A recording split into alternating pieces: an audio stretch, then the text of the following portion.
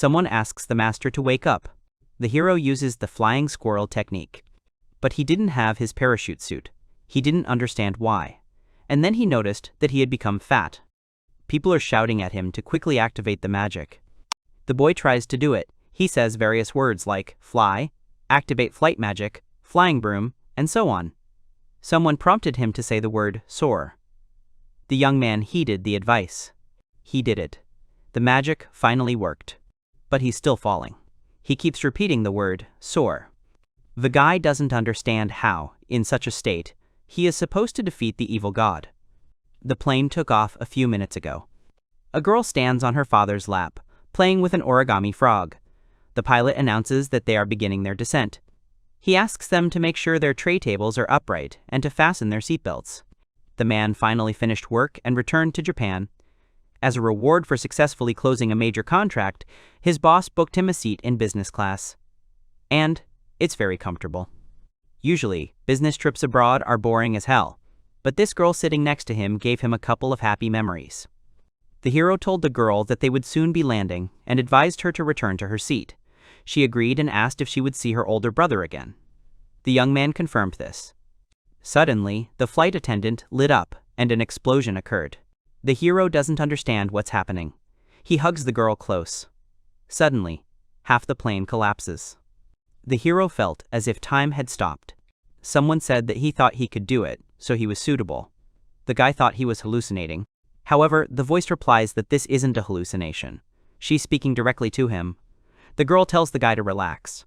He can communicate with her through his thoughts, which will make things easier. The first thing the young man asked was if he was really dead. His next question was who she was.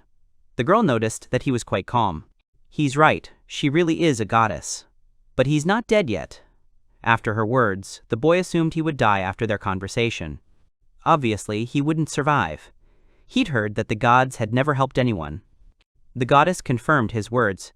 She said that, unfortunately, all passengers would die as a result of the explosion. Then she added that they had little time, so she would get straight to the point. She is a goddess who rules another world. The hero is perplexed. He doesn't understand what other world she's talking about. She said he received permission from the god of this world to choose a person and summon them as a hero. The young man thought this was becoming even more suspicious. Nothing good could come from such a proposal. The goddess said she wanted him to come to her world and defeat the evil god sealed in the dungeon, or simply renew the seal. The hero said he was sorry, but he had to refuse. The girl pointed out that he would die after all. He replied that it was no big deal, he'd lived a good life. The goddess was talking about her problems. He should like this proposal. The young man confirmed that he likes all sorts of isekai and reincarnations, but he likes stories, and not doing something like defeating an evil demon, or something even scarier. He doesn't want to do this. It's better to die than risk his life. The goddess asks him not to say that and begs him to help. She said that in reality, only one of the passengers on board can be sent down. She speaks of a girl in the boy's arms. The hero understands that the goddess wants to offer him her salvation in exchange for his agreement to be reborn in her world. The goddess told him he could help her if he sacrificed himself. The young man thought that if he had the chance, he should save her. The goddess exhales and says she will fulfill his request. She's already spoken with their god. He's so greedy. Once they finish talking, she'll have to do something. The boy thanked her for listening to his selfish request. The girl replied that if he had refused her, her world would have run out of time. Since she had already paid the price for saving her life, he agreed to become the hero she would summon to her world. The girl rejoiced and told him that after his death, his memories and soul would also be reborn. The young man was surprised. The stranger received a message with instructions. 1. Record the hole in the fuselage with your phone camera. 2. Send the video to her sister, who will be waiting at the airport. 3. Call her and tell her what you need to know. The girl asks her brother not to worry, she'll pick him up from the airport. He tells her to record this conversation. He talks about how the plane is going to crash soon, so all his savings and insurance money will go to her. If the old man touches even a finger of his inheritance, his ghost will haunt him. He also apologized to his mother for leaving before her. The sister asked her brother if he thought his prank had gone too far. He replied that he wanted to save the girl and was asking his sister to track his location using his phone. He asks her to find the girl as soon as possible. He is very happy to have heard her voice one last time. And then he says goodbye to her. Next came the following tasks. 4. Get out a travel sewing kit and sew a sheet to your costume. 5. Place a pillow between it and the girl and tie it securely to yourself. 6. Confirmation of fuel release. The hero stood up from his seat. The flight attendant noticed. She asked him what he was doing. She asked him to leave the child alone. If he didn't feel sorry for himself, he should at least feel sorry for her. The hero said he regretted not noticing her all this time. She held up well until the very end. The girl cried and said she was scared. He told her everything was fine. He asked her to just trust him and keep her eyes closed. He would return to his mother safe and sound. 7. Send a message to your sister, who is now 5 kilometers from the airport, and put the phone in the girl's life jacket. The hero jumped out of the plane. He used the flying squirrel technique. He tried to spin in the air. He decided to use the word soar again. Suddenly, someone grabbed him. It was a huge dragon. The next moment, the young man opens his eyes. He can't get up. It's hard for him. His head was splitting. His memories were intertwined with others. Suddenly, someone entered the room and addressed Luke. They ran to his aid. One of the knights ordered a doctor to be called immediately, and the king informed. The guy thinks that his name is Luke, but that goddess mentioned rebirth of the soul and memories. Suddenly, someone asked the guy how much he planned to sleep. The young man stood up with the doctor's help and assumed that the man in front of him was his father. The old man hit the boy on the head and called him names. The hero opened the status panel. He was wearing a magic sealing bracelet, a magical tool that prevents the wearer from using magic.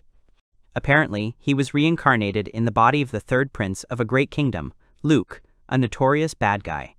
He attracts attention only through his terrible behavior and numerous rumors. And his name, which spread throughout the country, was the Orc Prince. Luke thought the goddess was too cruel. Why had they chosen such a scoundrel's body for him? The hero couldn't sense his consciousness. He must have died in that incident. The king yells at his son and tells him to stop daydreaming. He hits him very lightly. However, the young man doesn't think so. Luke steeled himself and asked why he was wearing a magic sealing bracelet. His father replied that it was to keep him from escaping. The man added that his son wasn't used to taking responsibility. Now he won't be able to leave. Luke thinks he's right. This guy has run away from home more than once.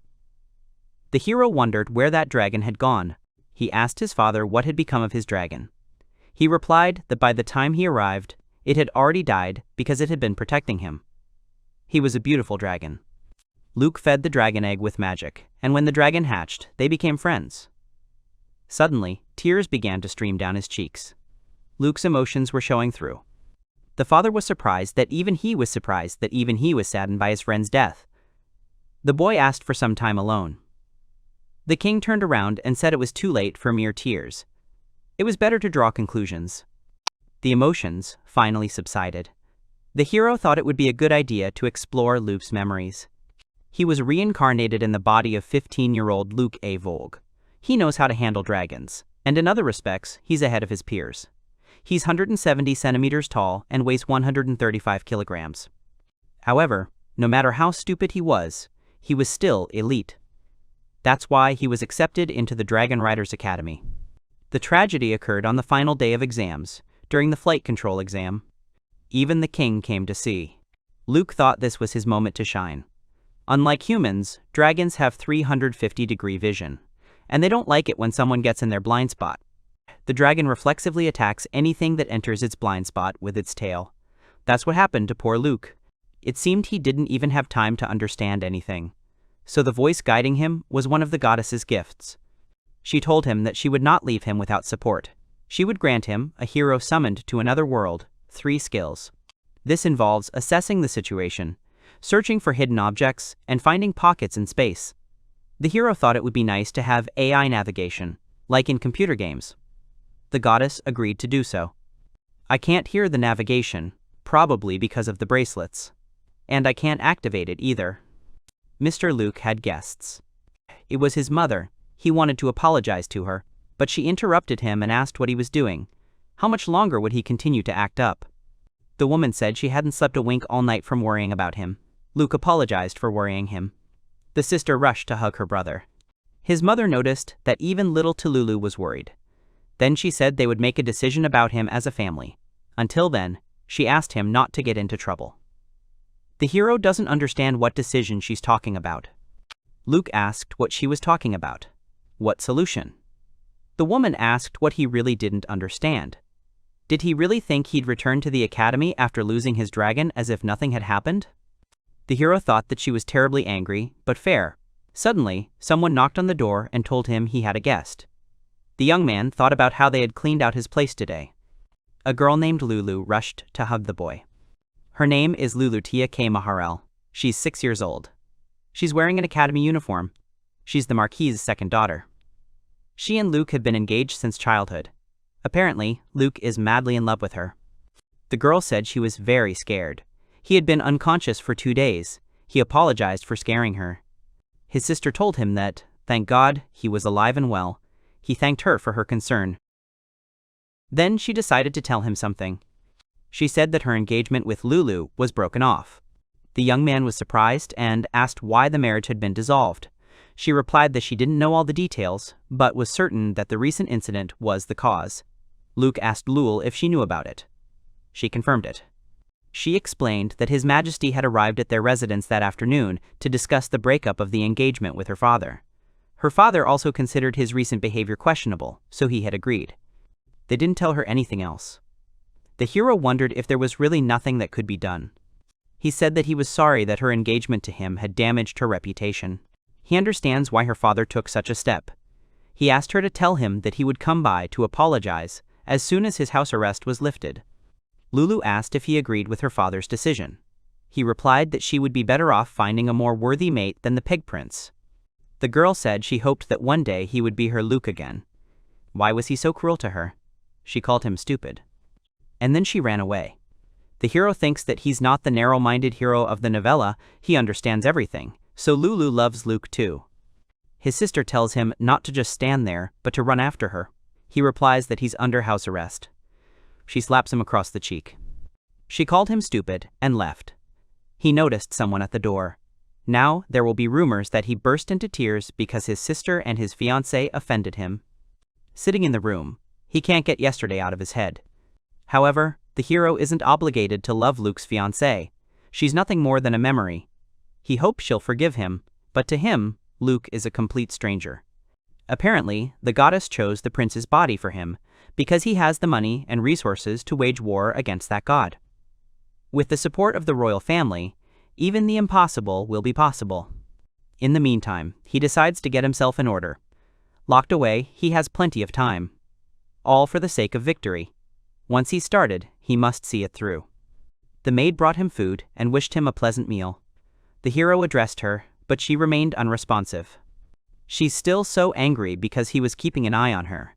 Although, of course, he wasn't a hero, but he still feels uncomfortable. And he had the goddess to thank for that, the one who made him a pig prince. He thought about how she was the main goddess of this world. It seems she was Nereid, the goddess of water. 10 days have passed since Lulu's visit. No one else comes. With nothing much to do, he trains as hard as he can. He's thinking about how he's lost a couple of pounds. Suddenly, word comes that His Majesty has come to visit him. Luke greeted his father. He said he had an important conversation with his son. The boy said he would accept any punishment. The father said that he was a malicious violator of the rules, but he had not yet committed any crimes, so there would be no severe punishment. The young man asked what would happen to him. He replied that, first of all, having lost his dragon, he had also lost his place at the Dragon Riders Academy. The hero thought about how he'd already been expelled. He was prepared for this. The king wanted to enroll him in the Knights Academy, in the magic department, but his entrance exam scores were insufficient. With such grades, it was impossible to transfer him. The king was so ashamed he could have vanished into thin air. He'd never felt such shame. The hero thought it wasn't surprising. His father even hired tutors for him. That must be why he was so angry. In the end, he was only accepted into the military department. But with such excess weight, he wouldn't last a day. Then the king noticed his son's weight loss. Luke confirmed this and talked about how he decided to take care of himself. The king understood everything, but he was still far from a knight. The hero said he needed something to do, otherwise their reputation would suffer. The father said that his son's antics had already tarnished his good name. Luke apologized. The king thought about what a fool he had for a son. Then he said he had consulted with his ministers. They offered an excellent solution. They would marry him off to a neighboring kingdom. The hero did not understand how they could marry him off. After his father announced his marriage, the young man understood why his engagement to Lulu had been broken off. However, he hadn't come here for the wedding. The father asked his son not to be too quick to get upset. The young man must have heard about the kingdom of Fu. Rel. They decided to become related to the Duke of Forest. The Duke has 3 daughters, but he never had an heir, so they decided to marry off the eldest daughter. Then he would be able to enroll in the Faculty of Magic. The Duke's daughter is also studying there. They will be married after graduation. Luke announced he already had a fiancée, Lulutia. The king announced the engagement was off. He advises him to think about the stupid things he's done, and he can forget about his Lulutia. The boy pointed out that rumors about him were probably circulating in other countries as well. The king replied that Pharrell was a vassal of their state. The population there was 50 times smaller than theirs. To preserve the purity of aristocratic blood, every couple of years the kingdom invites its neighbors to several marriages. Typically, members of the highest nobility with magical abilities are chosen. Previously, they were satisfied with children from counts' families, but now they need an heir of at least ducal descent. The young man finished his father's proposal that since they needed a noble aristocrat, they might as well get rid of their dissolute son. The king replied that the groom must be a capable magician. No one cared about his antics. Luke is the king's son, which means he's inherited rare family talents. It's ideal for a marriage of convenience. Luke said it was reasonable. Come to think of it, marriage is actually good for him. It'll free him from his father's control. It's not all that bad. The king asked the young man to fulfill his filial duty, no matter how much he grumbled. He also told his son to get ready. He was leaving the following morning. The young man was surprised. He agreed to obey the order. But he asked about his betrothed. The king replied that, frankly, almost nothing was known about her. He would meet her on the spot. The boy thought there was something fishy about his father marrying his son off to someone unknown. The hero agreed and asked to remove the bracelets as he needed to get ready. The king replied that they would remain with him until he arrived at the duke's. Otherwise, he would leave immediately, as always. He was given 100 million guineas as a dowry and another million from him for personal expenses, so that upon arrival, he would not need anything. The first prince, Yael, tells her father that this is unacceptable. They leave secretly from their own family. The king replied that it was all for Luke's benefit. The boy couldn't understand how marrying a stranger could be beneficial. Luke begged his brother to calm down. The king said the journey by carriage would take 15 days. His dragon would be much faster. He asked him to respect his father's wishes. Luke said his brother would have to accompany him because their father feared he would escape. If he did, the blame would be placed on him. In other words, he was his overseer. Yael asked their father if this was true. The king confirmed this and asked Luke if he had to speak so bluntly. The hero replied that it was a small revenge. The king said they would have to do as he commanded. No force could stop this betrothal. Luke couldn't understand why he'd chosen his most worthless son if the wedding was so important. He asked if there really would be no guards other than his brother. The king replied that there would not be. They would fly with Yael to keep the departure a secret. It's unlikely anyone will attack them on the dragon. Yael said he won't justify his father. He asks him not to think his father hates him. Luke answered what he understood. And yet, it was as if he had been cast aside. Yael begged him not to speak like that. He would succeed if he set his mind to it. He just needed to get his wits about him. The young man agreed with his brother. They continued their flight. Border outpost. The guard greeted the princes. He offered to arrange a place for them to rest. Yael thanked him but added that they were in a hurry, so it was best to continue on their way. The guard told them to be careful on the way. The prince thanked him. Suddenly, someone approached Luke. It was a girl who worked as a florist. She offered to buy him some flowers. The guard told her to watch who she was talking to. She wasn't supposed to talk to nobles. The girl apologized. Luke asked how much her flowers cost. She replied that it was 50 guineas per bouquet. He held out a gold coin to buy the whole basket. The girl apologized and said she didn't have change. Luke replied that he didn't need change. The guard told the girl to take the coin, simply thank him, and leave. She thanked the boy and said she could buy her mother some medicine. The young man asked her if she herself was sick. She confirmed it. Yael pulled out a bottle. He handed it to the girl. It was a healing potion of moderate strength. She replied that she couldn't accept such a gift. But the first prince insisted.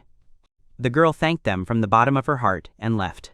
Yael remarked that her brother was very compassionate. It was a shame the children were afraid of him. They continued their flight. Suddenly Luke noticed something. He told his brother that bandits were robbing the carriage down there.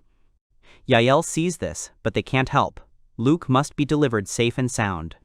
The hero notices that the carriage bears the king's crest. What if someone from the royal family is there? They have to go down and check. Yael agreed to help them, and the hero could hide somewhere. Luke pointed out that if something happened to his brother, he would be in trouble alone. He was going with him. They decided to hurry, but Luke asked him to wait. Yael asked what had happened. They didn't have time. The hero asked to remove the bracelets. He was useless with them. The goddess greeted the hero. He asked her for a brief update on the situation. She replied that engaging in battle was extremely dangerous at this time. He was advised to check his status. A crystal board appeared before him. He was level 1, though he should have been 18. The system explained that his rebirth had reset his rating. Luke realized that one well-aimed blow would be the end of him. Well, at least Luke's skills have been transferred to him. He won't be able to use magic until level 10.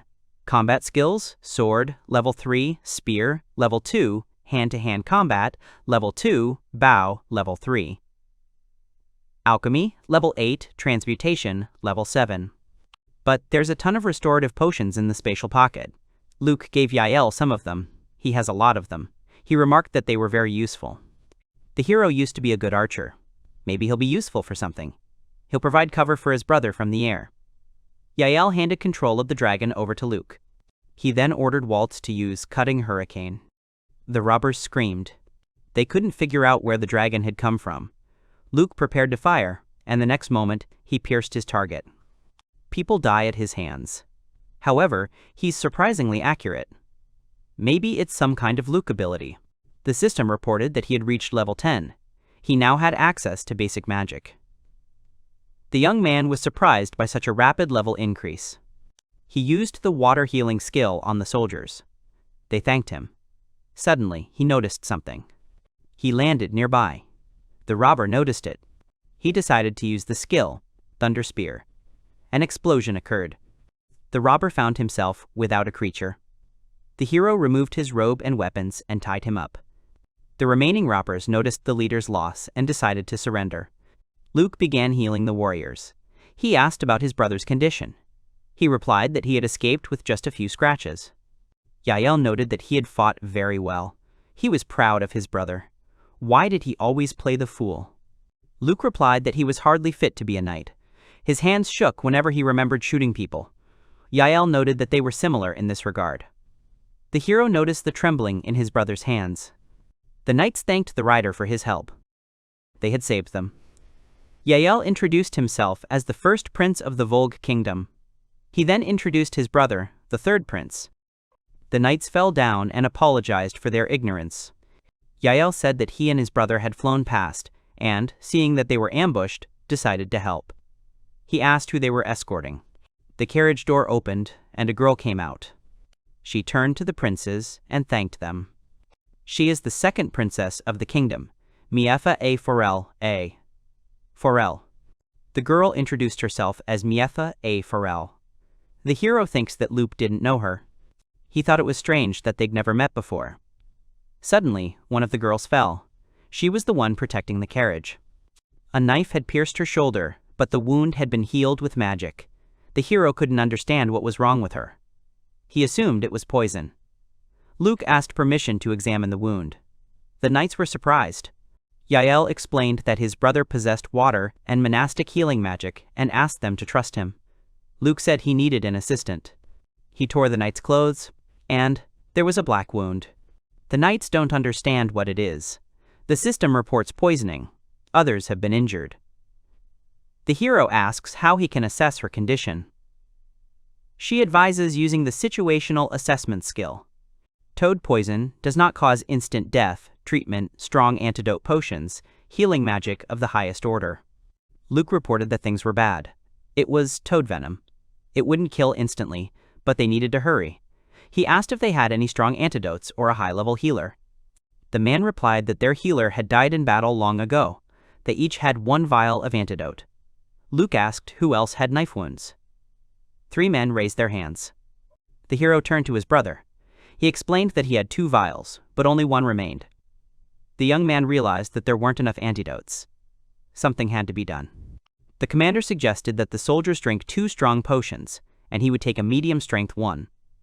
The knights were surprised and touched. Suddenly, Luke asked them to wait.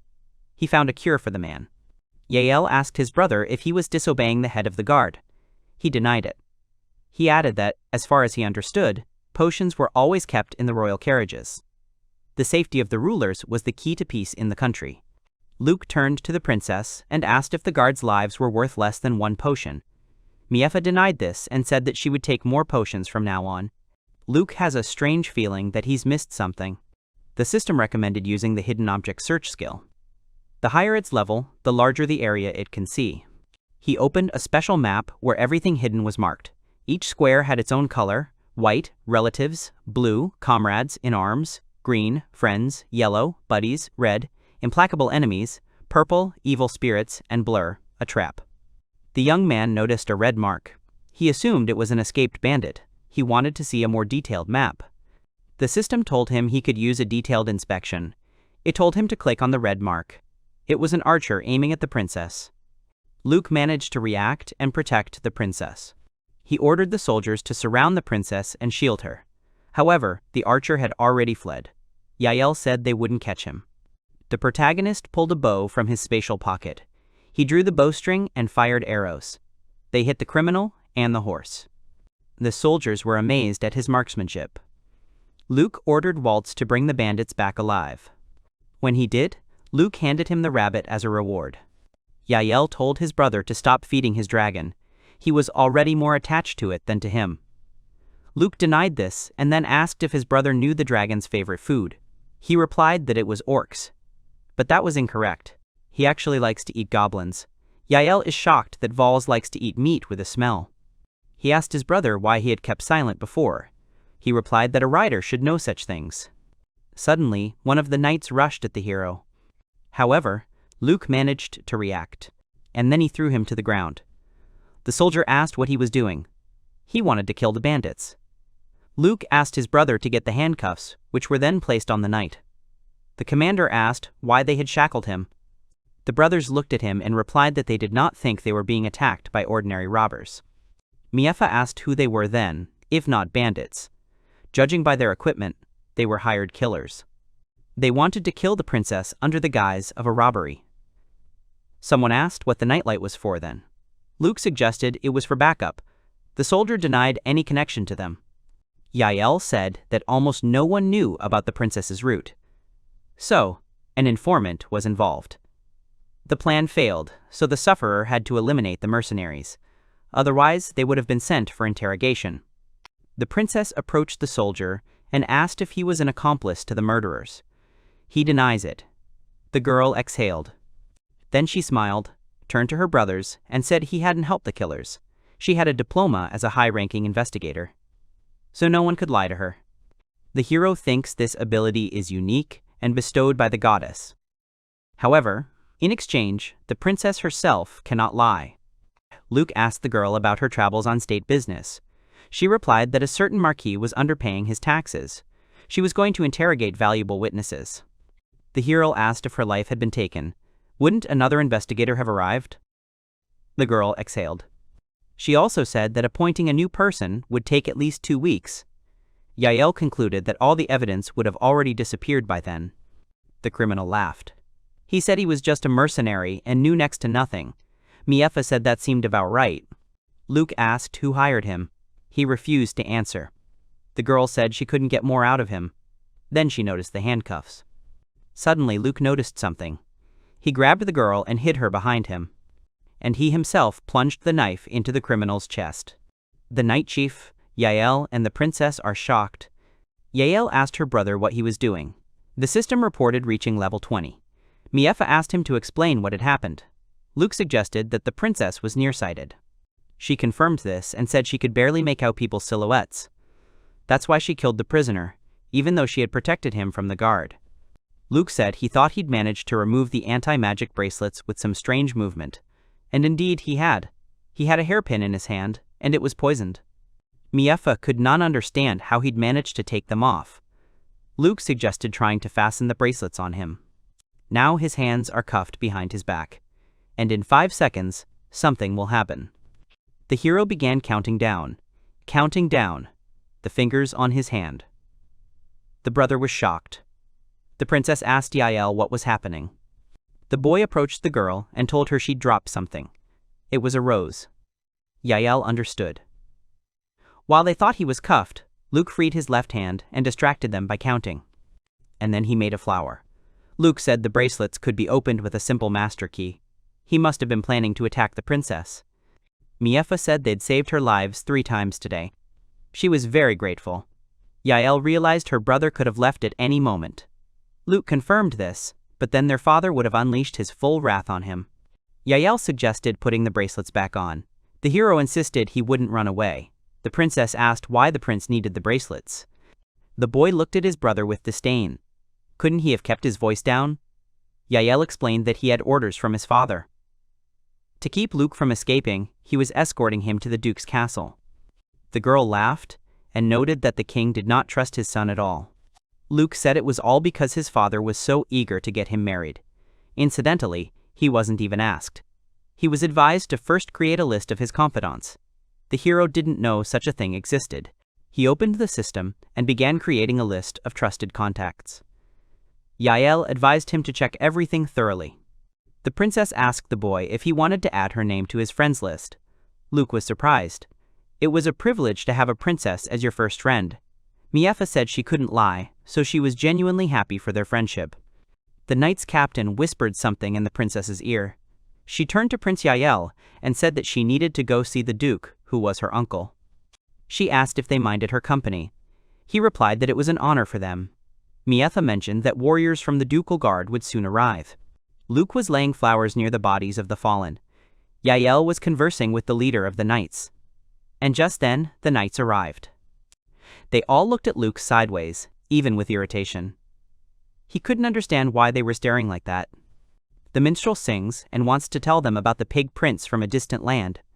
The guards looked askance and angrily at the hero. He noticed these unkind glances and asked his brother why the guards were looking at him like that. The prince assumed they were trying to intimidate his brother. They were showing disrespect to the royal family. Miefa asked the guards what they were doing. To behave like this towards the prince is unthinkable rudeness. She suggested executing their rebels. The guards apologized to her, but she pointed out that they hadn't insulted her. The knights apologized to Prince Luke. He asked why he needed their pretentious apologies. Yael told him to forgive them and accept them. However, the hero wanted to know the reason. He asked the princess for help. She agreed. She turned to Chief Bile.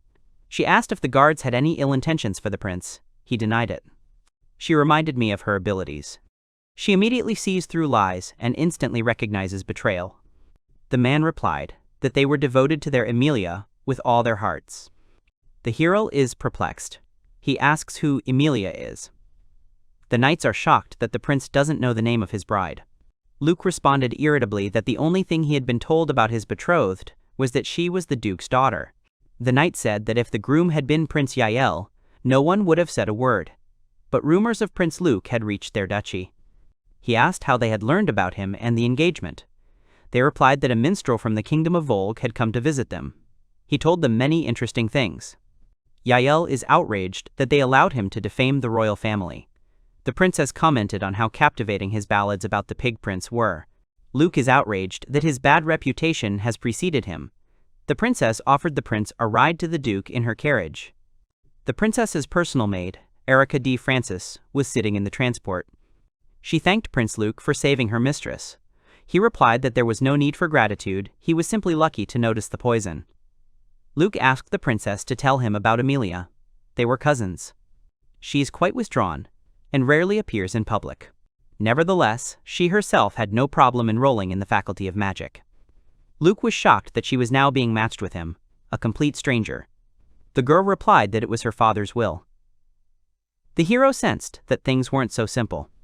Luke is riding in a carriage and singing a song about a prince from a distant land who was made fun of, but he endured everything. They put him in a carriage, and here they are, on the road, taking his prince, far, far away. The princess turned to him and asked what that dismal song was. Was he really so disgusted by the idea of an engagement? The hero asked how they would feel in his place. He couldn't accept that everything had been decided without him. Miefa explained that, due to her poor eyesight, she had been considered a handicap since childhood. Moreover, her ability to recognize lies is unlikely to make anyone see her as a good match. Luke said that he could just not lie. He finds her not only beautiful and charming. Miefa asked if he really thought so. The young man confirmed it. And he wasn't lying. The princess was happy about that. Erika announced that they were about to arrive at the castle. Luke felt ill. The princess noticed and asked how he was. The hero hoped that his brother was already at the castle gates and that he would finally remove the bracelets. The Duke's castle. Yael asked her brother if he had enjoyed the ride. He confirmed it. The first prince said they would be traveling in the Duke's carriage from then on. Luke, sitting in the carriage, turned to the navigator. He asked what had happened to the girl he had wanted to save. She replied that news from the other world was unavailable to her. He would be better off turning to the goddess. The boy realized he needed to get to her temple quickly. A forest's house. The brothers stepped out of the carriage. They were greeted by Duke Gile B. Forrest. First of all, he decided to express his gratitude for saving his niece. Yael said they hadn't done anything special. The Duke decided to introduce them to the others and opened the door to the estate. They went inside, where servants were already waiting.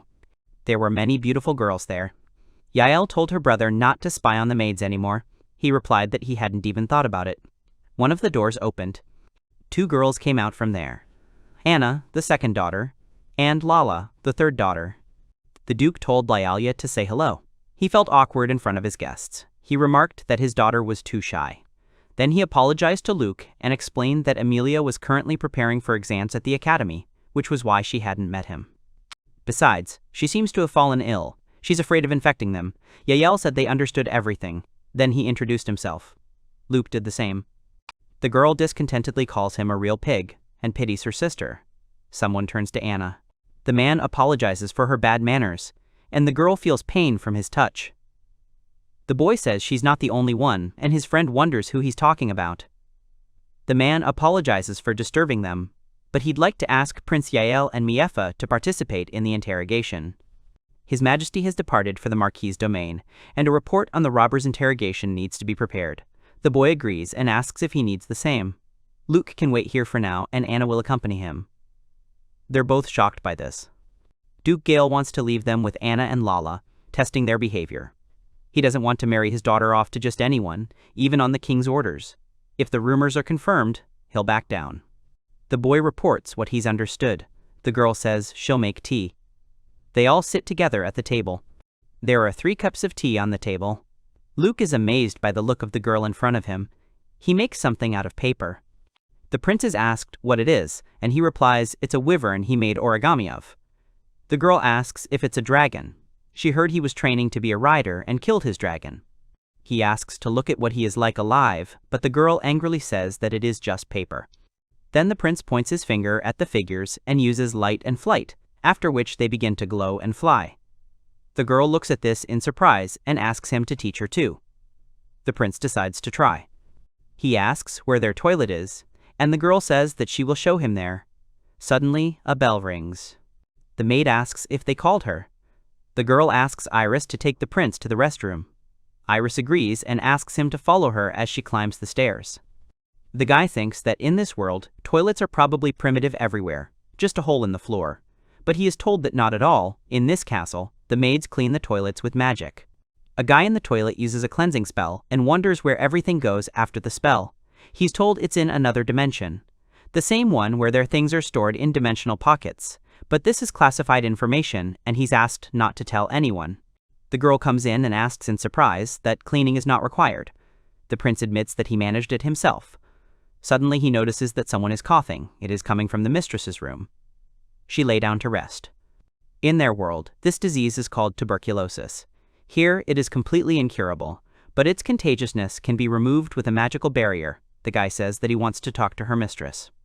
Suddenly, the girl asks him to stop, because her illness is critical, is contagious, and he can't go in there. They tell her that she can wait in the hallway. The guy still goes into the room of the sick girl, who is lying in bed looking bad. A few years ago, a girl angrily asks others if they have seen Prince Luke. The tutor is already beside himself. They ask her if he is skipping classes again. In the garden, someone asks Luke if he should go to school, and the boy tells his grandmother that he would rather study with her. However, she says with a smile that it is in vain that he does this, because she is a very strict teacher. The prince uses an air shield, then enters the sick girl's room. He apologizes for the intrusion and introduces himself. He is the future son-in-law of the Duke of Forest. The girl is surprised that he decided to introduce himself to her personally. It's polite. She informs him that she is Duchess Sasha, but he risks getting infected from her, so it is better for him to leave this room. Suddenly, she starts coughing blood into a napkin, and the guy is surprised by this. The maid apologizes and says that she warned the prince. He thinks that in this world, medicine is poorly developed, so diseases are difficult to treat with magic, and if a magician is ignorant of medicine, spells do not work. The prince apologizes and extends his hand to the girl, using a spell of purification and restoration. Everything begins to glow. The protagonist wonders if it worked. He consults the navigation system, which informs him that he has alleviated the symptoms, but the illness is already in an advanced stage. Repeating the spell for 10 consecutive days will increase the effect. The girl, surprised, reports feeling much better, and the maid notices a blush has appeared. The girl turns to Luke and thanks him.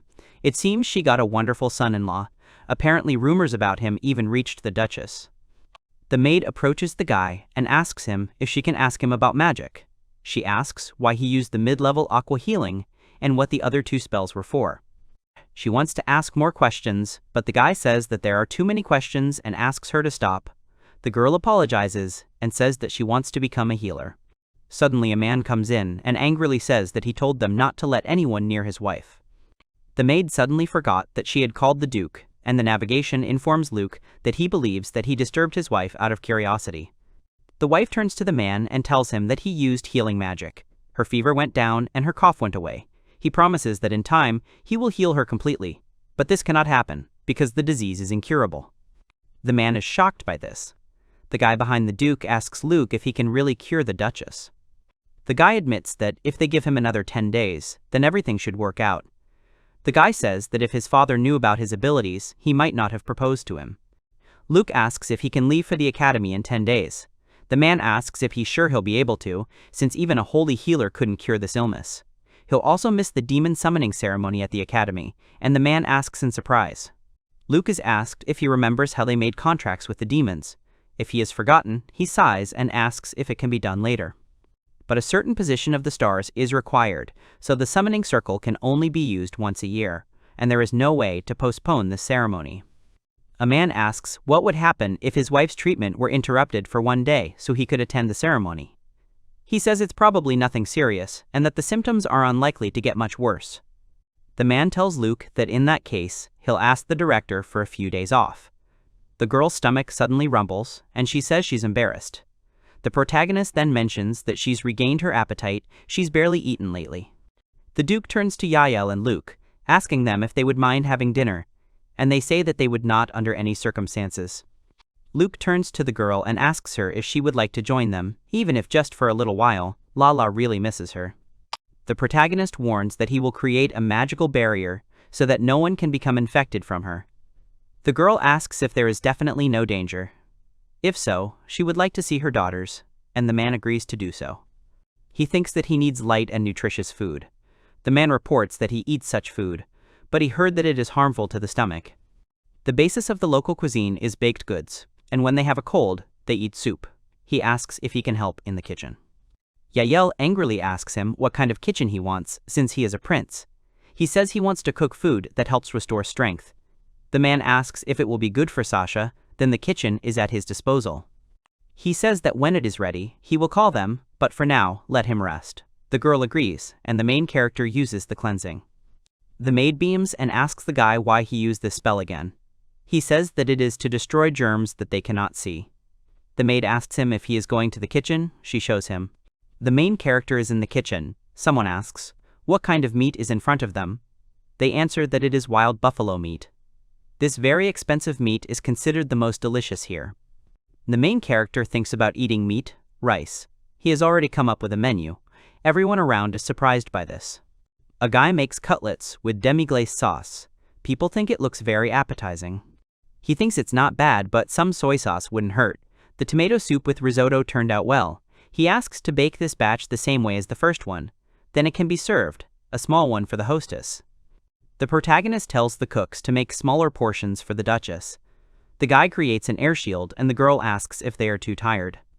He tells him that if she gets tired, then she should go straight into the room. She will just sit at the table and asks him not to worry. The children turn to their mother.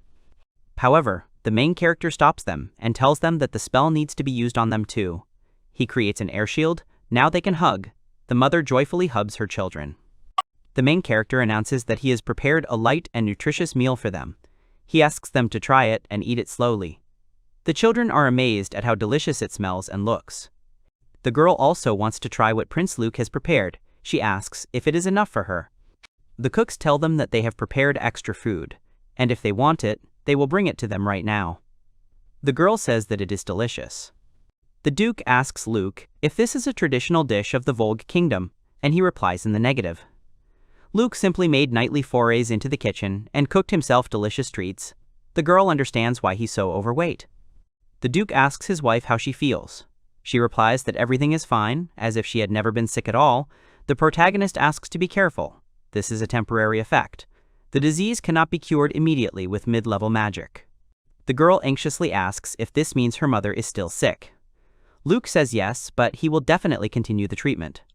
The girl notices that there's no hint of guile in his words and asks if he'll really cure her. The man, shocked, asks if it is true that she will recover, and the girl thanks Prince Luke. The girl says that, as a sign of gratitude, she will play for him. The man tells her that they are talking. Let him play later. She so rarely volunteers, so the mother wants to listen to her. Then the girl starts playing the piano, and the main character thinks that the sound is beautiful.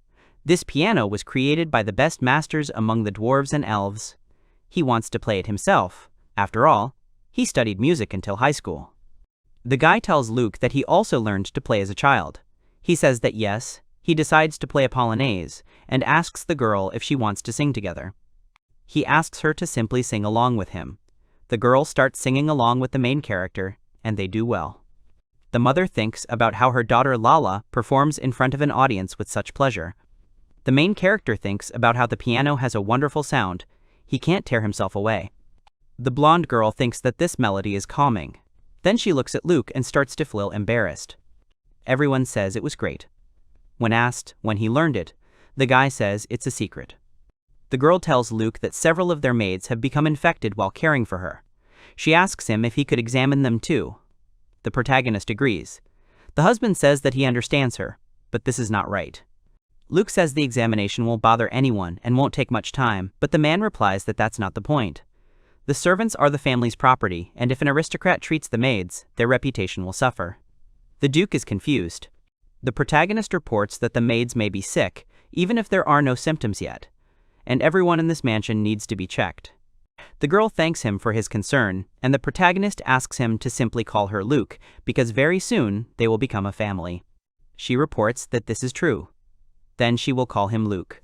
The main character is shocked by something. Navigation tells him that Miefa has seen him in a new light, and he hopes he made a good impression.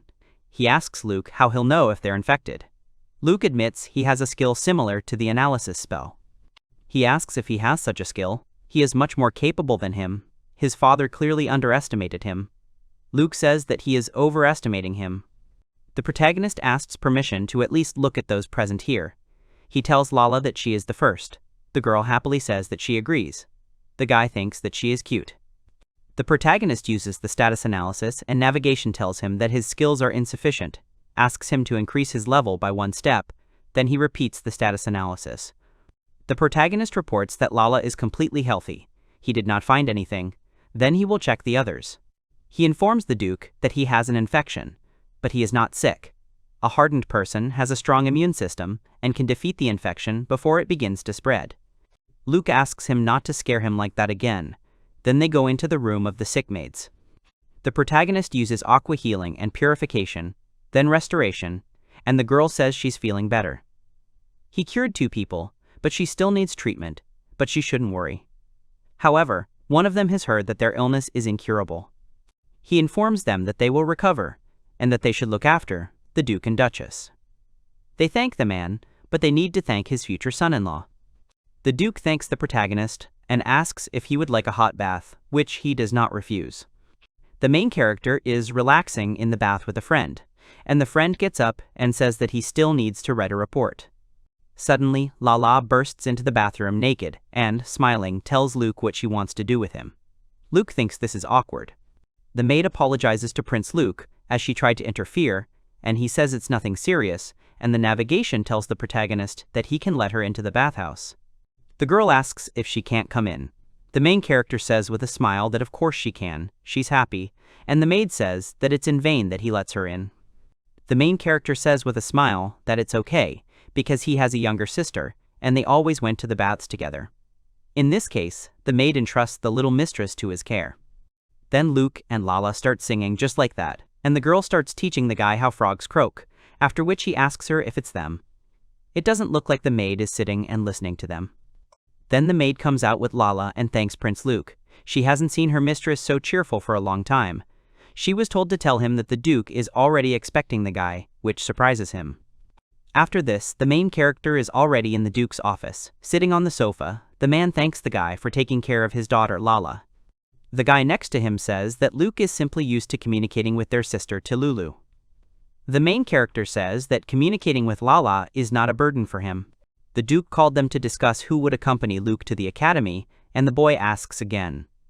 The Dragon Academy didn't require an escort, so where did this new rule come from?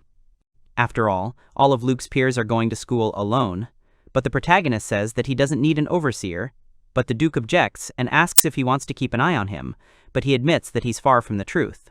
He thought that given his previous behavior, having a reliable person nearby wouldn't hurt. The prince informs Duke Gale that he agrees with him. He is also worried about Luke. He informs Yael that he does not need an escort. Suddenly, someone apologizes for interfering in the conversation. It turns out to be a girl who stands up in front of everyone and asks for permission to accompany Prince Luke. The man is surprised by this. The man asks if she really wants to get closer to his family, because Luke is his future son-in-law. If she gets along with him, everyone will think that she is their relative. Prince Luke asks if his opinion is of any interest to anyone here. The girl apologizes and says that her name is Iris Michael. She is the eldest daughter of Count Michael. The girl bows down. The man asks her if she might be looking for a way to become related to the ducal family. The girl shouts that this is not the case at all. She just wanted to learn healing from Prince Luke. She didn't think that it might be inappropriate. Luke thinks that the escort might interfere with his plans. He says that if there is a beautiful girl next to Luke, then he will not vouch for him. The man says that it is already late, so they need to postpone their conversation. Everyone agrees. The main character is in bed and is thinking about how he can't sleep. He keeps thinking about that conversation with the Duke, and suddenly he hears a sound. Lala opens the door and, holding a teddy bear, asks Luke if he is asleep yet, but he admits that he cannot sleep. He suggests that she fight insomnia and asks her to climb into bed. The girl happily agrees with the protagonist, and the boy thinks about the scent of sweet flowers and how everyone in this world has their own scent. Navigation gives a positive answer. Scent reflects a person's character. A bad person can't smell good. The protagonist confesses to Lala that she smells like flowers, and Lala tells him with a smile that he too smells like something delicious. The next morning, the fair-haired girl thanks the 2 princes for everything, and it's time for her to go to the capital. Yael informs her that he will take Luke to the academy tomorrow, and he asks her to be careful on the road. At the night academy itself, Yael informs the protagonist of something that is not very impressive. The out-of-breath protagonist sits on the ground next to his sword and says that he's having a hard time. Yael says that the problem is still the same. To lose weight, he needs to exercise more and let him run 10 laps. The protagonist is horrified. The man reports that his brother also ordered an escort to be found for him, but he is still in doubt. Luke says that he will accept any decision he makes.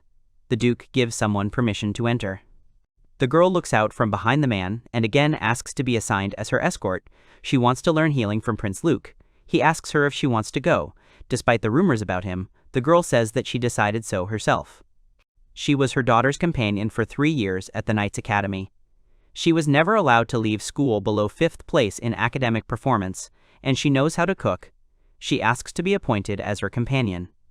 Navigation tells Luke that, apparently, she is not against becoming his concubine if necessary.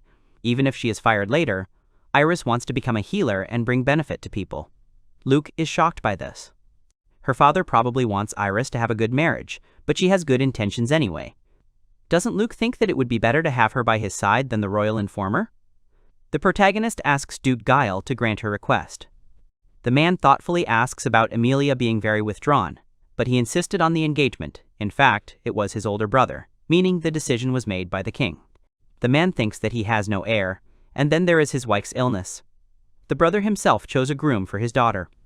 But he chose the pig prince from a neighboring country. So why did the Duke agree?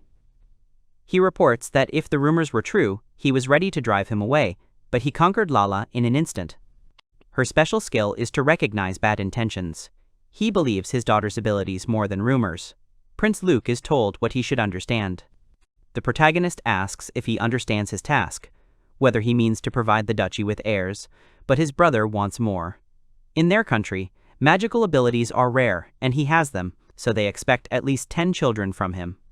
It was initially assumed that he would marry Anna and Lala too.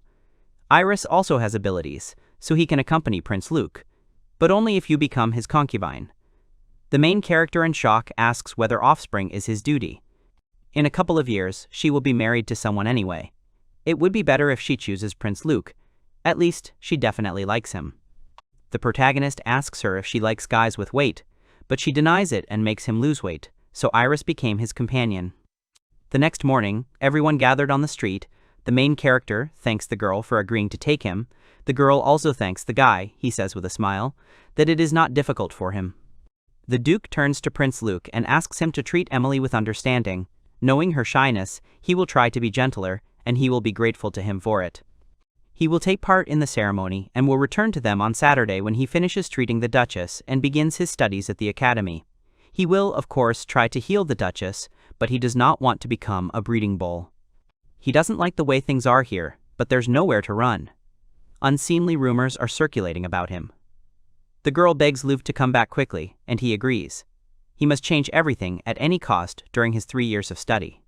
He hugs the dragon and tells him that he is a good boy. He brought 3 people at once. The dragon likes it.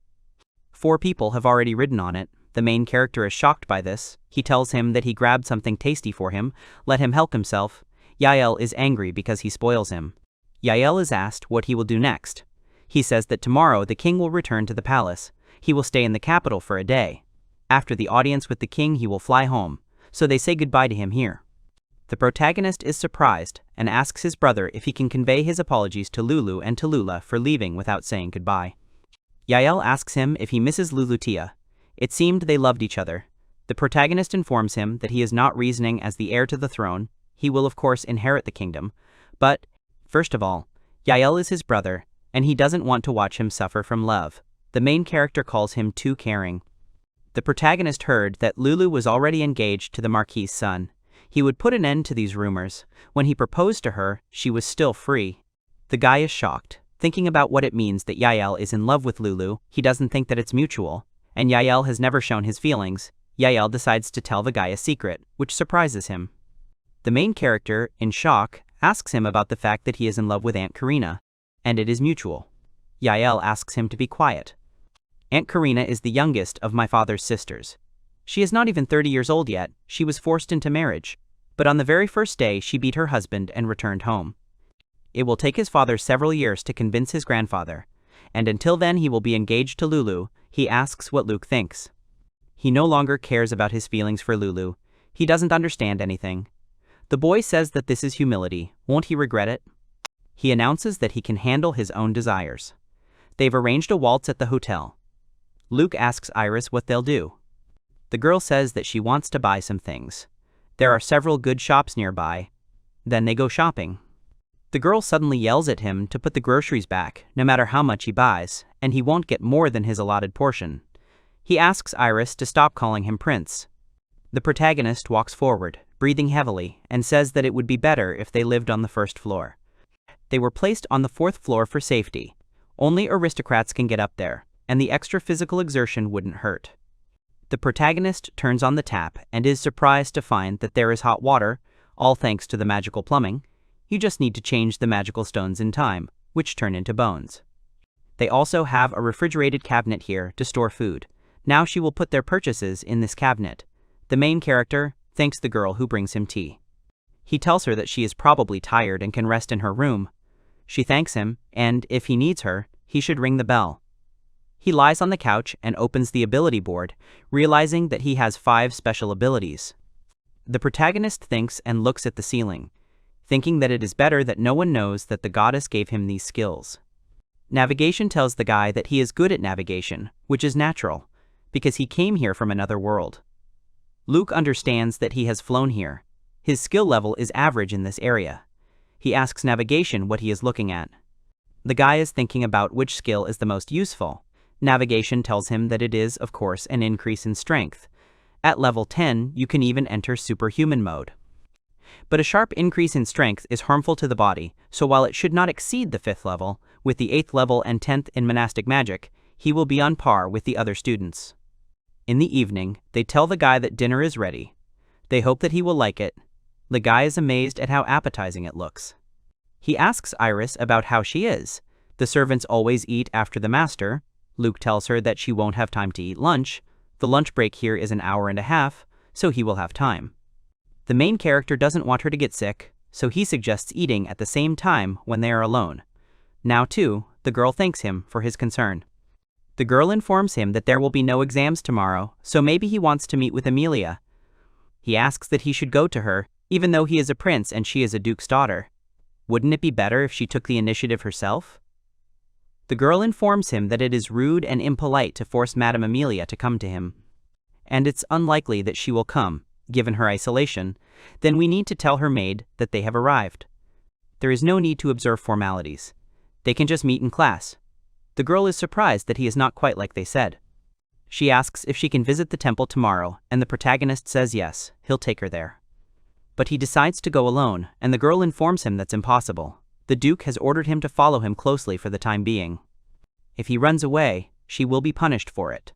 The main character suggests in this case to discuss their conditions for the duration of their studies. He only has 3 of them. First, his diet should consist not only of rice and flour, but also of vegetables and meat. Second, he wants to take a hot bath every day. And there is also a third condition, doing sports in the mornings and evenings. Iris asks Luke about what he is going to do in the morning. Navigation admits she's asking because Iris needs to get ready tomorrow. And besides, she doesn't want to let him go alone, he wants to go for a walk.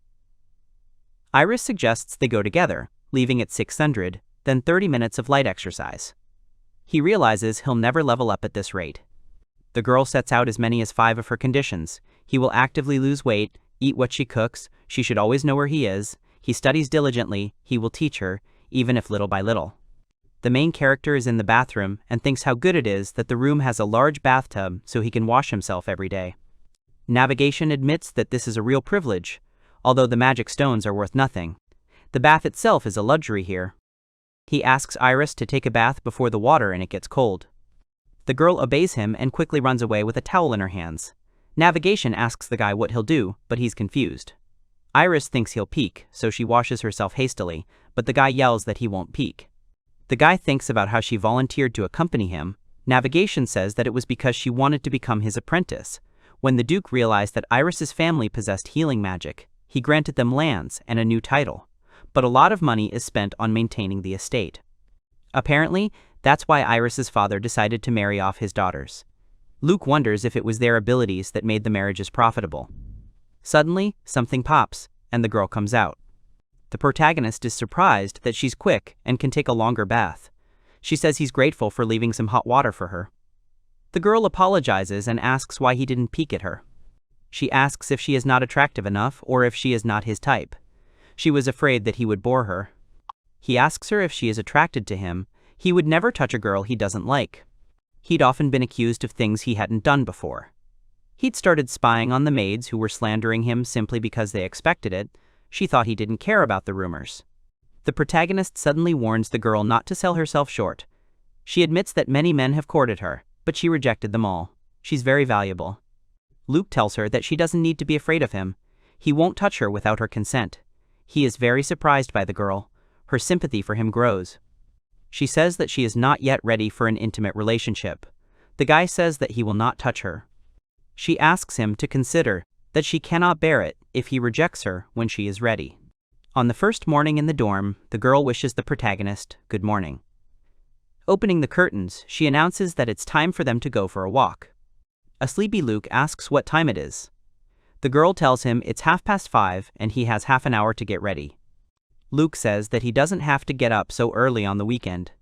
Iris asks him what time he planned to go to bed, but he only wanted to go to the temple before lunch.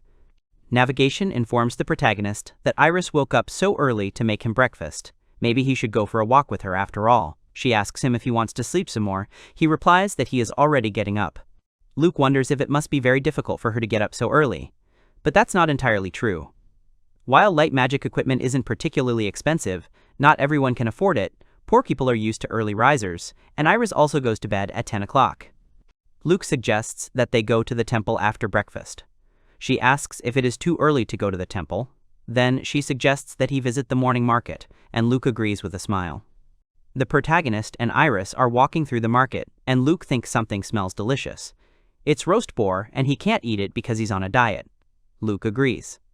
The guy turns away and thinks sadly about the local food, after which Iris agrees to eat one piece on the go. The male merchant asks them to come again. The protagonist is shocked by how much deliciousness there is here, and he'd love to be left unattended and stuff himself to the brim. The navigation system tells him that would be cruel. Iris reports that the boar meat is delicious, possibly marinated in sake. The man tells her that she guessed correctly.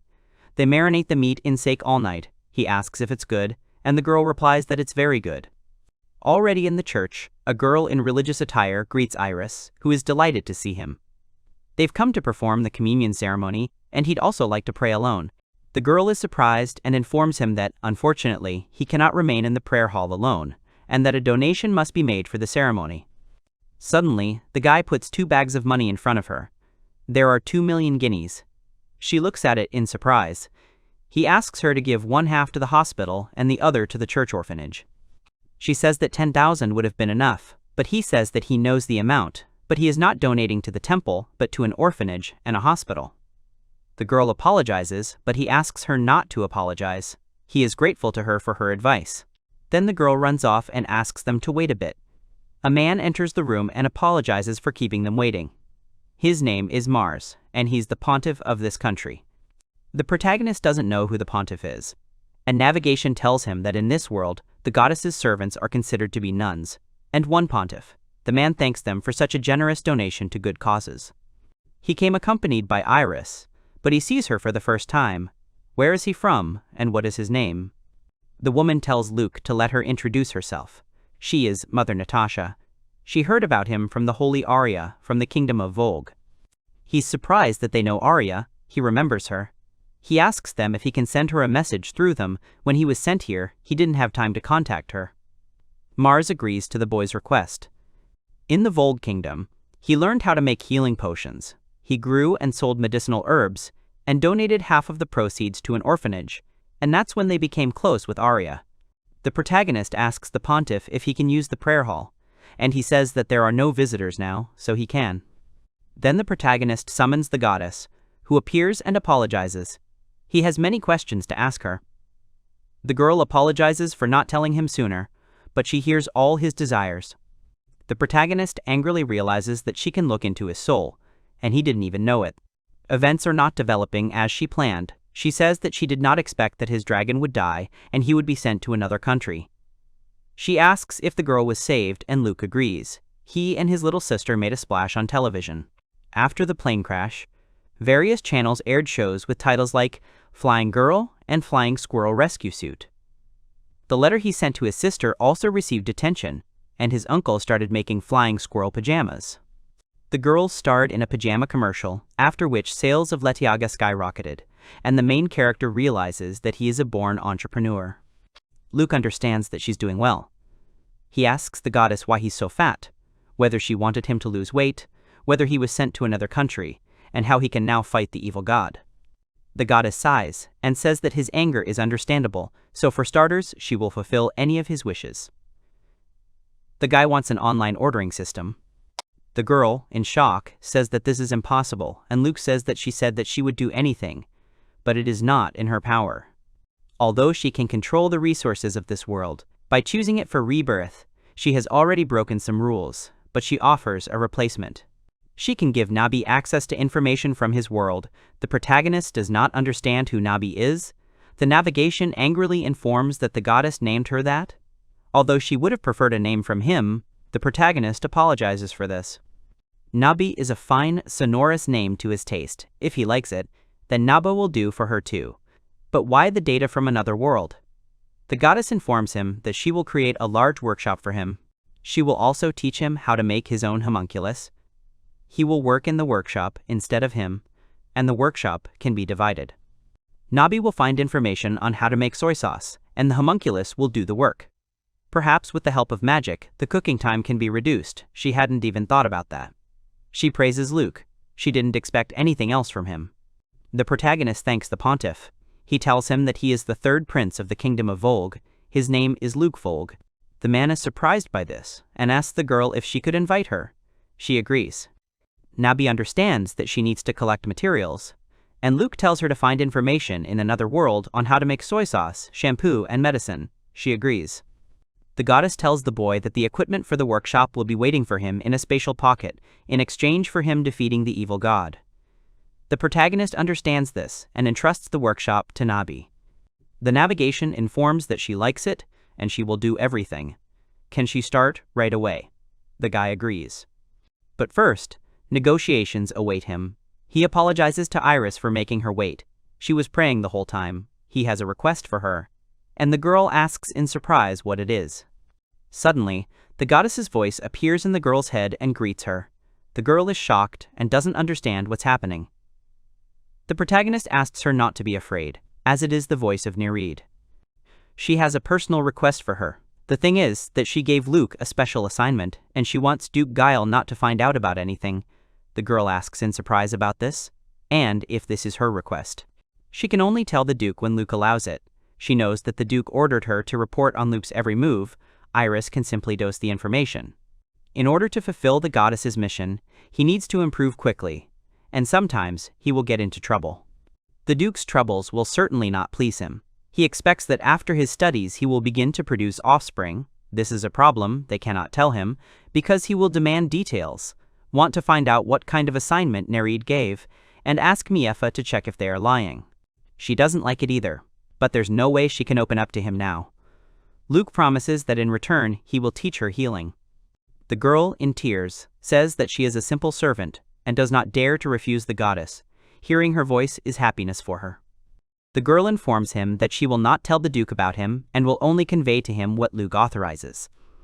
The navigation indicates that even a pontiff will only hear the goddess's voice a few times during his entire tenure, and Iris understands that she has been honored. She thanks Iris, and in gratitude she gives her her blessing. Now she can master high-level healing magic. The girl happily thanks the goddess and tells Luke that this is great, and he agrees with her. After some time in the store, the protagonist asks the seller for large beans, 10 kilograms, which surprises the man. Iris asks him why he needs so much. She asks him to refrain from unnecessary spending. The Duke keeps track of what he spends his money on. The protagonist thinks that she is not his financial advisor. Navigation suggests that she clearly believes that the goddess has entrusted him to her care, and Iris intends to protect him at any cost. He confesses to Iris that one of the abilities granted to him by the goddess is the ability to control time within a spatial pocket. The girl is surprised by this, since only a few people possess it. She asks him about his other skills, but he can't tell her about the others, and this one needs to be kept secret too. The merchant wonders if they'll buy anything. The guy asks her not to worry, because this way, the beans will stay fresh. The girl reluctantly agrees and tells him not to think about secretly cooking and eating them. Luke agrees. Miefa's departure from the Duke's house, the protagonist wishes her good night, and she responds in kind. The girl sits on the bed and thinks about how he saved her life, said she was attractive, helped Erica, cooks great, and even plays the piano. Then she asks Erica about what she saw while she was interrogating her. Erica says that Luke is very kind. He even quickly found a common language with Lala. She also shows her a portrait taken today. Crystal plates can transmit images, and even she, despite her poor eyesight, can make it out. Erica tells her she needs to rest as they're leaving early in the morning. Late at night, the girl looks at a photograph of the main character and thinks that he is handsome. The next morning, she confesses to Erica that for some reason she feels heavy at heart, and she asks if Prince Luke is really to blame. She asks her if she's fallen in love. The girl, in her chambers, ponders whether this is love. Suddenly, the girl comes to her senses from some signal. Amelia appears on her screen and tells Miefa that she needs advice. Iris opens the curtains and wishes the main character a good morning. Today is the first day of school, and first there is a walk. They are on the street, and the guy asks Iris if she is worried. She says that yes, the newcomers are already conspicuous, and she is also 3 years older than the other students. And besides, she is accompanying him, so they will definitely look at her with curiosity. Iris asks Luke about how he seems completely calm. He says he's worried too, and besides, Amelia didn't want to meet her, and he's sad. She's barely seen her either. She never even goes to dinner parties. The guy asks her if she is withdrawn. But Iris heard that Amelia is friends with other girls. And at dinners they were constantly trying to matchmake her with someone, so she has avoided them ever since.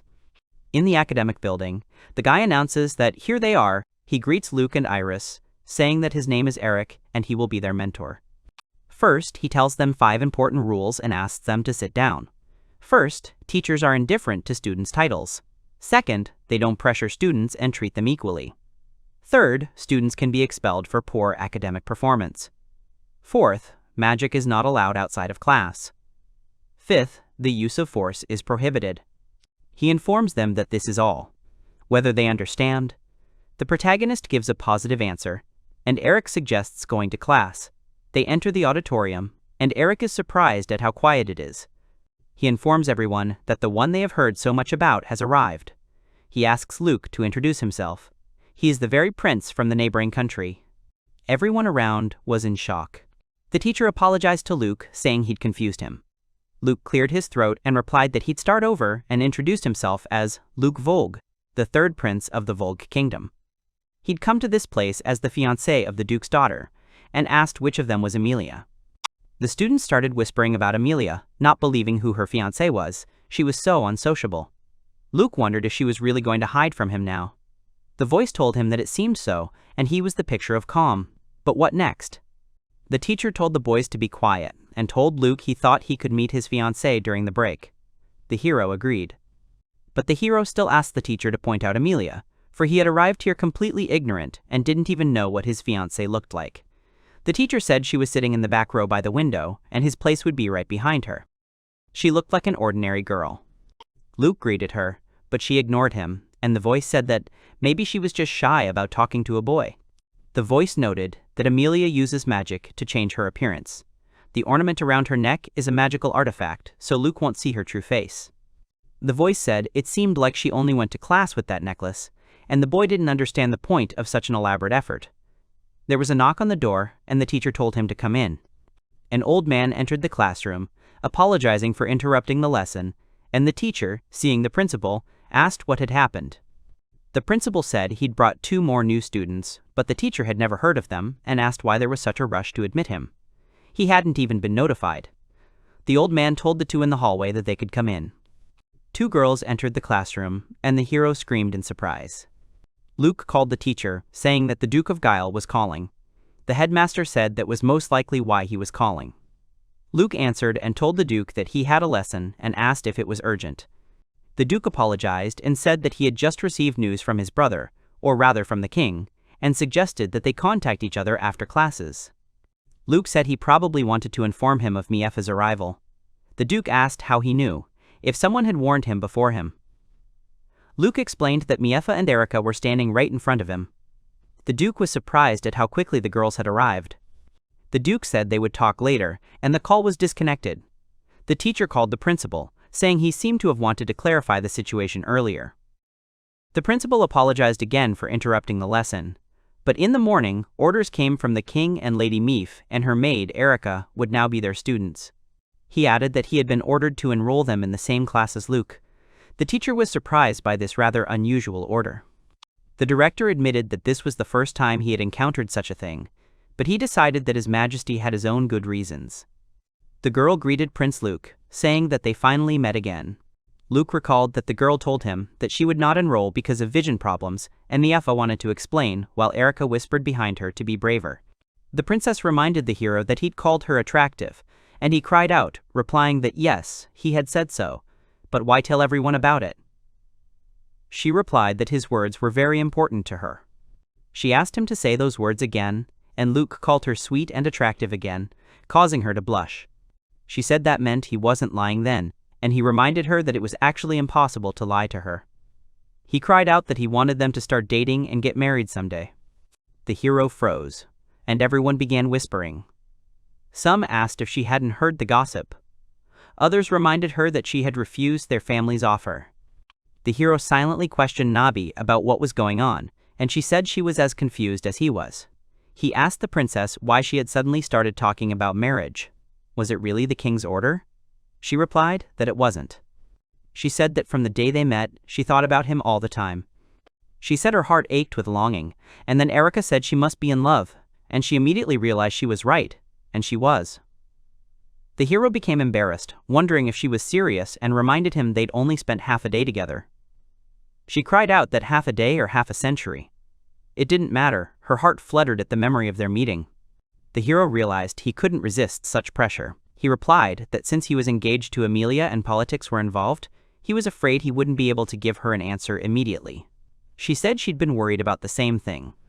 She added that Amelia later complained to her that she couldn't even bring herself to say hello to him, so she'd decided to enroll in the academy the night before. She explained that Amelia had a hard time even communicating with her own mother and thought it would be better for everyone if he married her. In the morning, she rushed to her father, asking for something for herself for the first time in her life. She told him she dreamed of marrying Prince Luke and asked him to let her leave. The king remembered that he was already engaged to Amelia. And then the girl shouted that she would not agree to marry anyone else. Her father, hearing that her intentions were so serious, said he would arrange for her to enter the academy. That's how the girl arrived. Luke asked if Duke Guile was aware of this and reminded him that he was here thanks to his efforts. He had a feeling the Duke wouldn't like it. He asked if it bothered her that gossip was calling him a pig prince. She replied that, no matter what others gossiped about, what he was like on the inside was more important to her than his appearance. The principal interrupted her, saying he didn't want to interrupt her declaration of love, but class was starting soon and they should postpone their fascinating conversation until later. She sheepishly apologized. She asked Luke if she wasn't good enough for him. He replied that he was flattered by her confession, but he added that he wasn't in a rush to get married and suggested they start with at least a couple of dates. The students started gossiping again. Hearing all this, they couldn't even believe it. The students called them Beast and Beauty, saying it was like casting pearls before swine.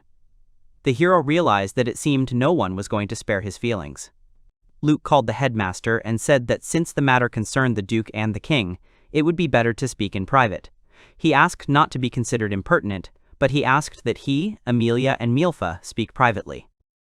The headmaster said that although their conversation had nothing to do with their studies, it was fine. But he reminded them that there would soon be a lecture on magical summoning, so they needed to finish their conversation before the second lesson. Erica suggested taking them along too, since they were nobles even though they were students. Luke had to agree. A little later in the garden, Milfa thanked the prince for his gracious acceptance of her feelings and asked him to address her informally.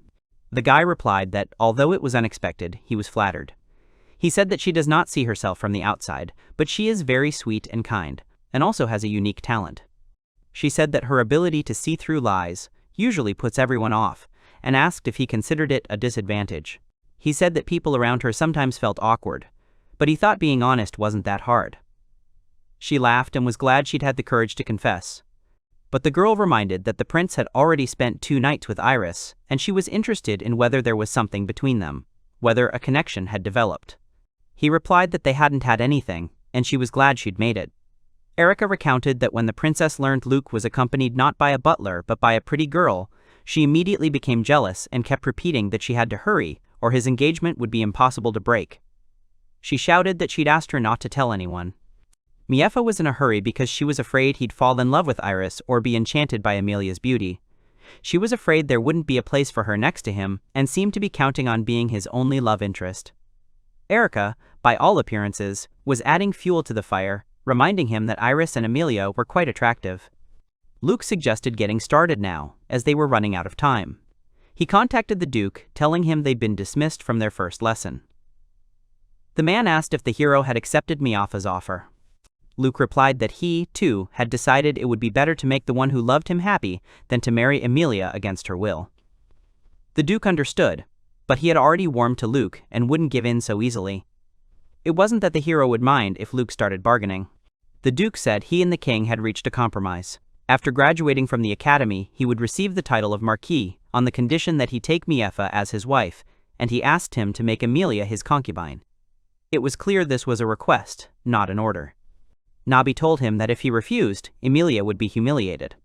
Then the hero asked what would happen if no other suitor could be found for Emilia during the remaining 3 years of her studies. The Duke replied that it was too early to make any predictions. The Duke said he wished his daughter happiness, but when the time came to choose a husband for her, their line must not be cut short.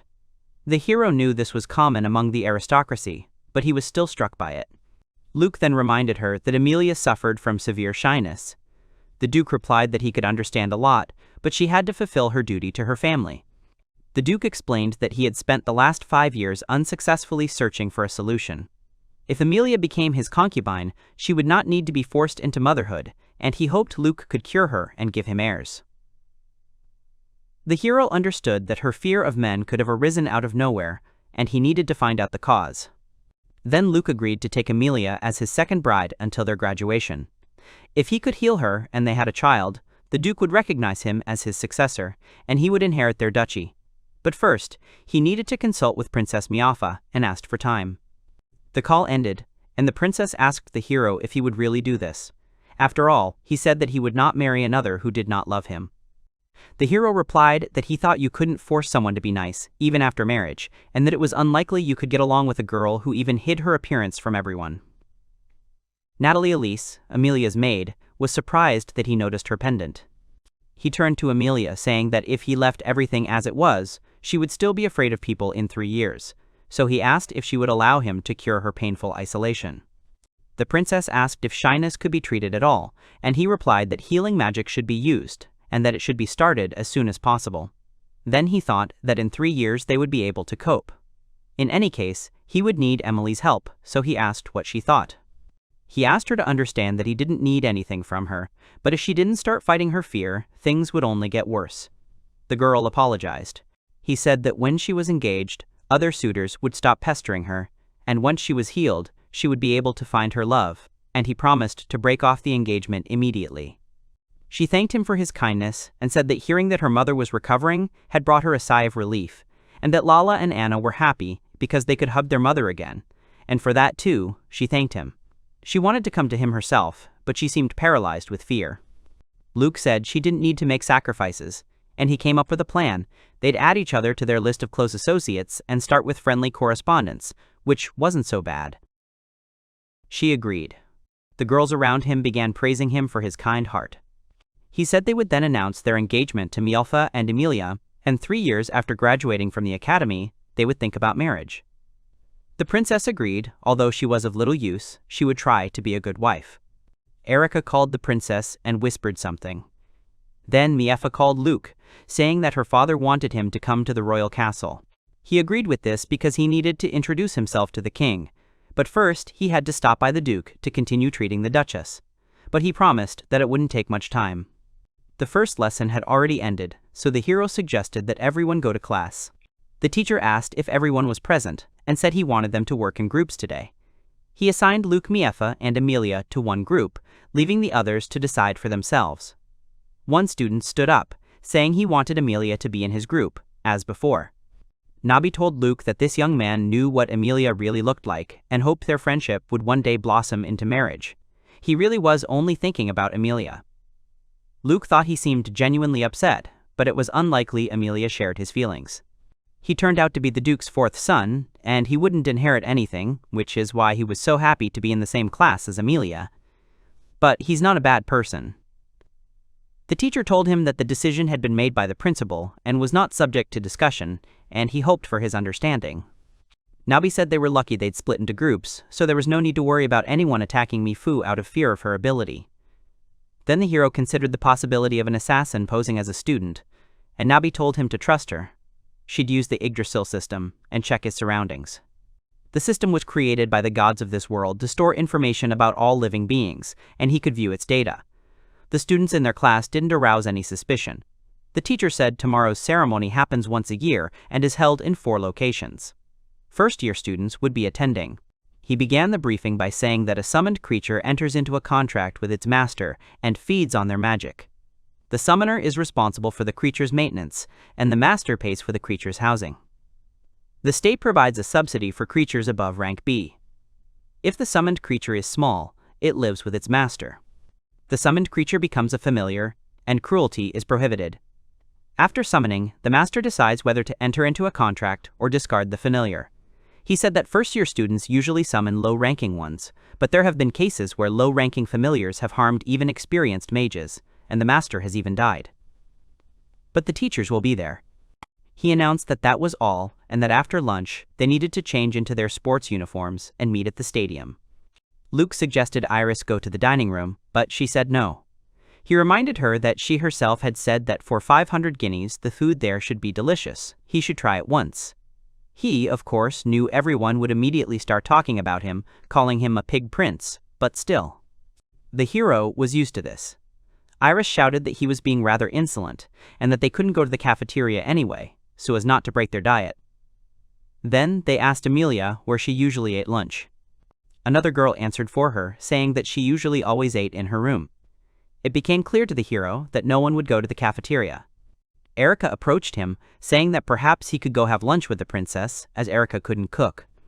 Luke understood that there were cooks in the royal castle, so Erica didn't need to know how to cook, so she asked if she could entrust Princess Iris with her care. Iris replied that she didn't know she liked princesses, but she'd try to please them, and that Erica could join them too. It wouldn't be a problem for her to prepare another serving.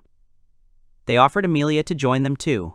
Natalie was a good cook, and teaming up with Iris would save her time and effort. But she declined.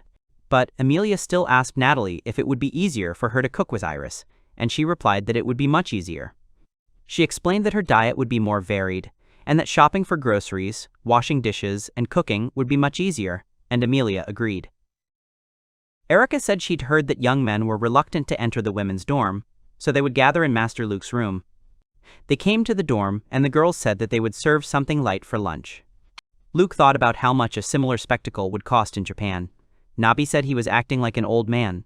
He thought the princess was acting as if they were already married and caring about his food, and Nabi agreed. Miefa apologized for the suddenness of their arrival, and apologized to Emilia. He replied that it was nothing serious, but he was a little nervous in the presence of 5 girls. Emilia admitted that she was even glad the princess had arrived. She would have had a hard time deciding on anything on her own. She asked Luke if he cared what she really looked like, and he replied that he'd be lying if he said he wasn't interested. He asked if she thought seeing her true face would blow his mind, and she replied that it probably wouldn't come to that, but his attitude toward her would change. Luke said he'd thought she was overconfident, but he'd already realized everyone, even the guard, was falling for her. She even apologized for that. She explained that she tried to avoid public appearances, but was sometimes forced to attend balls and dinners without a necklace. Nabi said that Emilia was known not only for her beauty, but also for her good deeds as a nurse. The hero found this to be a difference between them. The girl apologized for her deception. Miefa said, "The form should not be more important than the content." Nabi noticed that the hero had managed to calm her down, and so it was time for the first training session. The teacher said that today they would start with 10 laps around the field, and the hero was surprised to start running right away. Nabi reminded him that this was a night academy, and he needed to work hard to meet at least the minimum physical requirements. He understood, but it was difficult. The teacher noticed this and shouted at him that using magic to help himself was forbidden, and told him not to cheat. Nabi remarked that the trainer seemed to have a magical sense. Luke thought he'd raised his stamina skill to level 5, but that wasn't it. Nabi said it felt like he was carrying sandbags. He needed at least level 7 stamina to feel better. He asked if just 2 points would help, but it turns out the scale changes from level 6. At level 10, even with his current weight, he could jump up to the 2nd floor, but his current condition isn't up to that level yet. Nabi noticed that even the princess had gotten ahead of him, and he needed to hurry. The students laughed at him from the sidelines, calling him pig and jelly. When he fell, they started laughing. Mjolnir yelled at them to stop, saying he was trying his best and they should be ashamed. They immediately apologized. While Iris helped him up, he silently begged Mjolnir to stop defending him, saying he looked pathetic now. Nabi reminded him that if he hadn't been expelled from the Equestrian Academy, none of this would have happened to him. It was 4th period, Magic Control. The teacher told Luke that he had an A in Magic Control on his report card and asked what his skill level was. Luke said that in his country, it was considered that only fools talked about their skills and asked if things were different there. The teacher replied that they didn't have that either. He added that they work in groups during class, so if he has a high level of magic control, he'll be able to help those who are lagging behind. Miafa, for example, said that she, for example, has had poor eyesight since childhood, so she didn't plan to attend the academy and has almost no experience with magic control. Luke told the teacher that he would help Miafa, who responded and said to ask if anything was unclear, and told the others that they would first start with training within the groups. Luke said that even though he'd agreed to help, the teacher would probably have to explain everything. The girls told him to explain it his way and that they dreamed of becoming his students. The hero asked Iris's level, and she replied that it wasn't allowed. They started a small argument. He asked her level again, and she replied that she was at level 4 but would soon be at level 5. Then he told her he would soon be at level 7. I had to cover her mouth to keep her from screaming her surprise across the room. He asked who was yelling at the whole class and revealing the instructor's secrets, and she apologized. He told her she needed practice. That was the only way to level up. Luke asked if he and Miafa's primary magic was monastic. The princess replied that he probably assumed so because of her hair color, but she mastered water, lightning, and fire magic. The hero replied that it wouldn't be easy to combine fire and water, just as it would be difficult to combine water and lightning, and she asked if she really couldn't do it. He asked her not to jump to conclusions and said they could be combined. He held up a fireball and an arrow ball in his palms and, combining them, created a firestorm. He asked if the princess could see normally, and she replied that she saw how green mixed with red, and thus the spell became stronger. She sees magic as colored spots, and also distinguishes human emotions by color. Nabi said this ability was common among albinos. The girls asked him for some tricks for mastering magic. He said it took practice, and even practice in your sleep. He demonstrated and explained that monastic magic can be developed using a household light spell. The strength of the radiance depends on the amount of magical energy. The spell is simple, so it is suitable for constant training. He added that if you get the hang of it, you'll soon be able to maintain the glow for a very long time. For fire magic, the spell heat is suitable. For water, cooling is suitable. For wind, blow is suitable. For lightning, discharge is suitable. For darkness, the exercises, immersion, are not difficult but effective. And for earth magic, you'll have to create pebbles. He said that, in general, it's very useful to practice household spells, and once they've achieved success with their basic type of magic, they can work on other types. Iris was delighted. He suggested they try each of the spells. It was time for dinner. The girls discussed what kind of familiars they would encounter tomorrow. Someone wanted a cute and attractive one. Suddenly there was a knock on their door, and the girls opened it. It was the king, who apologized for the unexpected visit. Upon entering, he said he'd been so excited to meet Luke, who was shocked they'd come because of him. They invited him inside, and he said it was a private visit, so there was no need to worry. The king bowed, introducing himself as Zeno, Miafa's father, and as his father, not as her ruler. He thanked him for saving Miafa from the bandits' attack. The hero, confused, asked her to bow and introduced himself, saying it was an honor. The king said he'd been informed that Luke had agreed to marry his daughter, so he wanted to meet in person, so he'd arrived unannounced. The queen, nearby, said he'd dragged her along too, so she apologized again. The king said he was worried, because Luke must understand his daughter's abilities. Luke asked if he meant she could recognize lies. Miafa shouted that such concerns were unnecessary, and her mother said they needed to discuss it, otherwise she herself would regret it later. The king asked Iris to leave them. The hero asked for a moment and said that Iris accompanied him everywhere. The king said she shouldn't know what they would discuss, but they had his interests first and foremost, and if he wished, Iris could stay. Nabi told the hero he was taking a risk, but so far so good. The king asked again if the princess's abilities bothered the hero, and he replied that not at all. She was a very sweet girl, and it was an honor to meet her. She was pleased. The king said that smile was everything, and he needed no other proof. Frankly, as a parent, he'd always worried about her talent. All her brothers and sisters had become a bit afraid of her over time, and they barely spoke to each other lately. Luke said it was because people often lied, and the king was surprised it didn't bother him. The hero replied that he simply had no reason to lie to her. She fell in love with him despite his reputation, and he would try to be worthy of her trust. But he heard that the king himself was not against having him as a son-in-law, and asked if it was because in this country few people inherited monastic magic. And he said that he simply wanted to become related to someone who had 5 types of magic. Moreover, the king knows he's nothing like what they say, that he can use magic and alchemy and healing, and that it seems he was trained by none other than the great sage and sorcerer Edward. Luke said that information about his mentor was supposed to be kept secret, but apparently there's a spy in their court. The king said his father knows all about the spy. Luke realized that the king apparently knew all about the healing potion, which he confirmed by saying he had no intention of demanding anything from him. His father had tried to hide the whole story, after all. The hero realized his father had deliberately sold him to a neighboring country. It was certainly a shame. The king knows that Luke prepared large quantities of potions for church doctors, and that the prince was also involved in charity work, helping to heal people. This certainly strengthens the connection between the church and the authorities. He said that if he wanted to build a hatch, he wouldn't object if he wanted to prepare potions in their country too. He would fully support whoever cared for his daughter, and he wouldn't put up any obstacles. Luke asked how he understood that the conversation would soon turn to progeny. The king replied that only if he so desired.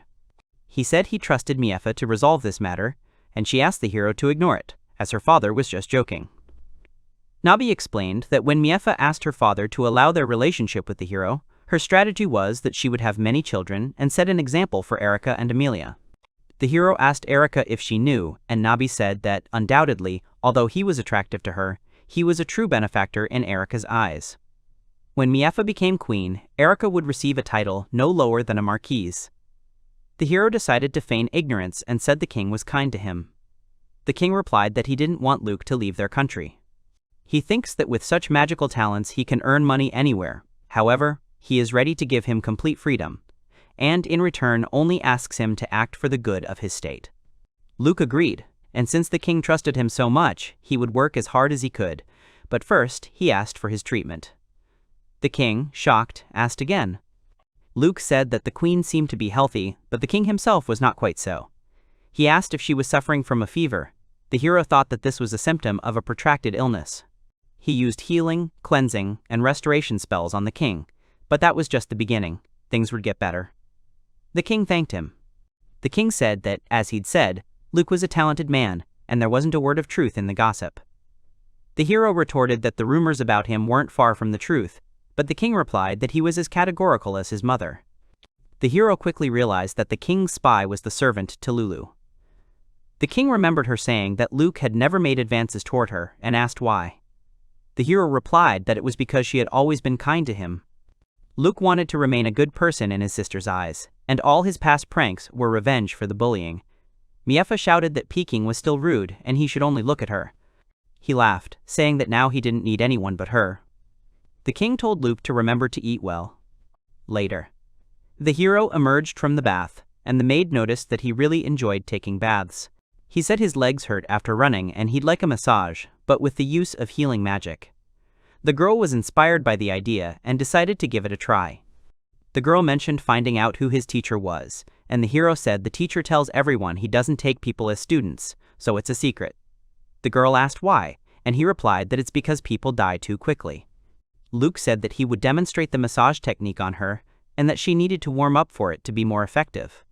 When she was ready, he explained that this technique required a basic level of water magic or monk magic, and a third level of magic control. She was surprised. He noticed inflammation and tense muscles on her leg and pressed on it, but it hurt. He told her to imagine the aqua treatment pulsating through her fingertips. But it still hurt. Luke said to try using my magical sense, because the spell works in tiny circles, a rather complex technique. He asked how it felt now. The girl was delighted to notice that her muscles had completely stopped aching. He said it was her turn now. While she was repeating, he told her not to channel the magic deeply and to release the spells one at a time, without exerting any effort. This was difficult for her. He explained that it was the same as when she used the air spell for 10 minutes while drying her hair. Finally, she seemed to understand the technique and decided to try again. But that day, Iris still had no success. She apologized to him, saying he explained it very well, but she still couldn't do it. He reassured her, saying it wouldn't work right away. He, too, had needed practice at some point. This technique is also useful for mastering magic control. She promised to try harder. She asked him about a little workout and decided it was time to do some crunches. He replied that he was afraid he wouldn't be able to get up right away. At first, nothing worked until she started helping him, holding his legs, and then things started to work. In the morning, there was a knock on his door, greeting him, and he asked who it was. Miefa replied that she was his wife, although they weren't married yet. He asked why she was here so early. Iris admitted that she had actually let it slip that he went for morning walks. Miefa cried out, asking if that was a secret. Luke asked if she wanted to go for a walk with them. She replied that yes, she could use some more exercise too. Iris said she'd make breakfast while they were out, and the princess thanked her. While they were walking, Luke remembered that they had a summoning ceremony today. The princess was looking forward to it. The hero asked what kind of familiar she wanted, and she said she wanted one she could cuddle with.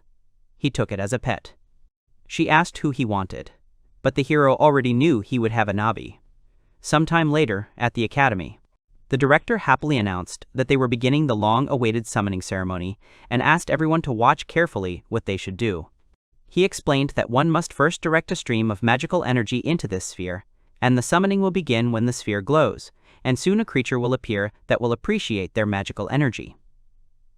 He set the example, and a familiar emerged from the circle. The director, seeing the Viverna, thanked her for responding and decided to name her Pippi since she was female. He said that naming a familiar strengthens the bond. He told the students that he'd shown them the procedure and the teachers would help them with the rest. The hero realized he simply really wanted to fly Pippi. They began the ceremony with the knights of Class F through Class A. The hero was surprised by the number of knights around the summoning station. Nabi said that usually peaceful creatures respond to the call, but sometimes one of them goes berserk, and then the knights and teachers must ensure safety. Unexpectedly, the king himself attended the ceremony, probably to ensure order. But the hero understood it was because of him. Last up was Class A, the mages. Iris received a red slime. Natalie received a stuffed rabbit. Erica received a silver wolf, and Amelia received a magical rabbit. Everyone was sent back. It was time for the princess. She was asked to place her hand on the orb and then channel magic. A familiar appeared, and everyone exclaimed how cute it was. The teachers had never seen such a creature before and asked them to find a reference book. Finding it in the reference book, the teacher shouted that it was a sacred carbuncle. The king shouted in praise of his daughter. Miefa asked the hero to help her choose a name, and he said she should choose one herself. She said she couldn't see him clearly, so she didn't know what name would be appropriate. He described it as being about 30 centimeters tall at the shoulder and resembling a fox, with long fluffy ears and a tail, golden fur, and what looked like a precious stone on its forehead.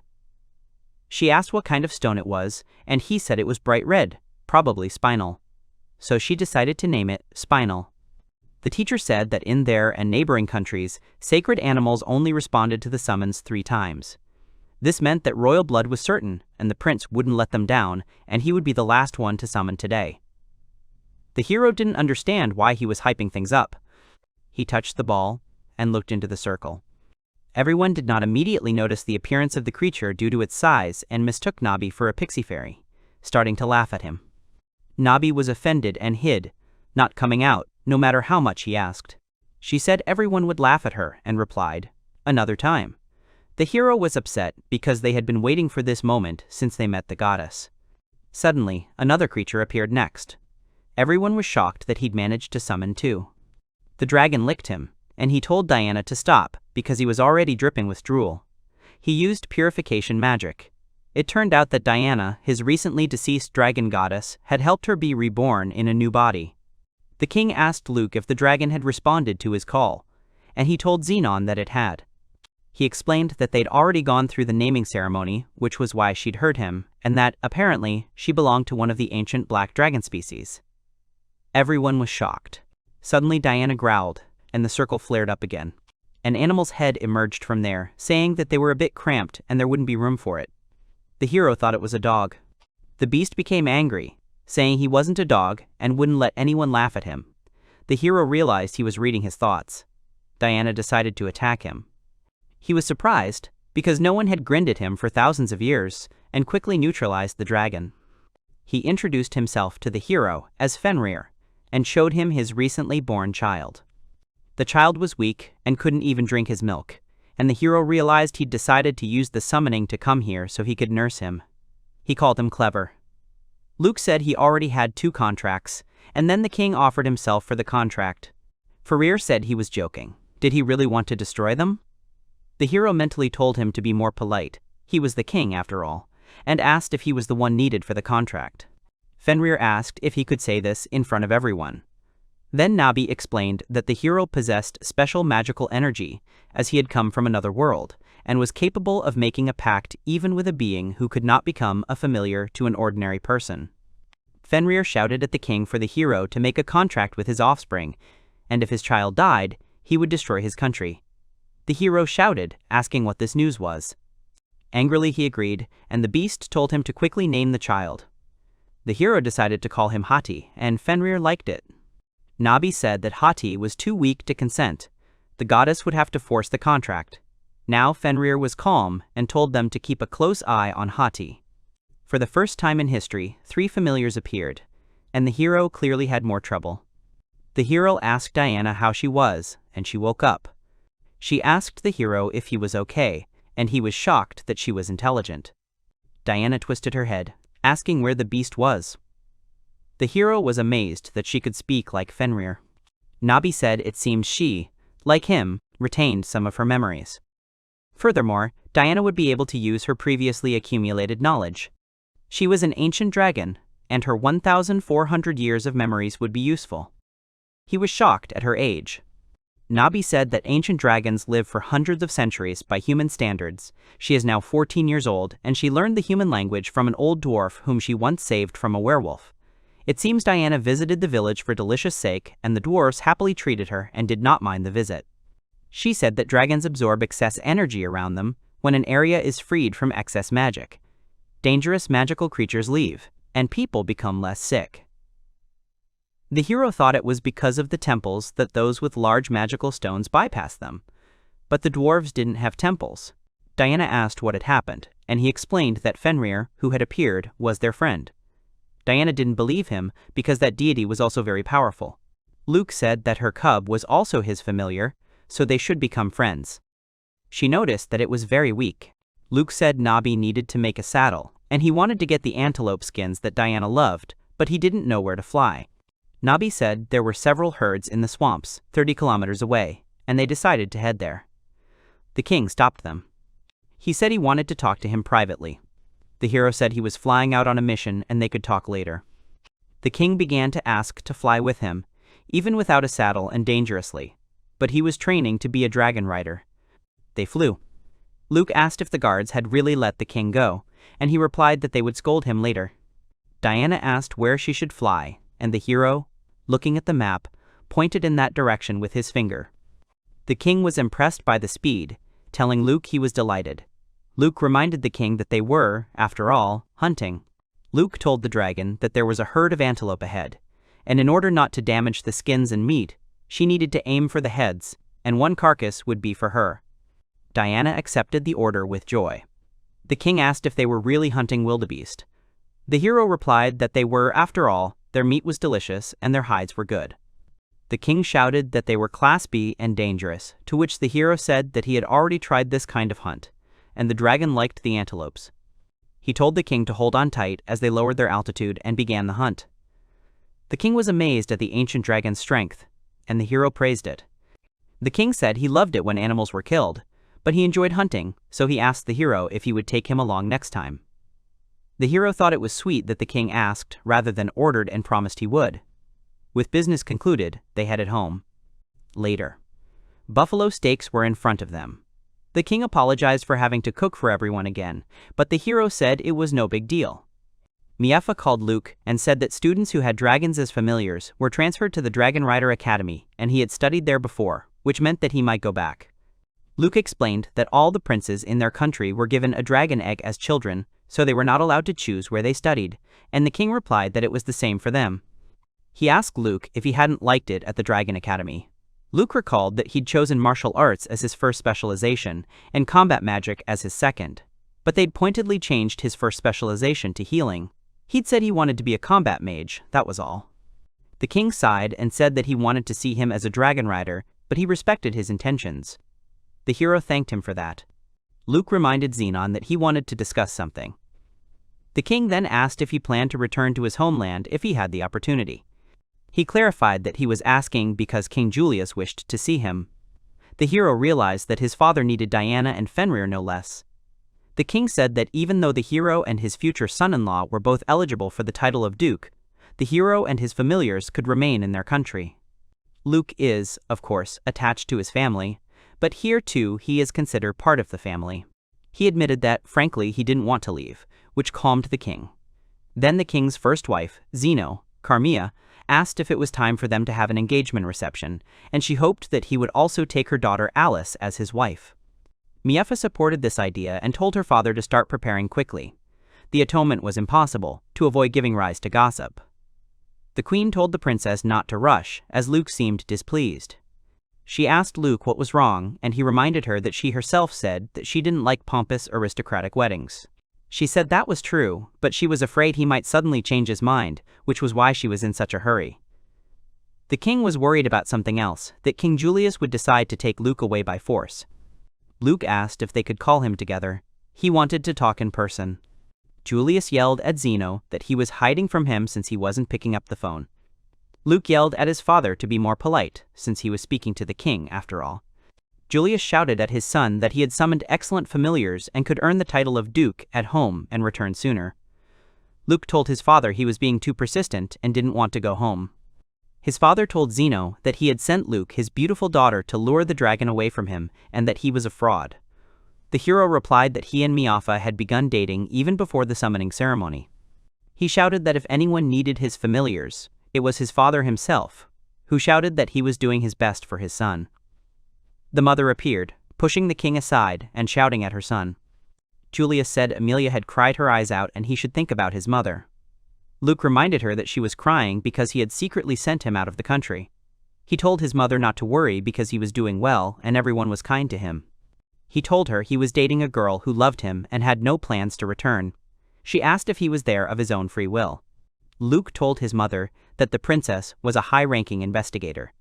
Miefa apologized for interrupting and introduced herself, saying that she and Luke had recently become a couple and that she was pleased to meet his parents.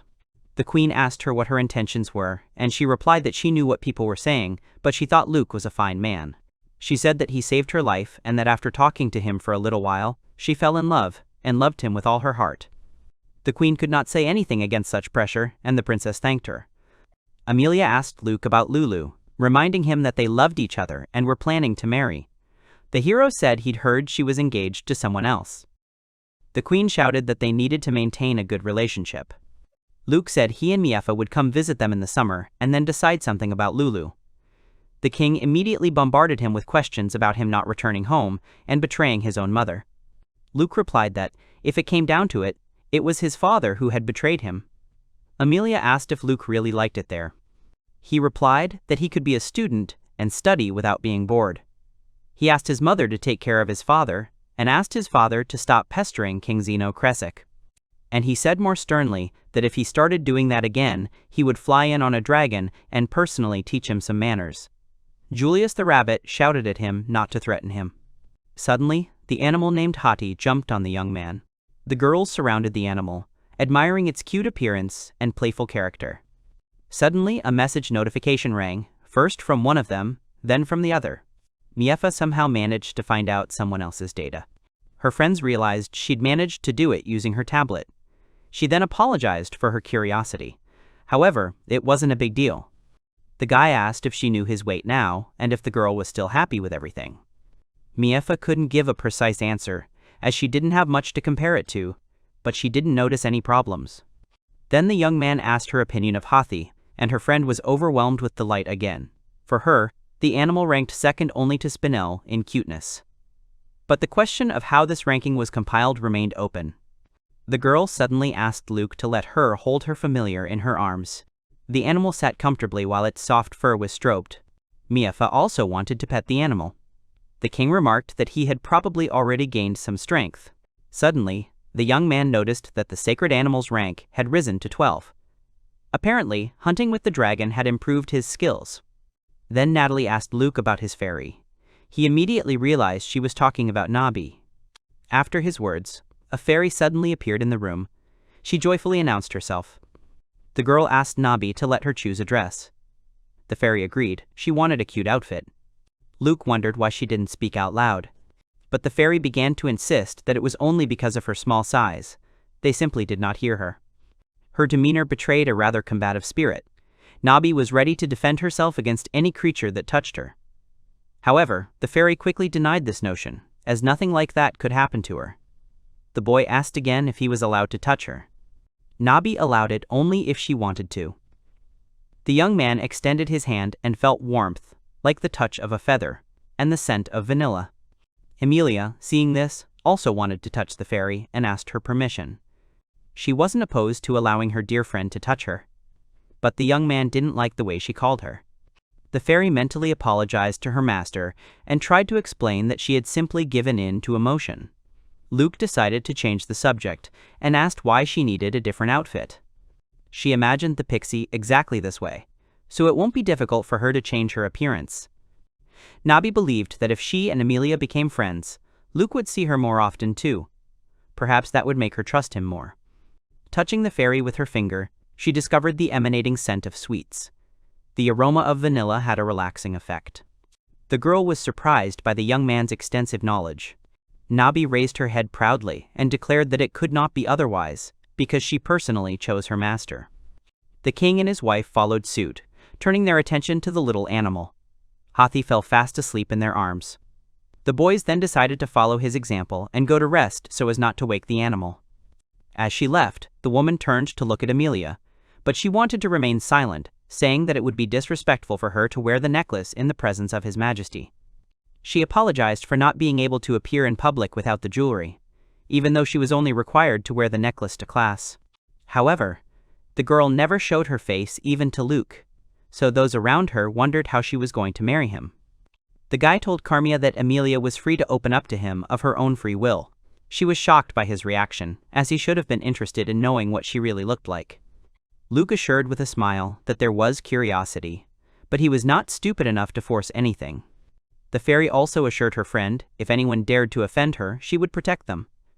Iris was pleased to hear words of support and understanding. The guy held a sheet of paper in his hand, and studied the necessary information, and the necessary ingredients were already lying on the table. The girl noticed this and asked him what he was doing. The young man explained that he wanted to make hair shampoo.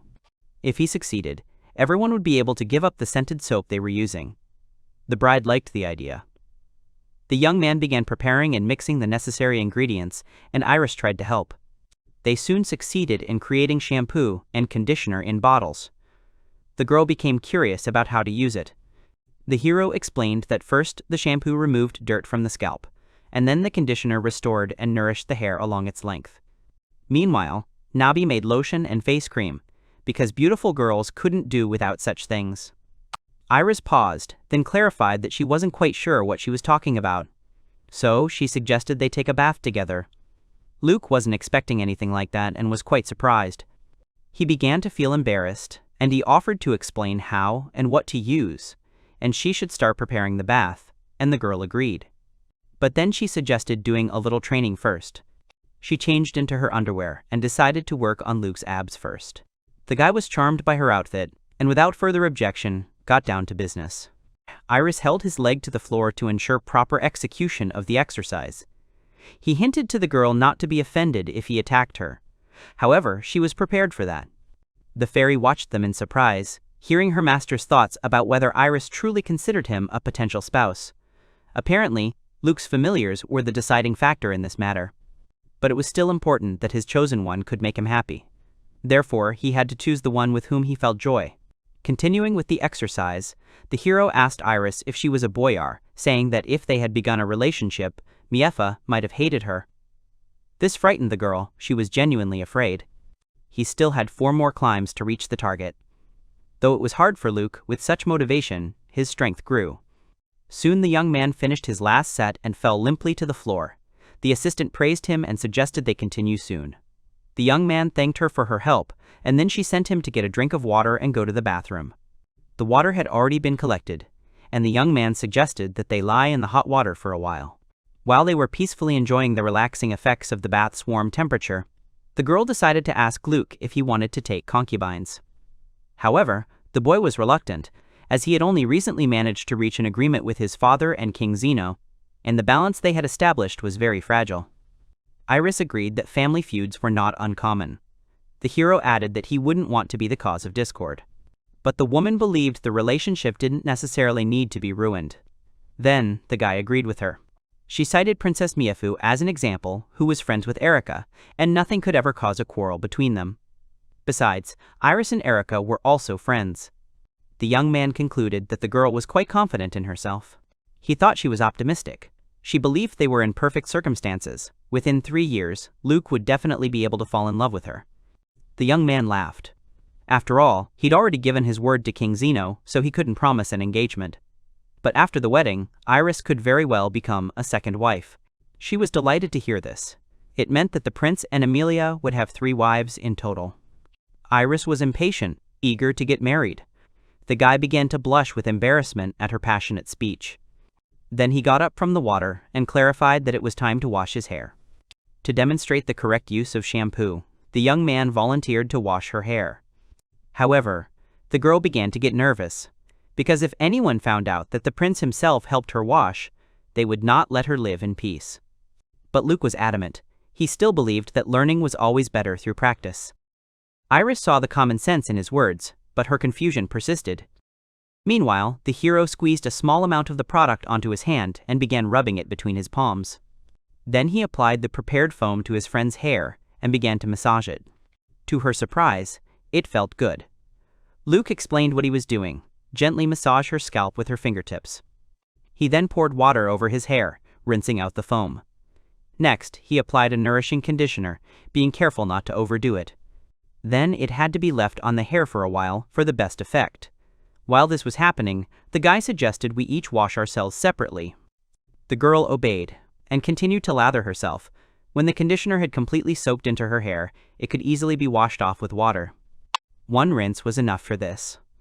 Iris felt a strand of hair and was delighted by how soft it had become. All that remained to finish her bath was to wash her face. Luke told her again that she needed to lather the cleanser in her hands, and then massage her face. The girl touched the skin and felt a characteristic squeak. It turned out to be very clean, but at the same time, not tight from dryness. Then the guy said he was leaving, and asked her not to touch the oil and not to dry her hair. She began to be indignant at the prince for ruining her hair in this way, but the young man calmly sat down on the sofa and patted the one next to him, signaling for her to sit down next to him. The young man began drying the girl's hair with magic. Iris felt the warmth and asked what kind of magic it was. Luke told her to practice the heating spell, after which she would be able to do the same. Soon everything was ready. The girl's hair was shiny, and she could run it through her fingers. Then she suddenly started running off somewhere, shouting that she'd be back soon. The guy tried to tell her it was late, but she wasn't listening, and Luke wanted to ask for a massage as well. After a while, she returned with an escort. The guy was surprised where they all came from. The girls were delighted with Iris's stories and also wanted to try the shampoo and all the other new products. The prince noticed that all women wanted to be beautiful, no matter what world they were born in. Suddenly he remembered Nabi and noticed how sweetly the fairy fell asleep next to the divine beast. He even took a photo of them as a keepsake. The girls were delighted with the transformation of their hair. It truly became soft and flowing. The prince was delighted to hear this. He then pulled out the rest of the products and asked if they wanted to try the moisturizing lotion, face cream, and body cream. The guests quickly agreed. The lotion provided essential hydration without increasing skin oiliness, establishing a perfect balance. It also had a restorative effect. The cream's effect was still clear to those around him, but why was the lotion needed on top of that? Luke then explained that the two products, when combined, enhanced each other's effectiveness. The girls were able to see this for themselves. After using the cosmetic lotion, their skin was transformed and became soft, and the lotion also had a wonderful aroma. The young man handed them another jar and explained that it was body cream. Iris admired herself in the mirror. Now her hair was shiny and her face was radiant. It was true beauty. Then she headed to the prince's room to wake him, as it was time for reveille. However, Luke was still fast asleep in the company of the fairy and the beast. A stranger was lying next to him, and the girls froze in shock at the sight. They screamed loudly in indignation. The boy woke up to the loud noise and didn't immediately understand what had happened. His friends began asking him who had been in bed with him, since he had them. Luke still didn't understand what they were talking about, but then he turned around and saw a stranger. He was no less surprised, since he also didn't know who it could be. The young man began to wake the girl. Nabi was the first to wake up and greet her owner. Then he began asking her if she knew this stranger. The next moment, the stranger jumped up and also greeted the master. The fairy immediately recognized her. It was Diana, a dragon in human form. She was surprised that the prince didn't know about the magical connection between them. However, the prince also didn't know that dragons could transform into humans. He asked Iris to lend her some clothes. Diana was then asked how she managed to get inside the bedroom. The girl pointed to the broken bedroom window. The dragon tried to justify herself by saying that it was not her fault, all the other rooms were dark, and it was not proper to walk around the area alone without clothes. She somehow found Luke's room and climbed inside without hesitation. However, when all this happened, the prince himself heard nothing. Diana said she called out to him, but was overcome by sleep. Soon Iris brought the clothes and handed them to the guest. The dragon examined the items curiously and first pulled out the underwear. When she asked what they were, the girl replied that they shouldn't have been stretched out like that. The noise woke Hathi, and the prince apologized to him. Then, if everyone was ready, it was time to go for a walk. Returning from his walk, the prince was sitting at the table with Amelia, while Iris was busy with the dishes, when suddenly His Majesty entered. He apologized for his early visit. The children were surprised by his appearance and asked what brought the king at such an hour. Father apologized to Miefa beforehand and asked Luke to understand him correctly. The next moment, the man bowed. His Majesty began to explain that there were people whose lives needed to be saved. They were so weak that they were already on the brink of death. He asked the hero to save them. Iris covered her mouth in surprise as the king himself knelt down. Nabi suggested that Luke had nothing to worry about, as his magical energy had increased with the acquisition of familiars, and he had also gained passive skills for accelerated and enhanced healing. This would allow him to heal many people. The boy replied that he only had one lecture to give, so he agreed. His Majesty was pleasantly surprised. However, the hero had some conditions. He wanted his name kept secret. If the patients were of noble birth, they would be given a donation for their treatment. The young man intended to donate the proceeds to building hospitals. However, the king was outraged by the lack of personal gain, as it would have made the prince famous. Luke felt he had no need for fame. His father needed to clear out the large house with several rooms and accommodate all the sick people there. His Majesty was surprised by such a request. The number of people in need of treatment could be anything. The young man wondered just how much. The young man could teach others healing magic.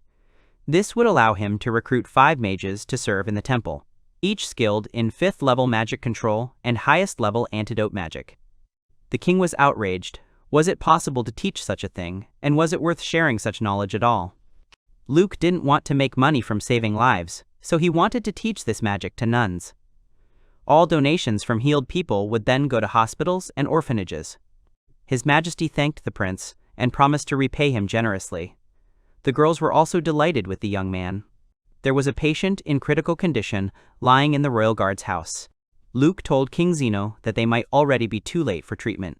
The patient was given a cleansing, and clothes were removed. Deep scars were visible on his back. After examining them carefully, the young man asked Iris to hand him a scalpel. His Majesty was furious that the healer had not been brought earlier. The hero tried to calm the king and the woman, because it was not easy for both of them, but it was still necessary to take care of the sick man. He apologized for his weakness in the face of emotions. They studied together at the Knight Academy with that man, and after graduation, he joined the ranks of the Royal Guard. The patient received the scar on his back while covering the king during an assassination attempt. Luke knew that if such a wound wasn't treated immediately, the poisoned blade would leave a scar like a burn. He realized the sick man was Zeno's friend. Then he poured medicine into it, and the girl became curious about what it could be. The hero explained that the vial contained a medicinal nutrient mixture that would provide the necessary nutrients for a whole day. The king recognized the medicine as Edward's secret potion. Suddenly, the voice of the sick man was heard. He immediately turned to His Majesty and asked why he was there. The king ignored his question and inquired about his well-being. His friend insisted he leave, fearing infection. But Zeno didn't listen to him. He hugged Luke, and smiling said that this time he brought a powerful magic healer. The patient laughed. He saw that the king hadn't changed at all, and he even envied his optimism. Then the man asked hopefully if he could recover. The young man believed that the disease could still be overcome, but success depended on the will to live. He had already performed a magical treatment, which was what had brought the patient better. Next, he needed to check on the entire family. The hero and His Highness walked down the castle corridor, managing to perform 4 healing sessions in a short period of time. 7 nuns and pontiffs with magical abilities would later arrive. Zeno asked the prince if he could teach them healing magic. The young man agreed without hesitation. Then the hero was offered a rest and refreshment, as he had expended a great deal of physical and mental energy. Luke and Iris were led into a spacious hall and a large table.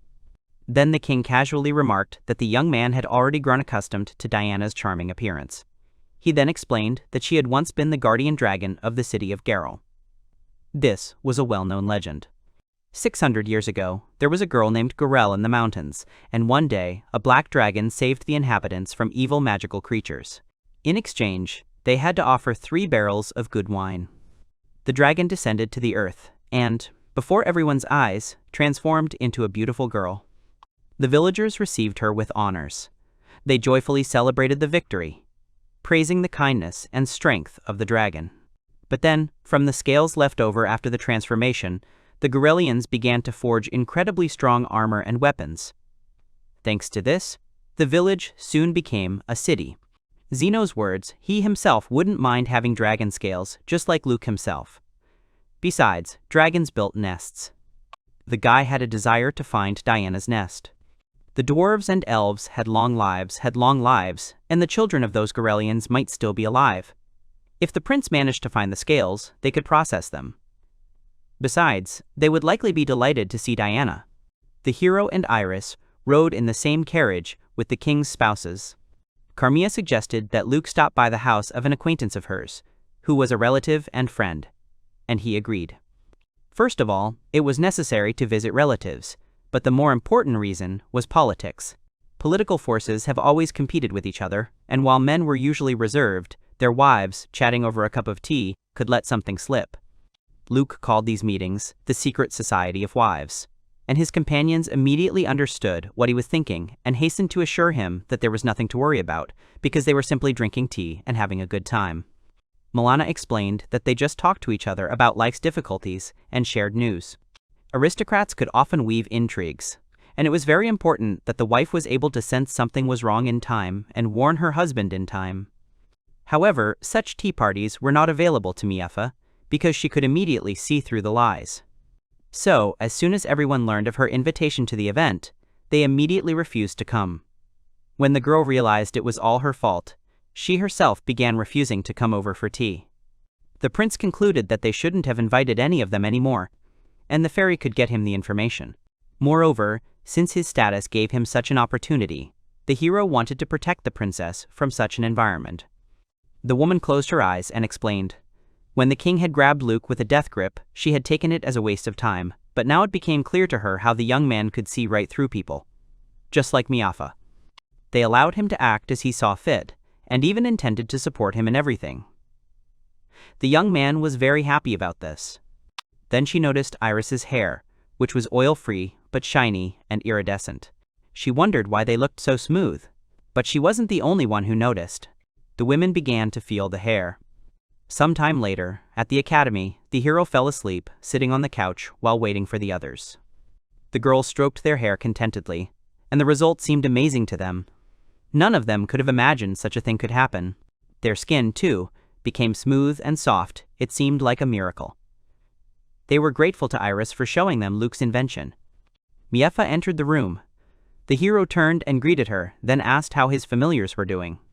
The girl told him everything was fine, but she was more interested in other things. She immediately noticed her mother's presence, and in such a state. The woman told her daughter about how they washed their hair and tried skincare products. It turned out to be very convenient. The princess, surprised, asked who had shown them this, and everyone pointed to Iris. The queen made a pained face and began to lament, as if she had intended to hide such wonders from them and use them in secret. It was difficult for her to express her sorrow in words. Miefa defended herself by saying she hadn't told anyone about it. Even Amelia and Natalie weren't aware. Meanwhile, the women brazenly got to the cosmetics before anyone else. Amelia intervened in the conversation, asking Luke to let her try some of the cosmetics, knowing they were rare. Everyone was shocked that she spoke first. She wasn't the only one who wanted to tell the hero about this, but she, most likely, simply lost her head and forgot about her fears. The young man considered this a good sign. Now he understood how great the power of cosmetics was over girls. He agreed without hesitation to give the funds to her and Natalie. Diana also began to demand a few for herself. The woman was surprised to notice that it was a dragon in human form. She confirmed her guess and asked the princess if this had ever been her mother, as they looked so much alike. Milana apologized for not introducing herself immediately. She was King Zeno's second wife, and Miefa's mother. Her companion turned out to be Carmilla, His Majesty's first wife. The guy considered the fact that he hadn't intended to make a lot of cosmetics, but there were plenty of people interested. He even considered turning a profit, and began considering who he could entrust the job to. He suggested entrusting this task to Iris's family. Their estate had expanded a couple of years ago, so the space would be sufficient, but the question remained of where to get the raw materials. They could grow the necessary crops themselves, which, in the long run, would help keep the prices of goods low. The hero asked the girl about her father, Count Michael, and what kind of man he was. Iris didn't understand why he was asking. Luke said bluntly that he was considering entrusting her family with the production of shampoo and other cosmetics. This greatly surprised his friend. Erica began to complain about why the assignment was only for Iris, while her own family was forgotten. This drew attention to her, and she was asked if her family owned any land. The girl answered negatively. Since her father served in the royal guard, they did not have their own place. The hero then explained that the production of cosmetics required a lot of plant materials, and he wanted to entrust this task to those who had fertile land. Iris had a wonderful father. He'd managed to obtain the title of count by founding a new settlement on undeveloped land. The girl was delighted that her family had been entrusted with this important task. The young man clarified that he would soon be leaving to treat Duchess Sasha, meaning there was an opportunity to meet the count. Iris promised to warn Michael about this. Luke believed the best solution was to distribute all the responsibility. Perhaps Duke Hyde could take on some of the responsibilities. Count Michael will be responsible for production, and Duke Guile for supply. This will create channels for distribution. The Duke will also be able to supply cosmetics to the royal palace. Milana believed that her daughter had chosen an excellent husband for herself. Luke was not only insightful, but also cared about others. The fairy was happy that her master was appreciated. Iris, too, was madly in love with him, her magical aura glowing bright pink. Miefa could also see the color of the aura, and it made her jealous. Carmilla asked the hero what other skincare products he could make. The young man paused, then gave the example of sunscreen. Miefa realized it helped prevent her skin from tanning. The young man asked the women if they protected their skin from the sun. The second queen replied, yes, they did so with umbrellas, but that didn't protect them from being outside for long periods. Milana has fair skin, so she burns quickly in the sun. The sun was causing their skin to age quickly, so the king's wives literally demanded that Luke create such a cream. There was a knock outside. The king's messenger had arrived. The young man bowed, apologized, and announced that His Majesty had ordered Milana and Carmilla returned to the palace. The women puffed out their cheeks in displeasure. Then the messenger extended his hands, holding a small bottle, which the king had ordered delivered to Luke. The young man realized it was for Hathi and asked him to convey his gratitude. Soon the couple left, and the guy started doing push-ups. He managed to complete 37. Iris urged him to forget about those girls in the bathroom and get himself together. However, Luke found it difficult to do so as he could hear their laughter. Then he told the girl that his belly had shrunk, judging by the size of his belt. She was delighted and congratulated him. Suddenly, a voice called out to him from behind. The girls were grateful to him for the wonderful resources, and the young man considered his efforts a success, since Amelia liked everything. She spoke to Luke first, which he considered a good sign. He was planning to use his healing magic a little more. Miefa dared to hold the animals in her arms as they played with each other. Little Spinel had very soft fur, and he himself looked quite cute. Finally, it was the prince's turn to take a bath. He told Iris about it and headed into the room. Nabi and Diana went with their master. The young man stopped the dragon and told her she shouldn't have gone with him. Tears of hurt welled up in the girl's eyes at being driven away. However, the boy had previously helped her wash herself, and she didn't understand why everything had changed. The prince explained that she had been a dragon back then, but now everything was different. Diana demanded that in that case, Nabi should not go with him either, since she was also a girl. The fairy did not agree and suggested her own option. She and Diana would go to the bathroom with the owner. To make matters more convincing, Nabi reminded them that they had kept silent about Luke's concubines. Soon, the bath was running. The fairy, immersed in the water, felt genuine admiration, a sparkle appearing in her eyes. The foam was very soft and created a pleasant sensation. Hathi also shared Nabi's emotions. Then she offered them to wash Luke himself. She was sincerely grateful to the goddess for the fact that she could become human. After taking a bath, the young man began to dry the divine beast's fur. Then he prepared food for him, and, filling the bottle given to him by the king, gave it to Hathi. Miefa and Luke felt a wave of affection as they watched the beast drink milk. Spinel also wants to try the treat. This animal also turned out to be quite cute, in no way inferior to Hathi. Soon, the animal became languid, and it was time for him and his owner to go to bed. The girl wished the young man good night and left. Iris decided to follow suit and take a bath. The young man let out a heavy breath and remembered something he'd left undone.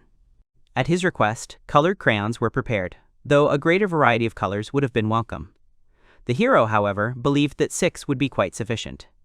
The fairy began to yawn from exhaustion, and then explained that everything he had asked had been done. She then asked if he was satisfied with the result. The guy responded positively and, thanking his friends for their help, sent them off to rest. Nabi immediately found a secluded place for herself on the dragon's lap and Hathi's soft fur. Luke held ready-made brochures about viruses and germs in his hands.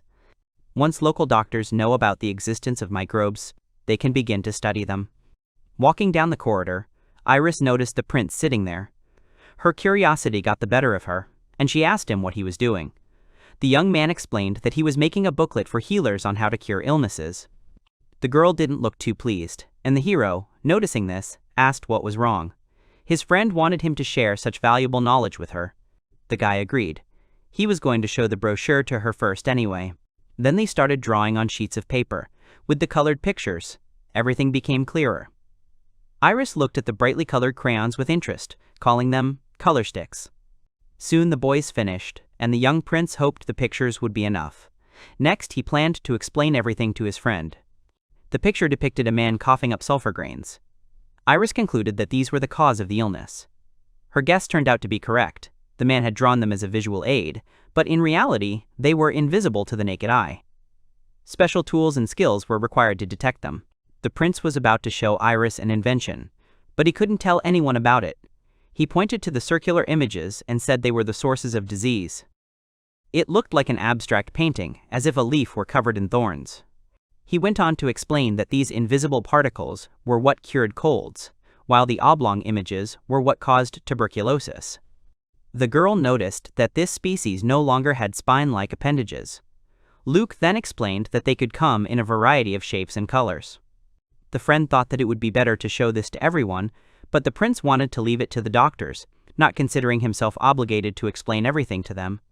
The girl agreed with him, but then asked how he knew this, and in detail. The answer she came up with was from a wise mentor. Luke began to wriggle out of the situation and said that he was able to figure out a lot on his own, because even the wise men could not know this.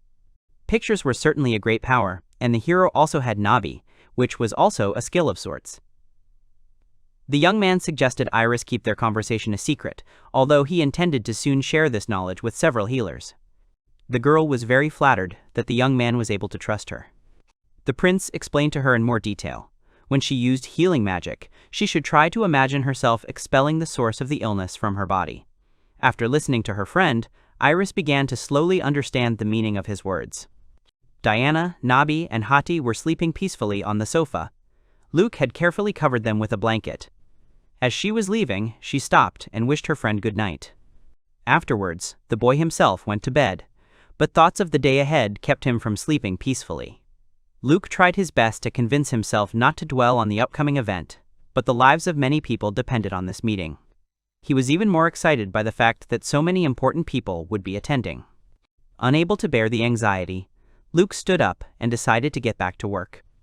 There was a knock on the door and a voice asking permission to enter. When the hero gave his permission, Iris re-entered the room. She was offended at him because the young man prepared the medicine without her. The girl saw him mixing turmeric, which was considered beneficial for the stomach and liver. The other ingredients were also medicinal: red pepper, garlic, coriander, and cumin. She had studied herbalism, so Iris could tell at a glance what he was doing. However, the hero had no intention of hiding anything anyway, and if she intended to help, he was willing to share the recipe. At that moment, all suspicion vanished from the assistant's face. The young man wanted to grind all the ingredients into powder. He assumed that some kind of spell would need to be used for this. Either grinding or shattering would be suitable for this. Iris wanted to master them during her studies, but she never managed to. Then she wondered why he needed so much powder, perhaps for an upcoming meeting, but all her guesses turned out to be wrong. Suddenly, the right idea occurred to the hero. He remembered his transformation skills, and a message appeared on the screen with the values for material transformation in healing, which just happened to contain the skills he needed. He then repeated the required values several times. He soon achieved the desired result. The boys poured the finished powder into small pots. Iris remembered and asked the hero to tell her his recipe, but Luke didn't give the answer he needed, only saying that next time they'd finish everything else, except the powder. Once he came up with it for Lala, Iris began to worry that the Lord might be ill. This remedy had helped him out more than once, so he would definitely tell her everything, because that was his promise. In the morning, Diana woke the prince, but she was again naked. The girl explained that she didn't like the things, but that she could do without them at night. A fairy flew into the room, announcing that a saddle for Diana had been made in the workshop, but the dragon wasn't happy with that either. Nabi tried to reason with her, saying that without a saddle, Luke could fall during the flight. But Diana herself was determined not to let that happen. Luke arrived at the king's palace. Zeno greeted him and was glad to see him. His Majesty even personally came out to meet him. The boy concluded that he was worried about his friend's health. Moreover, finding a cure for tuberculosis was a matter of national importance, and the king deemed it necessary to be present. The hero suggested that he might have been afraid that Luke would use his knowledge against him, and therefore did not trust him. Not long ago, the young man was infamous in several kingdoms as the Pig Prince, and his Majesty's fears were well founded. Zeno turned to the young man and said that they had brought 15 sick people, and asked whether the hero could handle such a number, but the boy was confident in his abilities. Luke asked if the doctors had arrived, and the king replied that they were waiting in the main hall. 7 pontiffs and sisters of mercy from various churches arrived at the castle. The king himself provided 3 more court physicians. The king wanted them to be trained as well. The hero wouldn't have been particularly happy with the overseers, but Zeno didn't want knowledge to be confined to the clergy, and he was right about that. They entered the main hall, where they were met by a crowd of people. The pontiff took the prince by the hand and greeted him kindly, delighted to hear that Luke had so kindly agreed to heal people from a terrible disease. The man couldn't sleep from the excitement of their meeting. He trembled with the realization of how many lives had already been saved. The young man assured him with satisfaction that the pontiff himself would soon be able to teach others. Without wasting any time, those present sat down at the tables and the lecture began. The hero wanted to learn the basics before the practical demonstration. He planned to give a detailed account of the spread of tuberculosis. The young man wanted to present his booklets with pictures, but he was interrupted by a very unfriendly guy. He did not believe his speech and decided that they were all considered stupid. However, Luke, with an indifferent expression, clarified that his goal was to convey the information to everyone as clearly as possible. This caused the man to look down and let go of his position. As it turned out, the dark-haired doctor at court had feelings for Miefa, but he was a good guy. Suddenly, the thought came to the hero's head that this young man could see parts of the girl's body without clothes. This shocked him. This remark disconcerted him, and the fairy knew it, since it was she who had prompted him. However, the king's wives and daughters were served by female healers, some of whom were even present at the training session. Zeno scolded Langren for his inappropriate remarks about the prince. The young man decided to begin the lecture anyway. He presented them with all the information he had available to him, backing it up with pictures from the booklets, and then asked if anyone had any questions. The nun raised her hand. She was interested in the invisible particles that cause illness. She found it hard to believe. She asked the hero point-blank how he could prove their existence if they were invisible. The girl even began trying to detect their presence on her palm. The magic of the zoom was comparable to the work of a microscope. Suddenly, the girl pulled away from her hand, stunned. Apparently, she had found confirmation of Luke's story. He gave the example of bread with white spots appearing on it. The nun actually remembered bread mold. The knights often complained of itching in their feet, and His Majesty listened to this with surprise. Then he remembered water bugs, and the hero confirmed that they had that name too. In Edo period Japan, the fungus was also called water bugs or field bugs. Back then, people thought the itching was caused not by microbes, but by insects living in water and soil. The king frankly admitted that his feet were itchy too. Luke asked him to take off his shoes. When the man complied, the hero was shocked. Coming to his senses, he noticed his nails were still intact, but it was most likely a fungus. He used diagnostic magic, but it failed to provide a diagnosis. The fairy said the boy's skill was too weak for that, so less serious illnesses weren't detected by magic. His Majesty began to get nervous and worry that his illness could not be cured. However, the young man reassured him by saying that it was possible, just like tuberculosis. To begin, Luke needed to take a sample of the damaged skin, so he broke off a small piece with tweezers. Then he began crafting a lens using water magic. Nabi thought the idea was a good one, but she didn't believe it would work. The guy believed that if he put several of them together, he could see the infectious agent.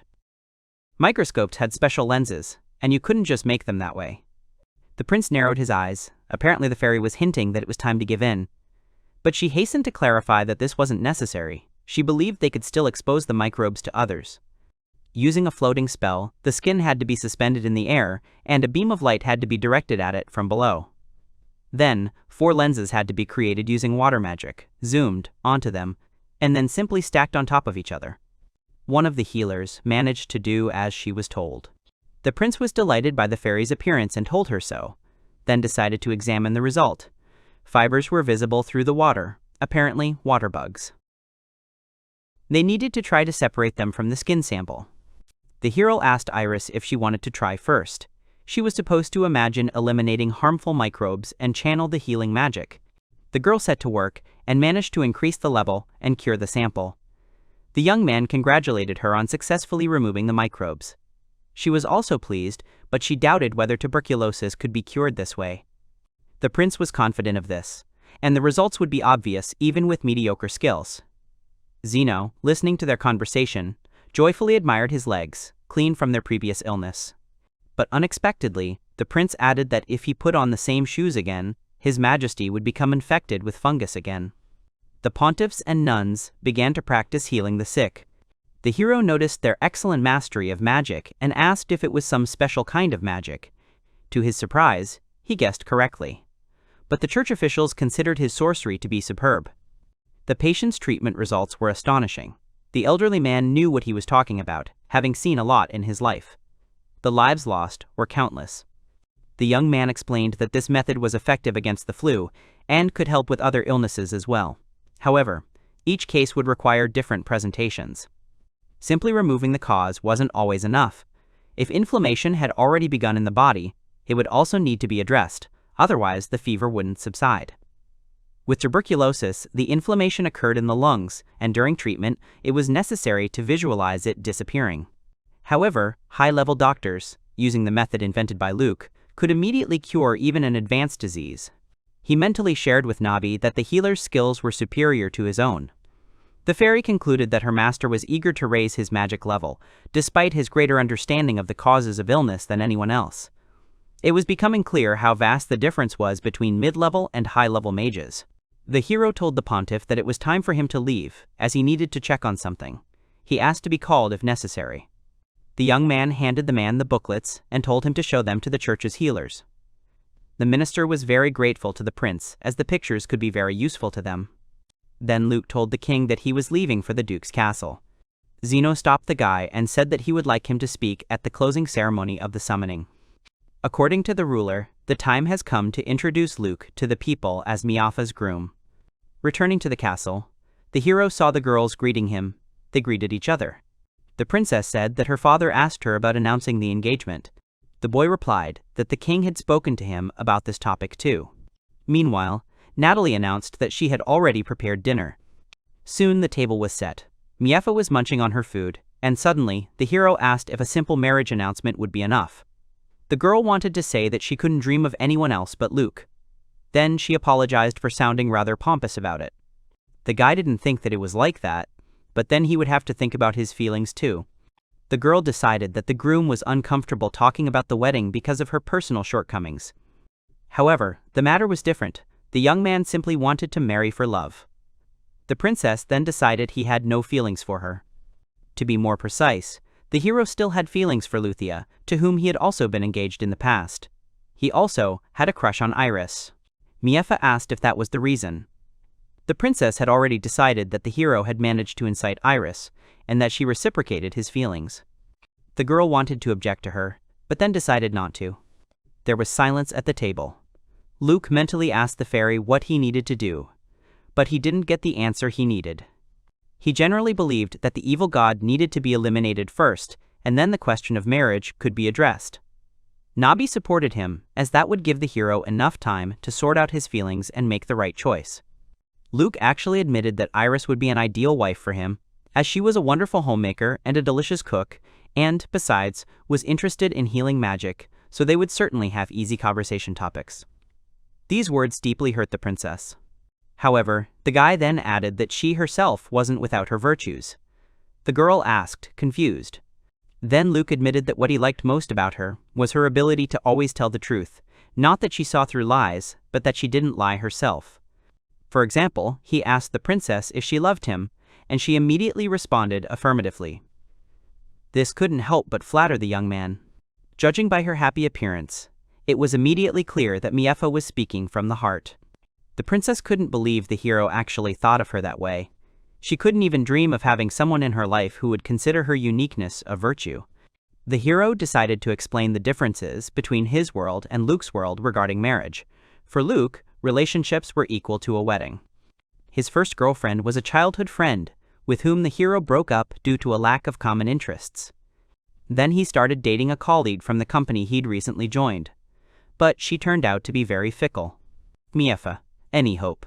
The fairy explained in response that the goddess believed that if he died, all the people of this world would be doomed. This burden of responsibility proved quite heavy for the young man. Suddenly, an awkward question for the princess was asked about the fact that she asked Iris every morning about the closeness between her and Luke. The girl was surprised that he knew about such things. She decided that her friend had told her everything. Miafa in any way, he'd simply proven himself to be very insecure. He was beginning to envy the princess's ability to easily express love and jealousy. The girl remembered her mother telling her that if she loved someone too much, they would hate her. The point was, it was easy to overdo it in such matters. Unexpectedly, Luke agreed to announce his engagement to Miafa. She was very pleased about this. The young man understood perfectly well that the princess, with her questions to Iris, wanted to know about his feelings for her. The bride didn't deny it and asked him to tell her about it more often. But to avoid being called the princess the dumb pig's bride, the boy decided to study hard and lose weight. These words delighted her even more. He then turned his attention to Amelia and said that he would also announce his engagement to her. The boy thought she didn't care, but rumors about him were spreading, and soon they would begin to face pressure from various political forces. Duke Gael would be pushing for an official announcement. Emilia was surprised to hear about political interference. Luke recounted that the royal couple had recently given him advice. Surrounded by aristocrats pursuing different agendas, he needed to keep an eye on their cunning activities and always stay one step ahead. His Hati and Diana, along with Spinel the Miefs, represented the most powerful group of familiars in the country. If their engagement were announced, Luke's political clout would increase. Besides, the king would not be opposed to securing the Duke's support in this way. Even if Emilia still doesn't trust the hero after 3 years, they can still get married. The others will be satisfied with their friendly union despite the sham marriage. The girl replied that her father would start asking about having children and that they would have to answer for that. Luke decided to shift the responsibility for this matter to divine power or blame fate. In any case, she should not have to correct the mistakes of her father, who never married a concubine. The girl understood everything and decided that she too had to move on. She wanted to reveal her true face in the future and explain why she had begun to avoid male company. Emilia asked Luke to accept her as his bride. Nabi was surprised that the girl had decided to play along with the hero. Apparently, she felt he couldn't hide behind someone else's appearance forever, and she wanted to forgive him for his kindness. Meanwhile, Iris had to wait a little, because the young man had not even met her parents yet. Although they had mutual sympathy, they could not yet announce their engagement, and besides, they needed Miefa's permission. The princess had nothing against her, however, but she also didn't like the idea that everyone had to have a concubine. Count Michael, having become related to Duke Gale, is unlikely to withstand external pressure. Emilia and Iris will find themselves embroiled in yet another political game. However, it was still better than becoming a concubine of a complete stranger. The hero agreed with this, because his position would also have to change. Nabi also believed that as the Duke's future son-in-law, he would wield greater influence. At that moment, the prince informed King Zeno of his agreement to announce the engagement at the ceremony. His Majesty was delighted to hear this. All the ministers had been harping on him for a long time. Miefa asked her father if they had objected to their wedding. But everything turned out the other way around. Apparently, King Julius told all the ministers about Luke. Now they wanted the cub of Fenrir and the ancient dragon to live in their country. This is precisely what seemed important to the country's elite. The princess apologized to her fiancé on her father's behalf, but he understood everything himself. The king asked if they would definitely announce their engagement, and then the hero began to ask him for his daughter's hand in marriage, promising to take care of her. Zeno, pleased, entrusted the princess to the young man's care. A smile never left the girl's face. She had heard those words too often recently. A large crowd gathered for the closing ceremony of the summoning. The man began his speech by saying that this time, the ceremony had been a great success, with wyverns and dragons responding to the summoning. For the first time, one person was able to form a contract with an ancient dragon and a legendary beast. The princess summoned a magical creature, the likes of which had only been made a familiar 3 times before. The ceremony would conclude after the presentation of the summoned creatures above rank B. But the first to appear was the wyvern Pippi. Nabi wanted to speak with the hero about something. The fairy wanted to get the threads from Arachne's web, so Luke needed to strike up a conversation with her master, the man who owned the B-rank familiar. The spider asked her master if he would sign a contract with her, and the boy was confused and turned to the teacher. Arachne was half spider and half beautiful woman. Such creatures possessed high intelligence and could speak, so the Ranilla considered them a race. However, they were still magical beings. Their threads could be used to make superior fabrics. Sometimes, contracts with them were entered into solely for material gain, though this was considered a sign of greed. Arachnes were only females, and became excellent companions for their owners. Rumor has it that these creatures could even resist their spider-like instincts. But after giving birth, she would nurse her young with her own flesh, and the owner would grieve the loss. The guy thought companion sounded nice, but he wasn't ready for that kind of relationship. So they suggested they limit themselves to friendship. Luke didn't quite believe this gentleman's words. Then he asked the fairy why she needed the web. Nabi replied that it could be used to make clothes. The hero called the Arachne's owner, who, upon seeing the prince, became very worried and hastened to clarify what they wanted from him. Luke asked him to borrow some of his familiar's webbing. He could also pay for it, just name the price. The young man declined. He had received another offer, and he was planning to sell the web to a dress shop. But his speech was interrupted by an Arachne. She thought it would be more profitable to sell the web to the prince rather than to the store. But the boy tried to explain that he had already promised. The fairy noticed the tenacity of the arachne, who understood that it was better to befriend the prince than to establish trade. Eventually, the young man agreed to Luke's proposal, and the hero explained that he would only need to take a small amount, and the rest could be safely sold. The young man was grateful for his concern. Arachne asked the prince what threads he wished to receive. Zeno walked onto the stage, clearing his throat loudly to attract attention, and then began his speech with a greeting. At this time, they would be able to see several very rare familiars outside the academy. The royal castle now housed an ogre, and the temple a fire dragon. The guests were stunned by such wonders. His Majesty clarified that, in all likelihood, many of those present were already aware of the important announcement. He called Luke, Miafa, and Emilia to join him. The hero gallantly offered his hand to the princess, helping her onto the stage. The king introduced him as the third prince of the kingdom of Volg, his daughter as the second princess, and his third companion, the eldest daughter of Duke Forest. These three people were announcing their engagement. Thus, at the summoning ceremony, the hero became the future son-in-law of the king of the vassal state of Farel. News of this quickly spread throughout the country and beyond. A huge saddle was being installed on the dragon's back. Zeno watched sullenly, for the time had come for his test flight. He wondered if everything was ready. Miafa was surprised by her father's desire to fly Diana again. Luke stroked his familiar and replied that it wouldn't be too difficult for her.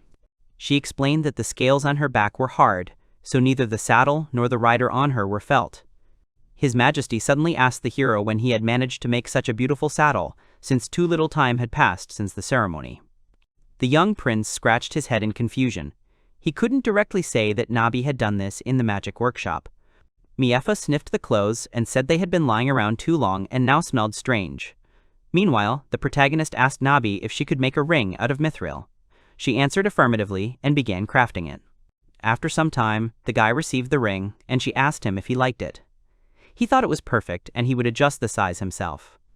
After that, he used the metal transformation and corrected the formula, the ring size, and then entered it into the database. It acquired properties such as purification and protection from poison. Its size was adjustable, and it could only be worn by one person. He called Emilia and Miafa. As he placed the ring on her finger, he announced it was an engagement ring and that it would only last for so long. The girl gazed at it with admiration. It had a cleansing and poison protection spell on it. The poison protection is permanent, consuming magicka.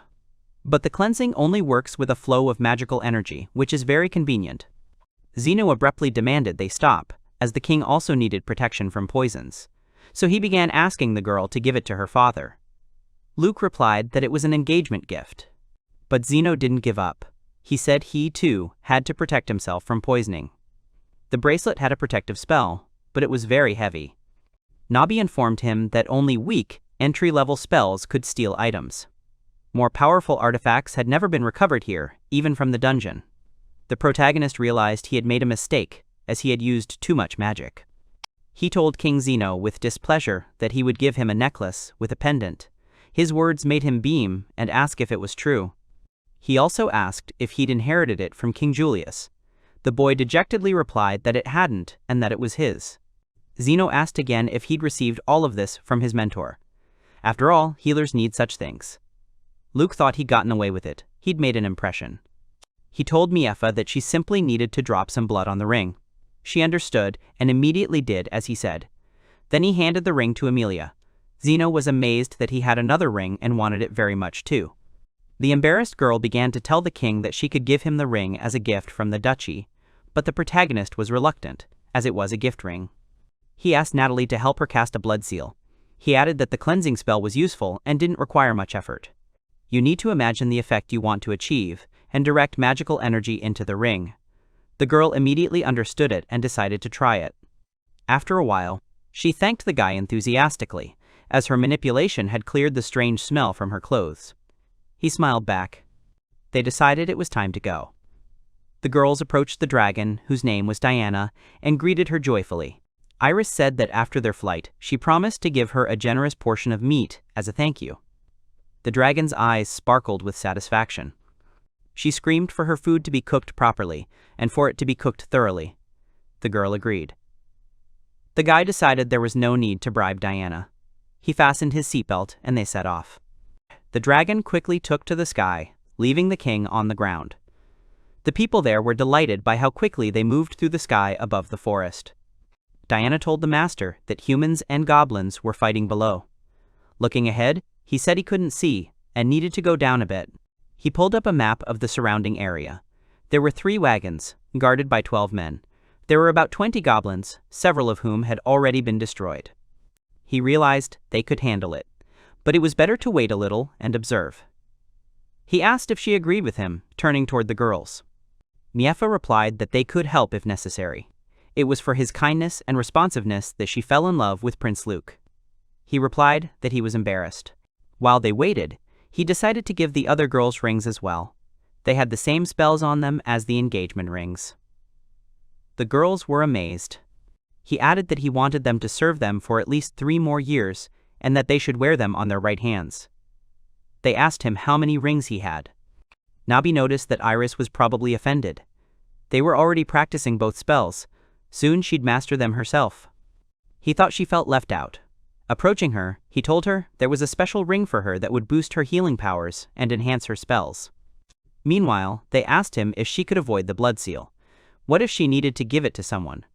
She was told that she wouldn't be able to use it then. Such rare artifacts usually require a seal. If an artifact can be used by anyone, even if it's extremely rare, its value drops sharply. It's like items in video games. He recalled the words about always leaving a seal to prevent any relatives from laying eyes on the artifact. That was quite royal. Meanwhile, the battle had already ended, and the people below saw a dragon flying. Luke said the goblin attack had been repelled and they could continue their flight. The girls were happy about this. Nabi asked if they could deviate a little. She wanted to collect clay from the riverbank to make cooking utensils. He was surprised she wanted to do this now. She replied that it was so she could serve him fresh bread the next day. She could also make pizza for lunch. They had a bucket, too. The guy was delighted. But suddenly he remembered that he was losing weight, and she was doing this. Still, he told Diana they would make camp on the riverbank. After that, they landed on the ground. Handing Iris' spinel over, he told her he was going to the river for clay and asked her to keep an eye on it. She agreed and was surprised by the mention of clay. After some time, Nabi and the protagonist approached the river. She noticed that the bank was clayey. With the help of magic, they could select the desired area. As he watched the process, he realized the clay was being added to his inventory. He could mine anything this way. Gradually, the slots in his inventory filled up. He asked Nabi if that was enough. The girl replied in the affirmative, and they decided to head back. Meanwhile, the girls were having fun in the water, splashing it joyfully. When they noticed him, they were glad he had returned. He thought it was cute and said they were having fun. He blushed at the sight. Miefa replied that it was she who had started the water game. He decided that in the summer, they would buy bathing suits and arrange proper trips to the river. The girl didn't understand what that meant. He replied that it involved swimming, fishing, and shrimping. She happily said she loved fishing and that it was a wonderful idea. After some time, they arrived at the Duke's castle. The girls were amazed that they were already there. Diana must be very strong. The dragon asked the boy if he liked her. He replied that it was very quick. Afterwards, she transformed into a human form, attracting the attention of the people around her. The protagonist shouted at the girls to bring her clothes. Luke thought it was unacceptable for her to be naked every time she transformed. She replied that it couldn't be helped. Since dragons didn't wear them, it was a shame humans weren't like that. He asked Nabi if there was any useful spell. She replied that there wasn't one, but there were artifacts in dungeons that could be used to take off and put on clothes in an instant. He asked where he could get one. She replied that these artifacts were too rare to be purchased. However, she was confident that his magical abilities would allow him to create an item with similar properties. But he doubted it. Magic wouldn't work without a clear image of the object. However, since he came from another world, he could create an unusual artifact. He decided he needed to try it. Meanwhile, they were met by people who said they were expecting them. A carriage was prepared for them, and they were invited to board. The protagonist realized it was only 6 o'clock. He apologized and asked if he could take a short stroll down the main street. They agreed, and off they went. The boy was amazed by how many people there were. There were many adventurers there, and people were also buying groceries for dinner. Luke was struck by how close Amelia was walking to him. He noticed there were no benches in sight. She replied that there weren't any on the main street. The food stalls and benches were in the central square. He listened attentively. Apparently, the flight on Diana and the rest by the river had a beneficial effect. Before, she always used at least the table as a shield. She doesn't even notice that she's chatting freely with the guy. They shouted at him that he couldn't go shopping, to which he reluctantly agreed. Nabi said she cared about his figure and asked if he could curb his appetite. He thought it was a mockery. After that, she also said that it was made 100% according to his preferences. He thought that was a lie. He asked Amelia if she knew the area well, as he was looking to buy something. She asked him exactly what he needed. He needed a flower shop, and he also wanted to buy eggs, milk, and some mithril. She asked again about flowers, and he replied that flowers and herbs were needed for shampoo and other cosmetics. Grabbing his hand, she pulled him along. He asked her if anything was bothering her. The girl turned around in surprise and examined the situation, realizing she was holding his sleeve.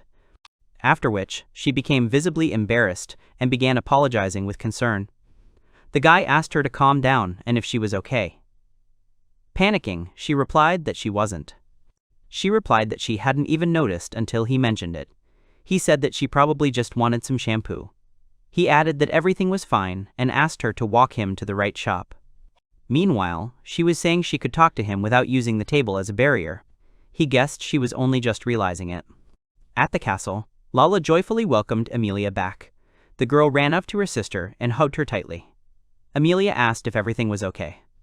But she also hugged her brother Luke and said she was glad to see him too. At that moment, an animal crawled out from under his clothes, and he remembered she was there. The girl was shocked and asked who this cute creature was. He replied that it was Hati, the cub of the legendary Fenrir. The girl leaned toward him and apologized. He responded by rubbing against her arms, which made her feel touched. At that moment, a servant approached and asked them to come in so he could escort everyone to the living room. Luke said he wanted to check on Duchess Sasha first. He invited Amelia to come with him. The girl responded affirmatively. They also invited Lala, who happily agreed. Iris was upset that she wasn't invited and said she'd go too. The guy replied that he'd been meaning to invite her too. They arrived at the venue, and the Duchess was informed that the prince had come to see her. The butler said he wanted to inquire about her health and whether she would be able to receive him. She agreed. When they entered, she sat up in bed and greeted them. Sasha said it wasn't worth skipping classes at the academy for her. He replied that they would soon be a family, so it was okay, and he also set up a barrier. A worried Amelia approached her mother and noticed that she was very weak due to her illness. Her mother looked at her intently. Meanwhile, the protagonist opened the windows and used a cleansing spell on the room. Afterward, he asked her how she was feeling. She replied that she was much better than before. Her cough also subsided, and her chest pain became less severe. The man said he'd do another treatment if that was the case. After that, he used aquatherapy and rehabilitation. She marveled at how amazed she was by his healing magic. Her fever immediately subsided, and her body felt lighter. Lala happily hugged the boy, thanking him. He thought she looked like an angel, and the Duchess asked if she could have dinner with everyone that night. He replied that he thought there would be no harm. The girl said they'd promised to arrive by 9 o'clock, so they'd all been ready to meet them 2 hours ago. The guy replied that he hadn't calculated the flight time on the dragon. He should have warned them when they arrived in the city. She replied that they had seen them from the window on the black dragon. Luke replied that the dragon probably looked small from the window, but in reality it was huge and they would fly on it together later. The girl was thrilled with anticipation. The protagonist said he needed to look after other people in the castle, so he asked Lala to look after the baby. He handed him over to her. Lava excitedly asked if he'd truly trust her with him. The guy replied that, judging by everything, he liked her. It was a shame he had to be in his corner all the time. The Duchess asked if he was the baby of a magical beast. The boy confirmed this and added that he was still very small, so there was no need to worry about him. She asked if she could pet him, to which he replied, yes. The girls were delighted to see the cub, and the protagonist asked them to try not to tire the Duchess. Amelia glanced at them with concern. After which, she turned to the prince and thanked him for curing her mother. She then announced that she would go with him and meet the Duchess for dinner. She also wanted to thank the maids who had cared for her. The Duchess replied that they were very kind. One of the infected girls hadn't recovered, so she needed to be checked. Afterwards, they left the room, with Luke worried about the timid Emilia. The maid offered to walk them out. Luke said they were just on their way to see the patients, so they should call Iris, otherwise she'd be offended. They arrived at the servants' quarters, where the protagonist immediately opened the window. He asked the girl how she was feeling, to which she replied that there had been no deterioration. He touched her forehead and said she had a slight fever and that they would treat her immediately. The girl worriedly asked if she really would get better. He thought it would take another 2 days. This surprised the patient. After his words, she thought deeply for a moment. The protagonist was surprised and asked her what had happened. She replied that she was worried about what would happen when the Duchess recovered. Another maid replied that the prince shouldn't be told that he should remain silent. He asked Nabi to explain. She reported that the girls were bought only because the Duchess was ill. They were hired for life. However, aristocrats in this world rarely employ such labor. These girls are at the bottom of the ladder. In the Duke's castle, even the other hired hands call them servants. Their lives are completely at the mercy of their masters. The girls were expected to die from tuberculosis. So, to ease the burden on his soul, Duke Guile at least ordered that they be properly fed. Visitors said they would soon be no longer needed and would be given away for use somewhere. Apparently, someone from the castle staff let this slip. Luke was amazed by this. He couldn't understand why it was everywhere. He asked the girls if they were afraid they'd soon be kicked out. The girl nodded in response. He replied that there was no need to worry. They were taking care of Duchess Sasha. She would never let her maids be harmed, and he would put in a good word too. Emilia also added earnestly that she would also talk to her father. The touched maids said she owed them her life. A frog sounded outside. The guy asked what was going on. The girl replied that they lived in the drainpipe under the building. They don't always croak so loudly. It was probably going to rain that evening or the next morning. One of the blushing girls added that she was sorry they couldn't leave the room because they were so delicious. This surprised the guy. After which she added that it was unlikely that princes ate frogs. Luke replied that, in fact, he'd heard that frog meat tasted like chicken. He asked her what she thought. She replied that they were very tasty. If you bake them with salt, frogs are even tastier than rabbit meat. He asked how they caught them. She replied that they didn't have any special equipment, so she caught them by hand. The boy was curious. After all, frankly, he didn't know how to make fishing rods. Nabi noticed they had spools of thread laced with spiderwebs. They also needed bamboo stalks. They'd dry in 3 days. The base had better be made sturdier. He'd only seen frogs in his world before, and here they were 3 times bigger. After a while, they found themselves near the bamboo and began crafting their first fishing rod. He succeeded, prompting Emilia to ask what he intended to do with the stick. He replied seriously that he would catch frogs. She asked incredulously if such an occupation was worthy of a prince. He replied that frog meat was dietary, not fatty. This astonished her. Using a scanner, he saw that all the frogs were in a pipe. He asked Nabi if it was a drain. She replied that water flowed through these pipes for washing clothes or watering gardens. He summoned the girls within him, then used stealth and silent steps. These spells were applied to his feet.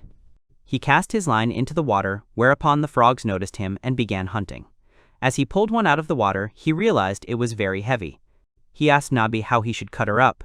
She replied that he should cut between the eyes. After that, he got to work. The girl marveled at how catching a frog gave a significant boost to her skill. It seemed they were fighting for survival in these pipes. The strongest individuals survived, having eaten many of their own kind.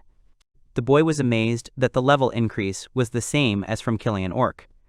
For him, it was a great opportunity. Later, he gathered the girls together and decided to split into groups. He told Miefa that she would be staying there, to which she agreed. He told Lala that they would go hunting together, that is, to catch frogs. He added that they were harmless, so she shouldn't be afraid of them. The girl enthusiastically replied that she wanted to try. The guy offered to show her a couple of times first. After that, she began. As she cast her line, the frogs grabbed the bait, but she couldn't pull it in because the frog resisted. The protagonist told her to pull with all her might. She managed to pull it ashore, after which the guy asked if she could handle the cutting herself. The girl replied that she would try. After some time, she admiringly remarked that her skills had improved, for which the protagonist praised her. Miefa said she'd also increased her rank, reaching 9th. Luke replied that she could take another level by questing at the temple. Miefa thought that was great. Afterwards, she suggested catching some more frogs. The others were also very keen to try and join him. The girls began catching frogs, and the protagonist watched them closely. He asked Miefa to come closer and try to catch one. She was surprised by this offer. He asked if she was afraid of frogs. She replied that it wasn't that she didn't like them, but that she didn't like their color. He said she didn't have to touch them, just try to catch them, he'd help. She was delighted that they would do it together. After a while, she cast her line into the water and a frog caught the hook, which began to tug. The girl held on to it with confidence. She said she was pulling with all her might, but the main character, who was holding her back, said she needed to hook it. The girl yanked the frog free, which flew straight into Iris's face. Throwing it away, she screamed, asking why the prince was treating her like this. He apologized and used a purification spell, which left everything clean. The girl raised an angry, tear-stained face to him, while Miefa sincerely apologized to her, saying that she hadn't done it on purpose. Iris replied that she had nothing to apologize for, since it was all Prince Luke's fault. He angrily replied that this was untrue, since it was a pure accident. Miefa added that he wasn't lying, but she still had to forgive them. Iris realized what was happening, and, bowing low, replied that she had wrongly slandered them and therefore asked them not to be angry. The boy replied that he was not angry. About an hour later, they returned to the cabin. Lala was delighted to have reached level 10. He congratulated her on it. The girls also joined in the congratulations, which she was very pleased and grateful for. Luke announced that tomorrow they would go to the temple and take on errands for them. For now, he thought it was time to end the hunt. They agreed. But he wondered what to do with the mountain of frogs they'd caught. Nabi replied that they could be sold profitably. A single skin was worth 1,000 guineas, a carcass 2,000. That would bring in a tidy profit. He asked what they made from frog skin. She replied that the amphibian skin was strong and soft, and also stretchy. It was used to make shoes and bags, and she asked if the skins could be processed in a workshop. But he said he'd do it himself. Back home, the maids were amazed that he wanted to butcher frogs. The protagonist decided to ask them if they knew how to do it. She cautiously replied that she knew. Nabi said she thought she was afraid the other maids wouldn't like her. He asked her to cut up one of the frogs herself. She explained that you need to start with a circular incision on the neck. The skin is very strong, so the knife needs to be sharp. This is the most crucial step, so you need to be careful. Next, open the cut in the neck with your hands and separate the head from the carcass in one motion. The skin can then be completely removed from the carcass.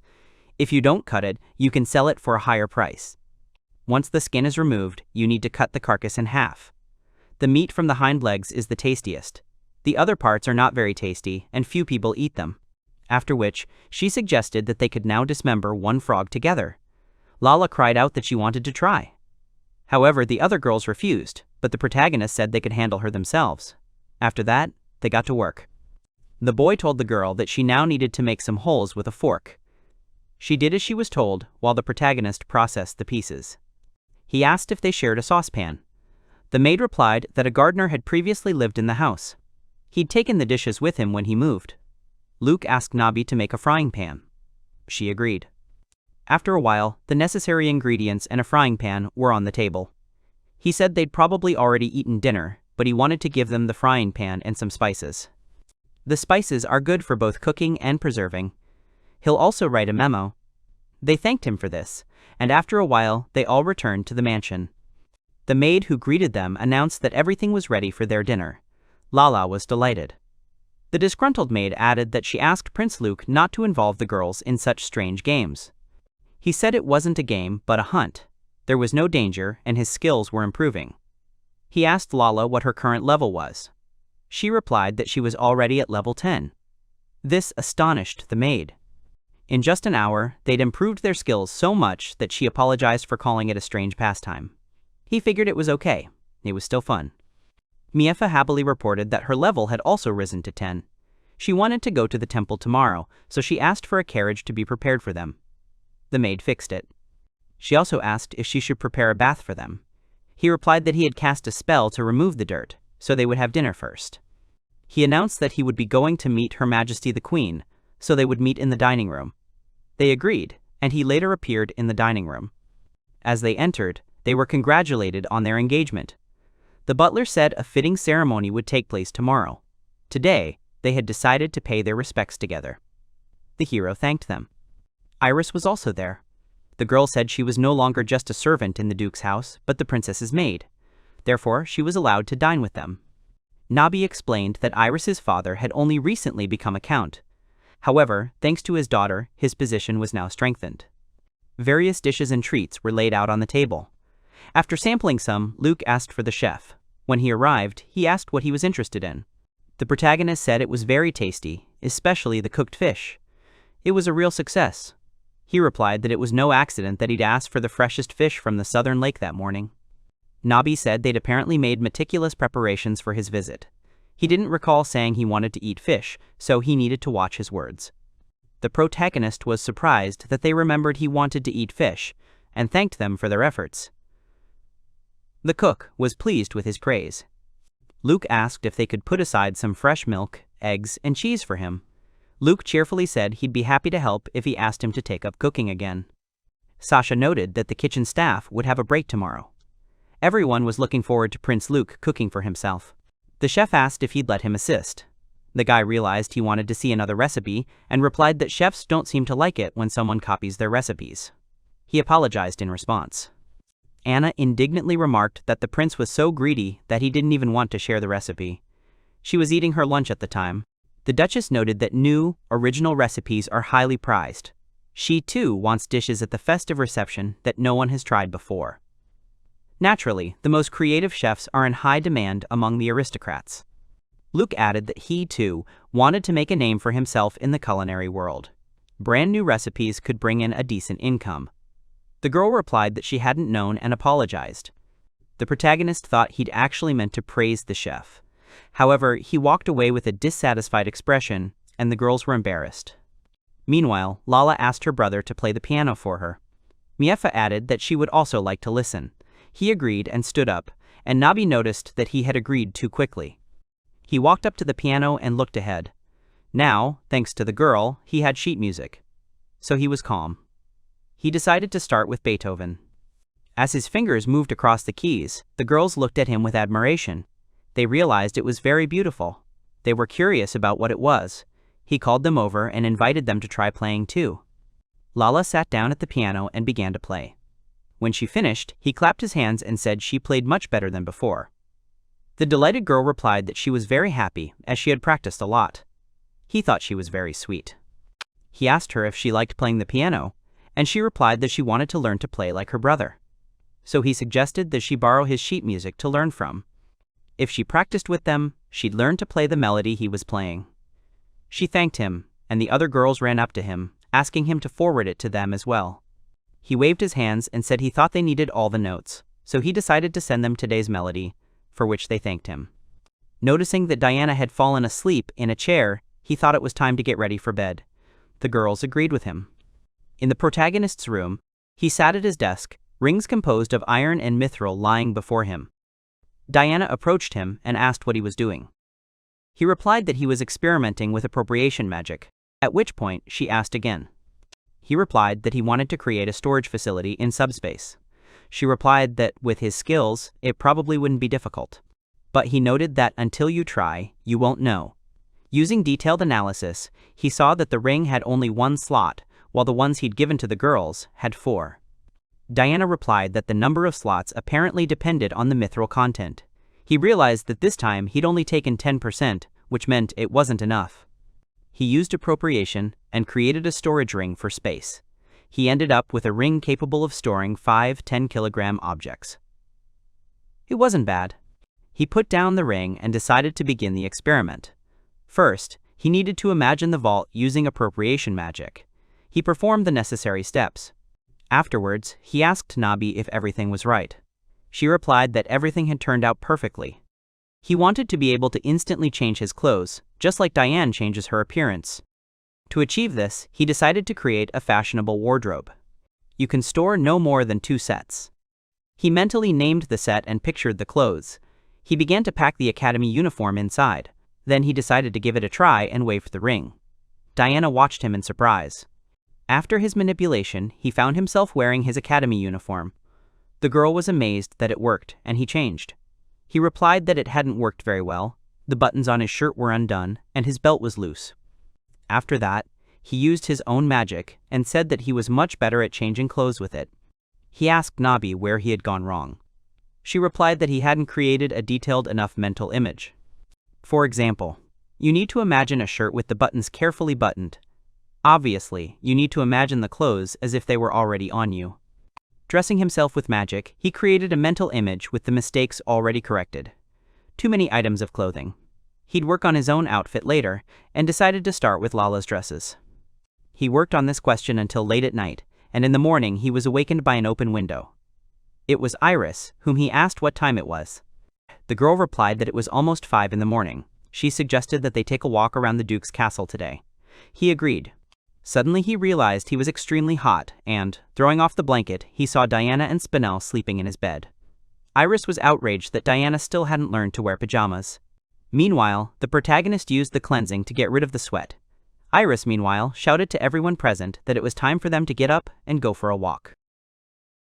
They all wished each other good morning. Iris noticed the scissors on the table, and asked if he'd been working all night again.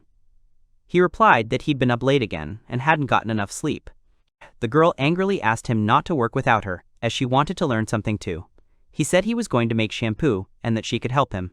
She agreed, and they headed to the training room. Inside, everyone was busy with something. Upon entering, he greeted everyone. The girls immediately turned to him and wished him good morning. She looked at him indignantly and said she hadn't even thought he'd be training. He decided she was too angry that morning. Lala ran up to him and said that she had slept at Amelia's, which made her feel embarrassed, but the girl continued that she was very happy, because she hadn't been home for a long time and now she was being spoiled. The boy replied that it was nice and thought she was cute. As he sat down by the wall, Iris approached him and asked if he was going to run today. He replied that some guards had already made fun of him on the way here. Noticing the guys, he said they were looking at the girl, probably wanting to get to know her, so he suggested they go back to the room and have some tea. She replied that they shouldn't have time for casual encounters. Luke added that they might want to ask her out. She screamed that in that case she would say she was the prince's assistant during training and had no time for a goodbye. He replied that that was quite clear. He knocked on the Duchess's door and announced that he would like to take her to breakfast. She invited him in, and the girls inside greeted him. The maids thanked him for the frog meat, as they had eaten it with pleasure and were trying spices for the first time. He replied that he was happy to help. He also added that it would be best for them not to work for now. The maid replied that she felt fine, but he said the treatment had worked, but rest was needed for a full recovery. They replied that they understood. The Duchess asked the girls to leave the room for a moment, as she needed to speak privately with the protagonist. He was perplexed. She said she'd heard he'd conducted a training session for healers. He confirmed this, and added that if she was worried about her illness, they could cure it, but it would only take a few more days. But she replied that that wasn't the point. She wanted him to treat her. And not just her, she wanted him to cure everyone sick in their duchy. He was perplexed and wanted to know the reason. She replied that he had to convince everyone that he could truly cure the disease called tuberculosis. Nabi added that the Duchess meant that it was not just the Duke, but everyone in the duchy and beyond who was now assessing him. So he was asked to cure several patients. This would help win over those who still didn't know, and even his opponents. He remembered his opponents and those who maintained neutrality. The aristocrats were cunning, but he could understand them. In other words, they're trying to clear his reputation in the kingdom as quickly as possible. She replied that that was generally true, so she apologized for having to use him like that. She genuinely felt awkward. He replied that he was grateful for the opportunity and would cure everyone he could. He was ready to start after breakfast. She thanked him joyfully. The Duchess clarified that she would also like to be present. He replied that it was no problem, only whether she had enough strength to remain on her feet for a long time. She replied that she would try.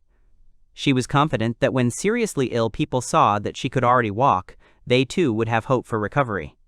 She's also worried about her friends, who she hasn't heard from in a while. The protagonist says they'll go together, but first they need to eat. As they set off, he inquired about the location of the sick wards. She informed him it was in the house of an aristocrat, a couple of minutes' carriage ride away. They soon arrived at the site, where they walked through the sick people's rooms and checked on each one. After examining her, he asked her how she was feeling. She replied that she was a little tired and thanked the young man. Her friend immediately came to her senses and they were even able to talk. She admitted she was surprised. She exclaimed admiringly that it was a wonderful medicine and asked if he made that too.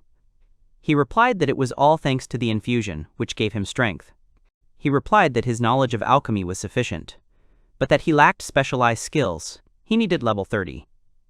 Iris asked him how it was that he could create a top-tier healing potion, but not a tonic. He said his mentor had also told him that these potions were of equal difficulty, but he had never mastered them. She was curious to see if she could do it. He replied that she needed to master alchemical magic first. She said she had no aptitude for it. He, perplexed, said that it would require hard work, but alchemy combines monastic magic and the dark arts. She already possessed some elements of dark magic.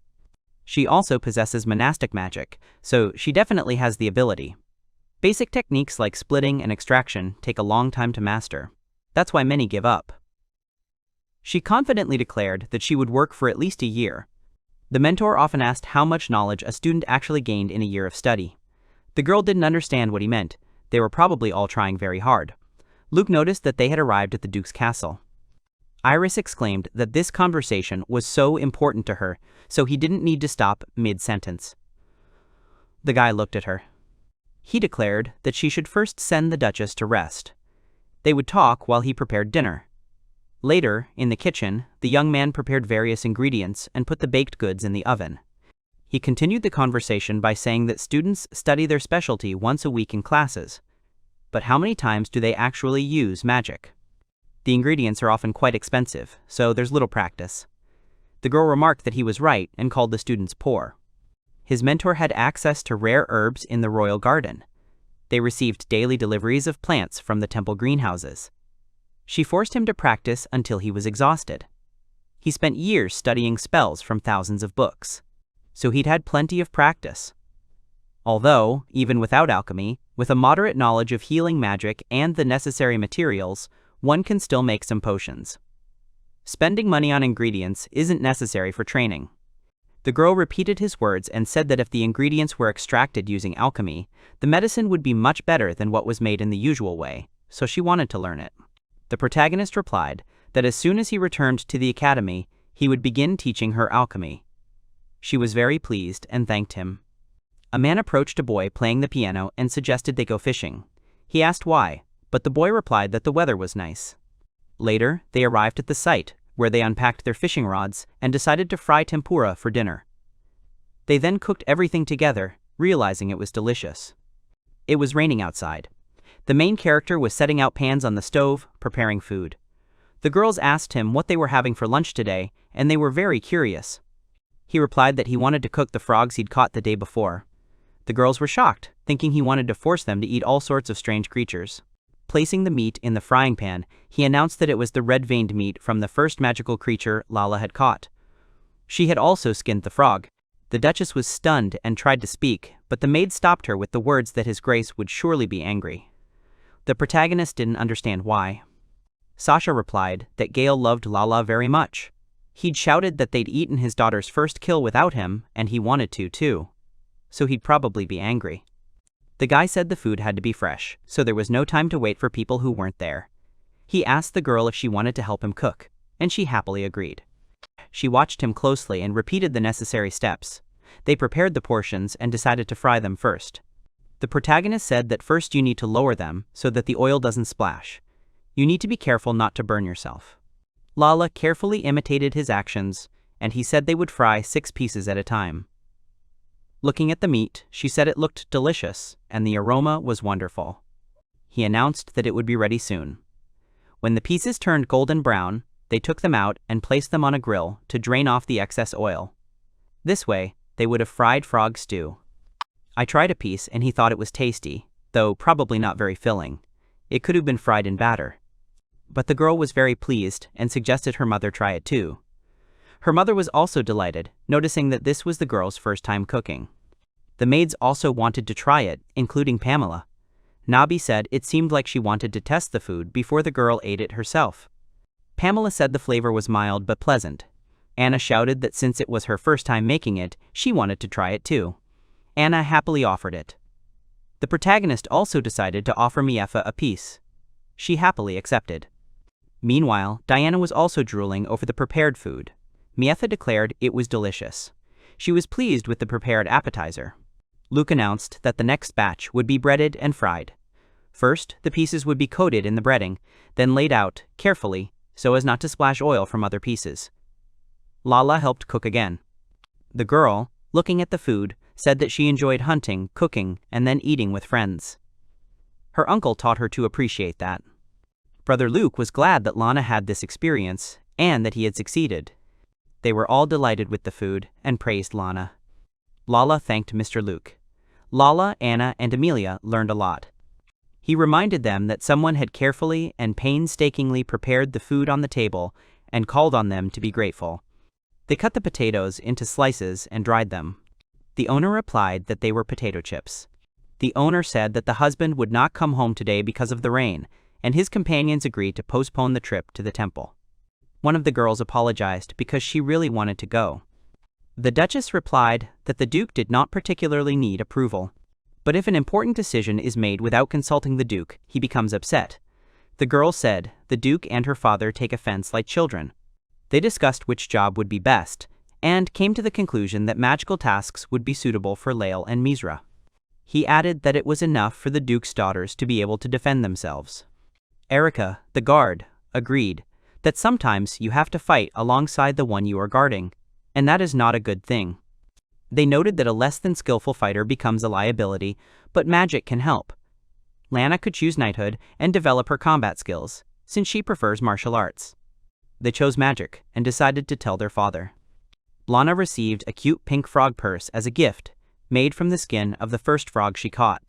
Lana exclaimed that it wasn't just a handbag, but a pocket in space with a built-in time stop, and that they needed to protect it. He clarified that Mr. Luke had made it himself and told him he had acquired new skills. The hero asked that no one be told what he could create. He explained that you need to put your hand in your purse, a screen will appear, and if you want to put something away for storage, imagine putting the object in a spatial pocket. Lana exclaimed happily, and he suggested that they practice to master the technique. She called her brother Luke a miracle, and promised to take care of the little frog. Diana, in turn, said that she needed a cute little frog-shaped handbag. He said he'd like to make the same for everyone, but he didn't have the materials. The Duchess asked if there were any mithril mines near the castle. Mithril is stored in ingots because it might be needed in an emergency, and if the materials are collected, Amelia and Anna will also receive an artifact each. He named the necessary materials: black iron, adamantite, orichalcum, and mithril.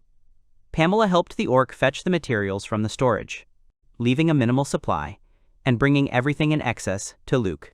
The lady stated that she would tell Guile later, and that artifacts of such value could not be bought for money. He said there were two possible outcomes, but the Duke was not the type of man to be angry with his wife for wasting family wealth for the sake of his children's well-being.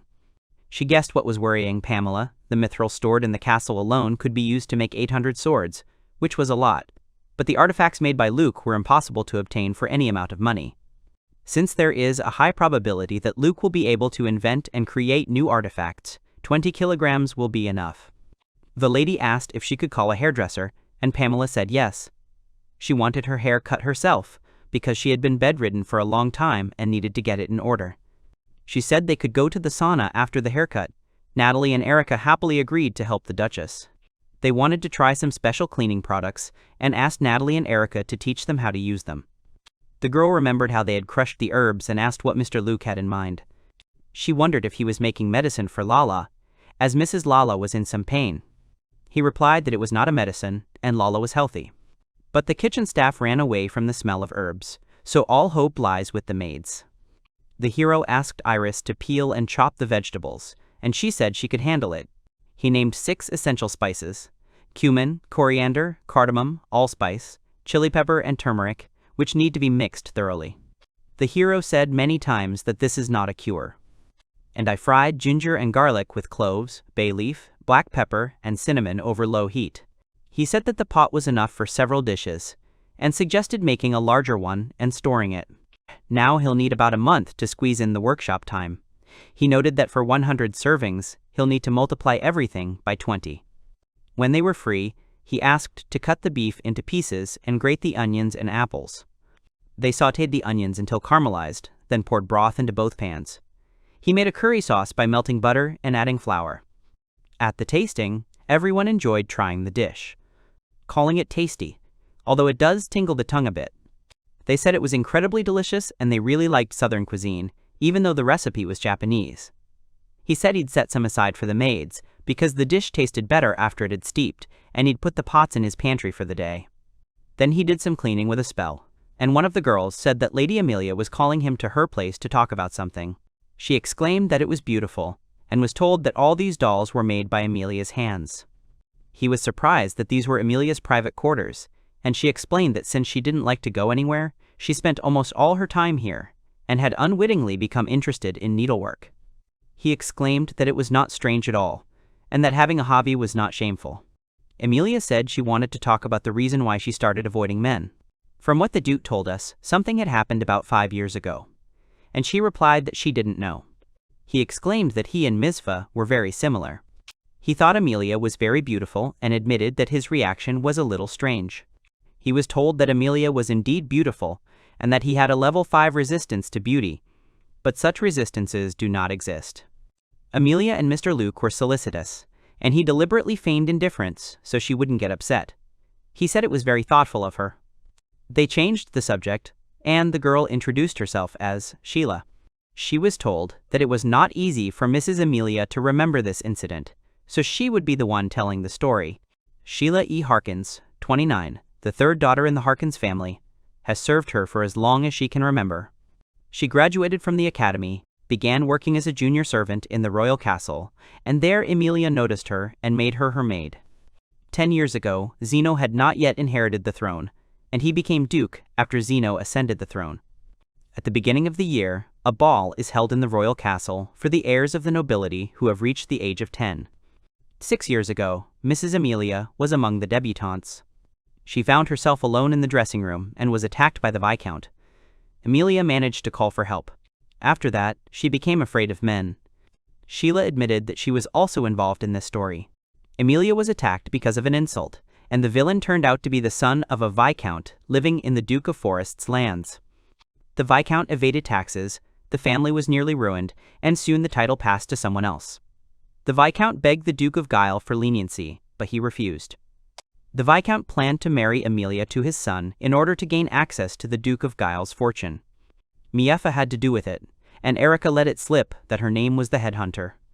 He exclaimed that it was because of her work as an investigator.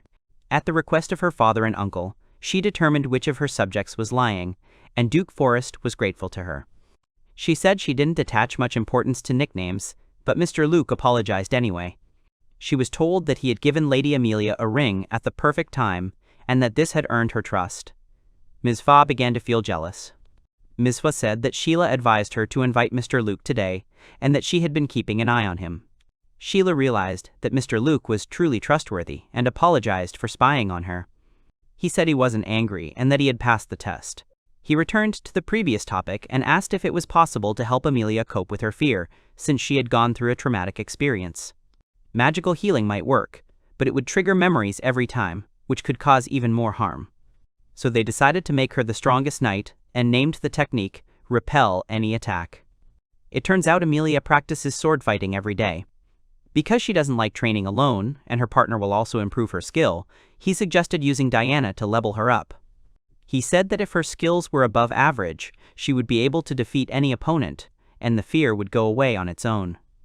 Amelia thanked Mr. Luke for giving her confidence. Pamela asked if His Highness Luke was with Madame Amelia, and she asked him to come in. Luke said that the lady's hair was already done, she was in good health, and that Natalie and Erica should help her with bathing, and he would give her some cosmetics. 2 girls expressed a desire to join, and he asked if they needed the help of the house's servants to bathe. He asked the girl to learn from Natalie how to use various cosmetic products, and she agreed to organize everything. The butler led Luke to the treasury. The orc said that the master ordered him to give anything as payment for the treatment. Luke noted that the quality of the items was good, but nothing particularly eye-catching. He wanted fire and water dragon magic stones, as well as class A, B, and C magic stones. For the workshop, he asked for 20 mithril ingots to start with, and a few magic stones of each class. The butler said that although they were quite expensive, it was not a problem. He also asked Navi to make a magic ring in the workshop to change Diana's clothes. He made an experimental ring so that he could master the skills on his own and cast magic. The master announced that Iris was heading towards his room, and Luke allowed her to enter. Iris asked what he had done again while she was gone and why he was lying. Because there were metal shavings left on the table. He said he wasn't angry because he wanted to surprise her. He asked her to give him her left hand.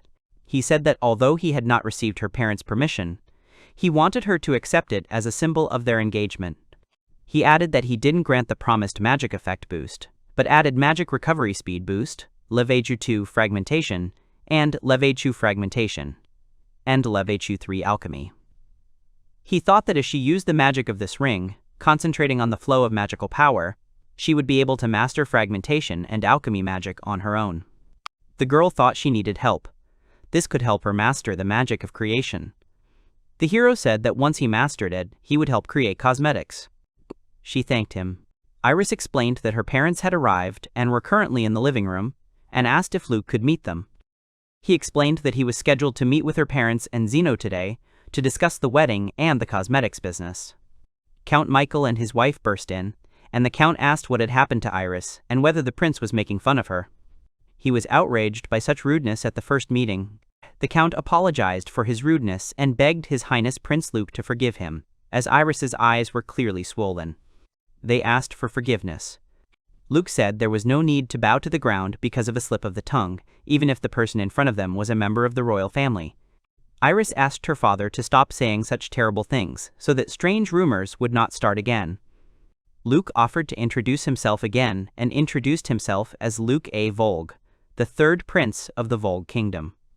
Count Pierre Michael asked for forgiveness for his previous actions, and his wife Colette asked for forgiveness for her husband's inappropriate words. Luke said that it was his fault too, that he had made fun of them in such a situation, but the Count thought that Luke had made fun of him on purpose. Luke asked her to explain why her eyes were swollen, and Iris became embarrassed. She said she cried with joy when she received the engagement ring, and he showed that she also had a mithril ring. He explained that men give luxurious rings with jewelry to emphasize the prestige of the family. Zeno assumed Count Pierre was doubtful of such jewelry, since a woman wearing a wedding ring at a banquet was a symbol of wealth. Iris, however, explained to her father that it was a mithril ring with special properties. She added that it was extremely rare and worthy of national treasure status. The girl thought this might be a problem. Iris, however, insisted that this ring was 10 times more valuable than Lady Mizfa's and Lady Amelia's. The Countess said they couldn't ignore the unspoken rules, otherwise the other wives would start gossiping behind their backs. Luke decided he'd make the others different rings too, since it was just too much trouble. Iris asked what enchantments were on this ring. He listed magic recovery speed increase, level 2 fragmentation, and level 3 alchemy. Her parents were shocked that such a thing existed. They exclaimed that it truly was a national-level treasure. The Count said that if he sold it, their family's financial crisis would be immediately resolved. His wife hit him in the face with her fan, screaming at him to think with his head. She reminded him that it was an engagement ring.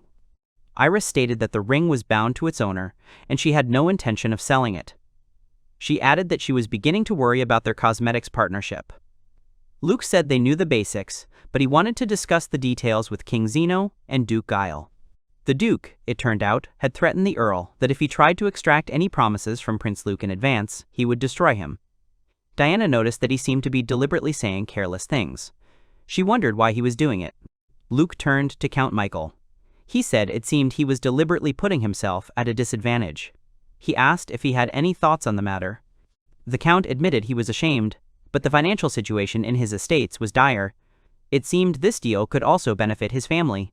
But frankly, the economic situation didn't allow for the risk. The Count explained that agriculture wouldn't become profitable for at least several years. So Luke asked if he'd intended to refuse cooperation in this area from the start. Luke asked what this had to do with economic difficulties, and why he was making statements that undermined his reputation. The Count replied that he wanted to observe Prince Luke's behavior, about whom, he said, there were many rumors circulating. The Count said he'd heard from Iris about his abilities as a healer, but trading requires different skills. He wanted to verify his abilities as a merchant. After all, he was the one making the decision about cooperation. Luke said he'd lost the desire to do business with him as it was a business negotiation. He needed to make a good impression on his partner and negotiate favorable terms. He explained that this was called business strategy. For example, finding out a partner's preferences, preparing gifts, inviting them to an expensive restaurant. But Iris's father, he said, did the opposite. Lady Sasha entered the room, apologizing for the intrusion. She greeted Count Michael and Madame Colette, noting that they hadn't seen each other for a long time. They thanked Lady Sasha for coming despite the rain and congratulated her on her recovery. Luke asked Sasha how she liked the cosmetics and noticed how they changed her. She replied that the effect was amazing. Her skin looked fresh, as if she'd aged 10 years. Luke joked that she looked so young that no one would doubt she was Amelia's sister. Colette was surprised the effect was so strong. Sasha suggested that Ms. Colette try it too. Luke suggested she test the effect on herself. This would help her decide on the deal. Ms. Colette happily agreed to try. Iris happily said she'd go take a bath with her mother. Sasha, however, said she'd been on the move since early morning and decided to rest in her room until dinner, and she took him up on the offer. Sasha thanked her and allowed her to accompany him to her room. Count Pierre, having apologized, was at a loss. Luke, however, sighed with relief at being able to leave. He was informed that Ms. Lara had a piano lesson with Ms. Daria, the only remaining potential friend. He thought that Lara, who could see into people's hearts, had difficulty making friends, so he decided to greet everyone. The girl lamented that she couldn't buy such a wallet anywhere. Nabi confirmed that the system for mass-producing wallets was ready. Luke introduced himself to Daria, and Sasha, Lara's mother, thanked her for her friendship with her daughter. Luke asked Daria if she liked the frog purse and offered to give her one since he made them himself. He reassured the girl by saying that the wallets had a subspace storage function and personal identification for convenience. He announced that Daria had chosen a light green frog and asked Lara to teach her how to use a wallet. The girls were delighted to now have matching purses. The maid reminded Lara that the teacher was waiting and she called her older brother, Luke. Navi noticed that Lara wanted to show off her big brother to her friends and teacher. Luke asked if he could come too.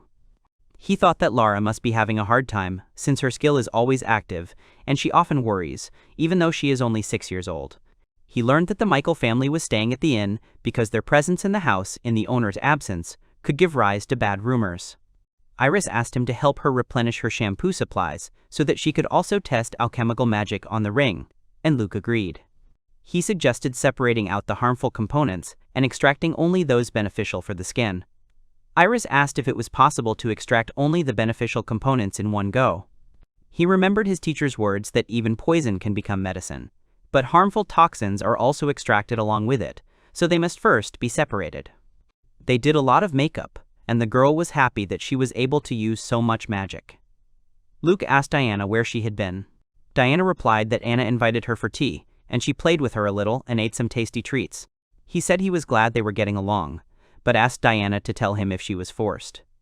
She reminded him of the promise he made when he rode her, and he remembered it was about a buffalo meat dish. Diana was delighted and said that she wanted to try the meat as soon as possible. She said that her girls were the sweetest in the world, and he asked her not to spoil Diana too much, so that she would not become spoiled. He told Diana that dinner would soon be ready and the promised meat would be after the bath, and she waited impatiently. He asked Iris to visit Sasha, and he said that he would examine her after dinner. The hero saw that the treatment completely destroyed the harmful bacteria, and the inflammation in his lungs also went away. He told her that the examination results showed complete recovery, and after a day of observation she would be completely free. She was so happy that she could never thank him enough. He said that, frankly, he was glad that the treatment was successful, but he regretted using untested magic on people. She said it was a revolutionary medical discovery and deserved praise, but he replied that usually tests on animals close to humans need to be done first. She asked him to let her repay his kindness someday, and to contact him if she had any problems. He promised that if anything happened, he would contact her. The man was glad that a full recovery would allow her to go home tomorrow. Iris was also very happy and said that everyone was very grateful to him. She said that the moment when people recover and start smiling is the most joyful moment for a healer, and thanked him again. He thought that his healing skill had reached its limit, and now it seemed like he needed to increase his race level. He noticed that the rain was getting heavier, and suggested that they go home before it got any heavier. The maid exclaimed that they were both soaking wet, and said the bath was ready. He motioned for Iris to go first. Iris explained that she would be scolded if Master Luke didn't go first. He decided to dry her with a spell and praised her for her kindness. He asked the girl if she was afraid of thunder and added that one should not go into the bathroom fully clothed. He wondered why the ancient dragon was afraid of lightning. She explained that it was because of a memory. Paralyzed by lightning, he crashed into the ground and died. She said that the Black Imperial Dragon had 7th level lightning resistance and could not die from a strike. He realized that the 2 deaths from falling due to lightning were imprinted in Diana's mind as fear, and asked why she had fought the Thunder Dragon at all. Diana screamed that he was persistently pestering her, proposing to marry him. She explained that the Thunder Dragon had been courting the Black Dragon, but it had become enraged. When the lightning had no effect, the Thunder Dragon had panicked, leading to its death from the fall. He assumed that the Thunder Dragon was looking for Diana because she was blocking his calls, and asked if she had feelings for him. Diana exclaimed that she did not like those who pestered everyone, and that now she belonged only to her master. He thought that these feelings might be the influence of the adult dragon's memories, since during the Drake's time, her feelings for the master were the same. He decided not to get involved with the Thunder Dragon since Diana had no feelings for him. Another girl reminded him of the promise about the meat. Diana said she wanted a dish so delicious she'd forget about lightning. He then suggested they wash up and get out of the bath. Diana reminded the owner about the meat, and he said he remembered. Diana asked if she could call Anna and Lara, who had recently treated her, and the owner allowed it. He thought that Mifa would be offended if she found out about the night's feast, and told Diana to meet him in the dining room. During the tasting, Diana exclaimed that it was simply wonderful, and the owner agreed that it was very tasty.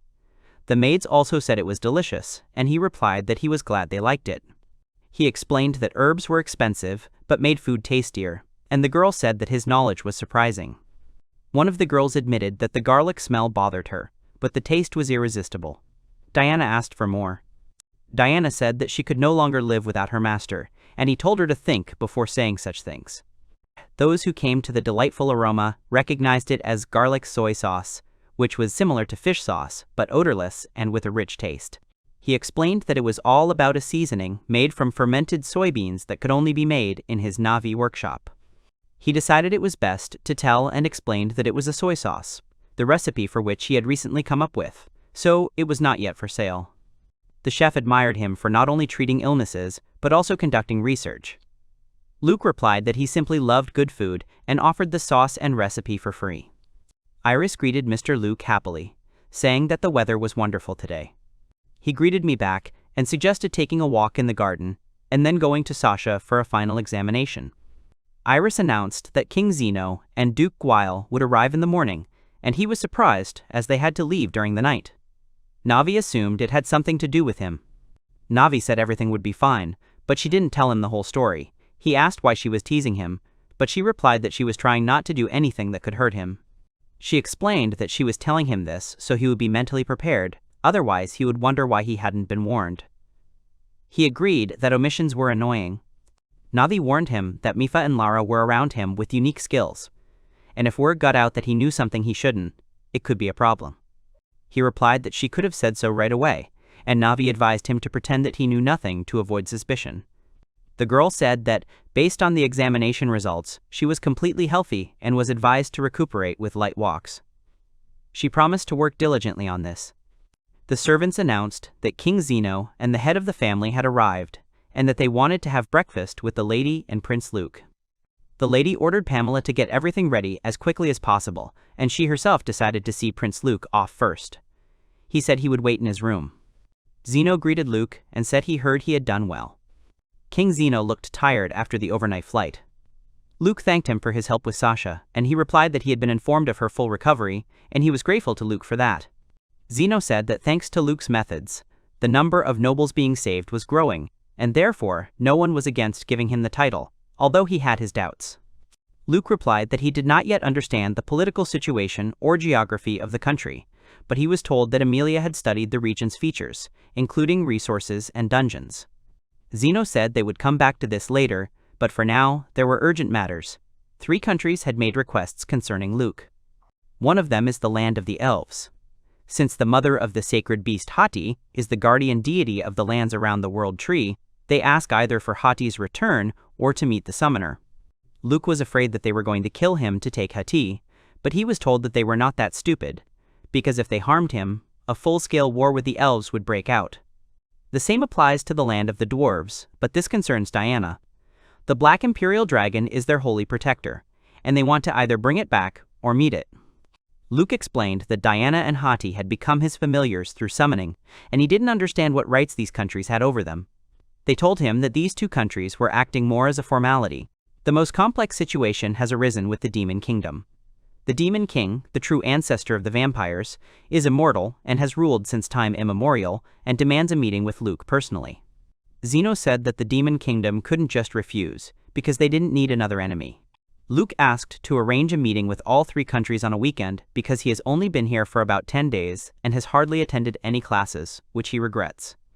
The young man thanked Sasha for showing up on time. He said he heard how insistently she wanted Luke to stay in that country, and Sasha thanked Zeno for bringing them together. He said he had planned to have dinner with the four of them, but perhaps he should invite everyone and discuss the lands that would be given to Luke over dinner. He was shown a map of 3 potential locations for his estates. The most recommended option was the former estate of the Marquis of Forest, confiscated due to the Mifa affair, but it was plagued by widespread embezzlement. They decided to skip this option, since although the nobles and merchants involved in the thefts had left, many remained. Punishing them would have disrupted supplies, which would have harmed the residents. He was told of a dungeon city thriving thanks to 5 dungeons, from which ore, meat, vegetables, and artifacts were easily obtained. The girl countered that these lands were too valuable to be excluded. He thought that if these holdings became his, he would be able to freely raise his level as a ruler, since Count Michael's holdings also received great profits from merchants and adventurers. He asked what levels the dungeons had, and was told that the difficulty was determined by the Adventurers Guild on a scale from E to S. He was told the ranks of the dungeons: 1 rank A, where they mine ore, 1 rank B, and 1 rank C dungeon, and 2 rank E dungeons. He was told that the ore reserves in these mines were enormous, amounting to about 30% of the country's needs, and would last for more than 5 generations. The current ruler of this realm wishes to retire, but has no heir, so he has asked the country to appoint a successor. Luke thought this was a good choice. They explained to him that although they had owned this territory for 180 years, it had belonged to the dwarves more than 1,000 years earlier. Since the neighboring kingdom's ruler changed 14 years ago, they had begun demanding the territory back, leading to conflicts. He questioned the claim to a property over 1,000 years old, but was told that there was evidence in the records of the Elven Kingdom that coal had been supplied from there, and they supported them. During negotiations with other countries, the right of ownership was acknowledged. The dwarf king feigns ignorance, as both sides are more concerned about attacks by bandits and monsters. Moreover, the king of the dwarves does not seem to be interested in these mines, because the purity of the ore they extract is low for them, and they already have reserves for thousands of years to come. He realized that both countries weren't taking the issue seriously, and that it could be resolved through negotiations. But he was advised against this option due to his friendly relations with the Dwarven Kingdom. The final option was the Viscount's holdings, which border the Elven lands. The lands there are vast, producing wheat and beans, but no distinctive produce, although the goods from the Elven market are considered unique. The territory is scattered with towns and villages, and there's plenty of land, but it needs to be developed, and there's no real income. The current ruler's sons work as adventurers, and the eldest son is more interested in making money than inheriting it. The title of Viscount is attractive, but it limits one's freedom. However, there are many nobles who want these lands, and if Luke doesn't choose them, they will be divided into 3 or 4 parts and given away as a reward. He asked which option was better and was told that after defeating the evil god, the area with forest, herbs, and iron ore along the gorge, that is, the former possessions of the Marquis, would become attractive. When he objected to the problems, they replied that they had Ms. Mifa and needed to eliminate all criminals. They decided to actively restore order, even if it meant punishing some of their own. They told him not to worry, as he still had 3 years before graduation. They had already sent a talented manager, and by the time he took possession of the land, everything would be in order. Navi also thought this was the best option, and he said he was interested in leveling up in dungeons during the holidays. He decided that leveling up was his priority right now and promised to work hard while he learned land management.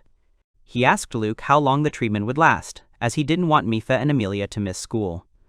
Luke replied that he was planning to take them to school with him tomorrow. Luke said that the treatment would take another 2-3 days, and that it would be better if they returned with King Zeno. The girl said she understood, although she would have liked to stay with Master Luke. He thought it was sweet. Amelia said that now that her mother had recovered, she could focus on her studies and thanked Mr. Luke. Another girl was glad it had been a while since she'd flown with Mipha. King Zeno asked Luke about Iris, whether he was in love with her, and wanted to take her as his wife. Luke replied that Iris was a charming girl, and he would be very jealous if he saw her arm in arm with another man, so he wanted to take her for himself. The girl said it was too straightforward, but she accepted his proposal. Another girl said that even though she and Mr. Luke lived in a dorm, she couldn't think of any other men but him, and that the country needed approval for such a union. He said he had patients scheduled, so they could discuss the engagement before lunch, and he would let Pierre know about it. Iris's father said that it was he who suggested that she become Luke's personal servant, although he had initially expected such an outcome, and that he was mistaken in this, based only on rumors. The king said that Michael's incompetence from the previous day had vanished without a trace, and that he was truly talented. He asked if he would be willing to take on the agricultural partnership and manage the cosmetics business. There was curry for lunch today, and the girl said she was looking forward to trying Master Luke's cooking. He asked Lara if she'd like to cook with him again. One of the characters was outraged that Luke ate the first dish Lara cooked before he tried it, calling it unfair. Chef April asked Mr. Luke for permission to take a look too, and he agreed to teach him other recipes, asking him to practice before the wedding banquet and come to the capital to help. The Duke said that taking one chef with him was no problem, but he would be training the royal chefs, and this was a matter of prestige for the ducal house, so he needed to train properly. He explained to the girl how to fry meat properly, 4 minutes, then let it rest, and then another minute, and praised her, suggesting that she try it. He said that they had prepared 2 types of food, spicy and sweet, and advised me to try the sweet one first, as it was delicious to eat by dipping bread into it. During the meal, one of the guests apologized for disturbing them and asked if he could talk about plants for cosmetics, to which another responded with indignation that he was intruding on work-related matters. He said that they were starting a new business on a limited budget, and if it failed, the whole family would become slaves, which worried him greatly. He explained that there are no personal bankruptcy laws in this country, and liability extends even to officially employed employees. Noble houses typically submit land development plans to the state, but this is not the case here. Nabi confirmed that Pierre is worried about the lack of money, as the ducal and royal families will provide funding, but they have no savings of their own, and if something happens, they will be ruined. Luke listed the potential problems: crop failure, floods, epidemics, mass monster attacks, bandit invasions. He thought the two had received a silver spoon to eat 10-kilogram meals, but in reality, they were also grateful for the bracelets. He had some mithril jewelry with medium poison resistance, and also with aqua healing, aqua restoration, and purification, magic, and he asked how much they would fetch for it. He said he'd sold it cheap, but that was the price he paid for his own people. The girl replied that she'd pay him right away, and before he could change his mind, she activated the link. He said he had heard that the financial situation of Michael's estate was not the best, and he did not want Iris to worry about it. Iris's father thanked Her Highness Luke, and Iris herself said that she loved him very much. Zeno asked Luke if he could sell him the bracelet, and Luke asked if he knew that the effects of 2 identical artifacts do not stack. Zeno explained that the bracelet was not for him, but for his eldest son, designated the next king, but he was told that artifacts could not be passed down through inheritance due to their personal binding. Navi asked the master if it wasn't important to appease the future king, who got along well with Gale. Zeno asked to sell the bracelet to him and his son, saying he would be very grateful. Navi warned the craftsman that Mipha would be angry if he was too capricious. The young man suggested that Luke was deliberately creating personalized items to preserve the divine blessing, which was said to be easily lost. Luke feared that it might indeed disappear. Zeno thanked him, saying it was the last time. Luke agreed to make an exception for the future king. Lana told her brother Luke that her magical power had increased significantly, and he was glad that now she would be able to practice more. He was told that with a low magical affinity, one couldn't become a mage, but Lana, who had a higher affinity for physical attacks, chose magic. The quadrupling of magical power was incredible. This also confirmed that Mipha had the talent to summon the sacred beast, Spinel. she asked for permission to be alone in the chapel. She explained that if the evil god were to rise again, the world would be destroyed, and that the cultist's goal was precisely to destroy the world. He was told that the evil god's divine power feeds on negative emotions, so a large-scale war would hasten his resurrection. The cultists want to destroy everything and create a utopia from the ruins. She said she wanted to destroy the cult of the evil god, but at the current level, Luke couldn't do anything. The cultists were currently inactive, but any interference could trigger a catastrophe. Luke suggested commissioning holy maidens in various countries to deliver a divine prophecy so that the holy knights could destroy them. She replied that if they acted, she would dispatch special forces, and for now, they simply needed to keep that in mind.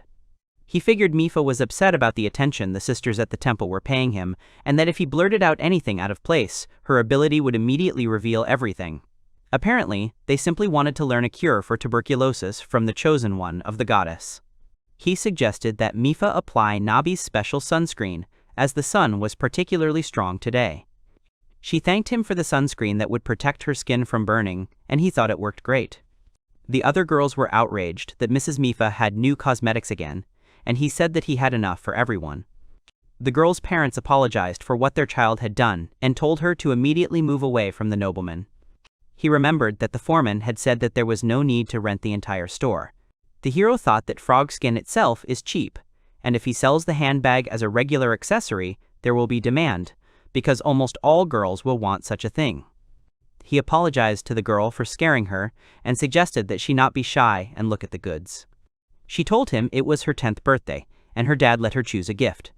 He was surprised, as birthdays aren't celebrated every year in this world due to the high infant mortality rate. He congratulated her on her 10th birthday and offered to choose a handbag of any color as a gift. She was delighted, but her father said that they could not accept such an expensive thing. He explained that it wasn't his fault, but that he simply wanted to apologize to the girl and give her a gift. Her father, recognizing him as Lady Amelia's fiancé, told his daughter to quickly choose a color.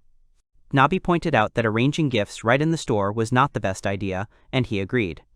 He bought a bottle of ointment for minor wounds and a handkerchief, saying that if you rinse the wound with clean water and apply the ointment, it will heal quickly. The girl asked for a pink one.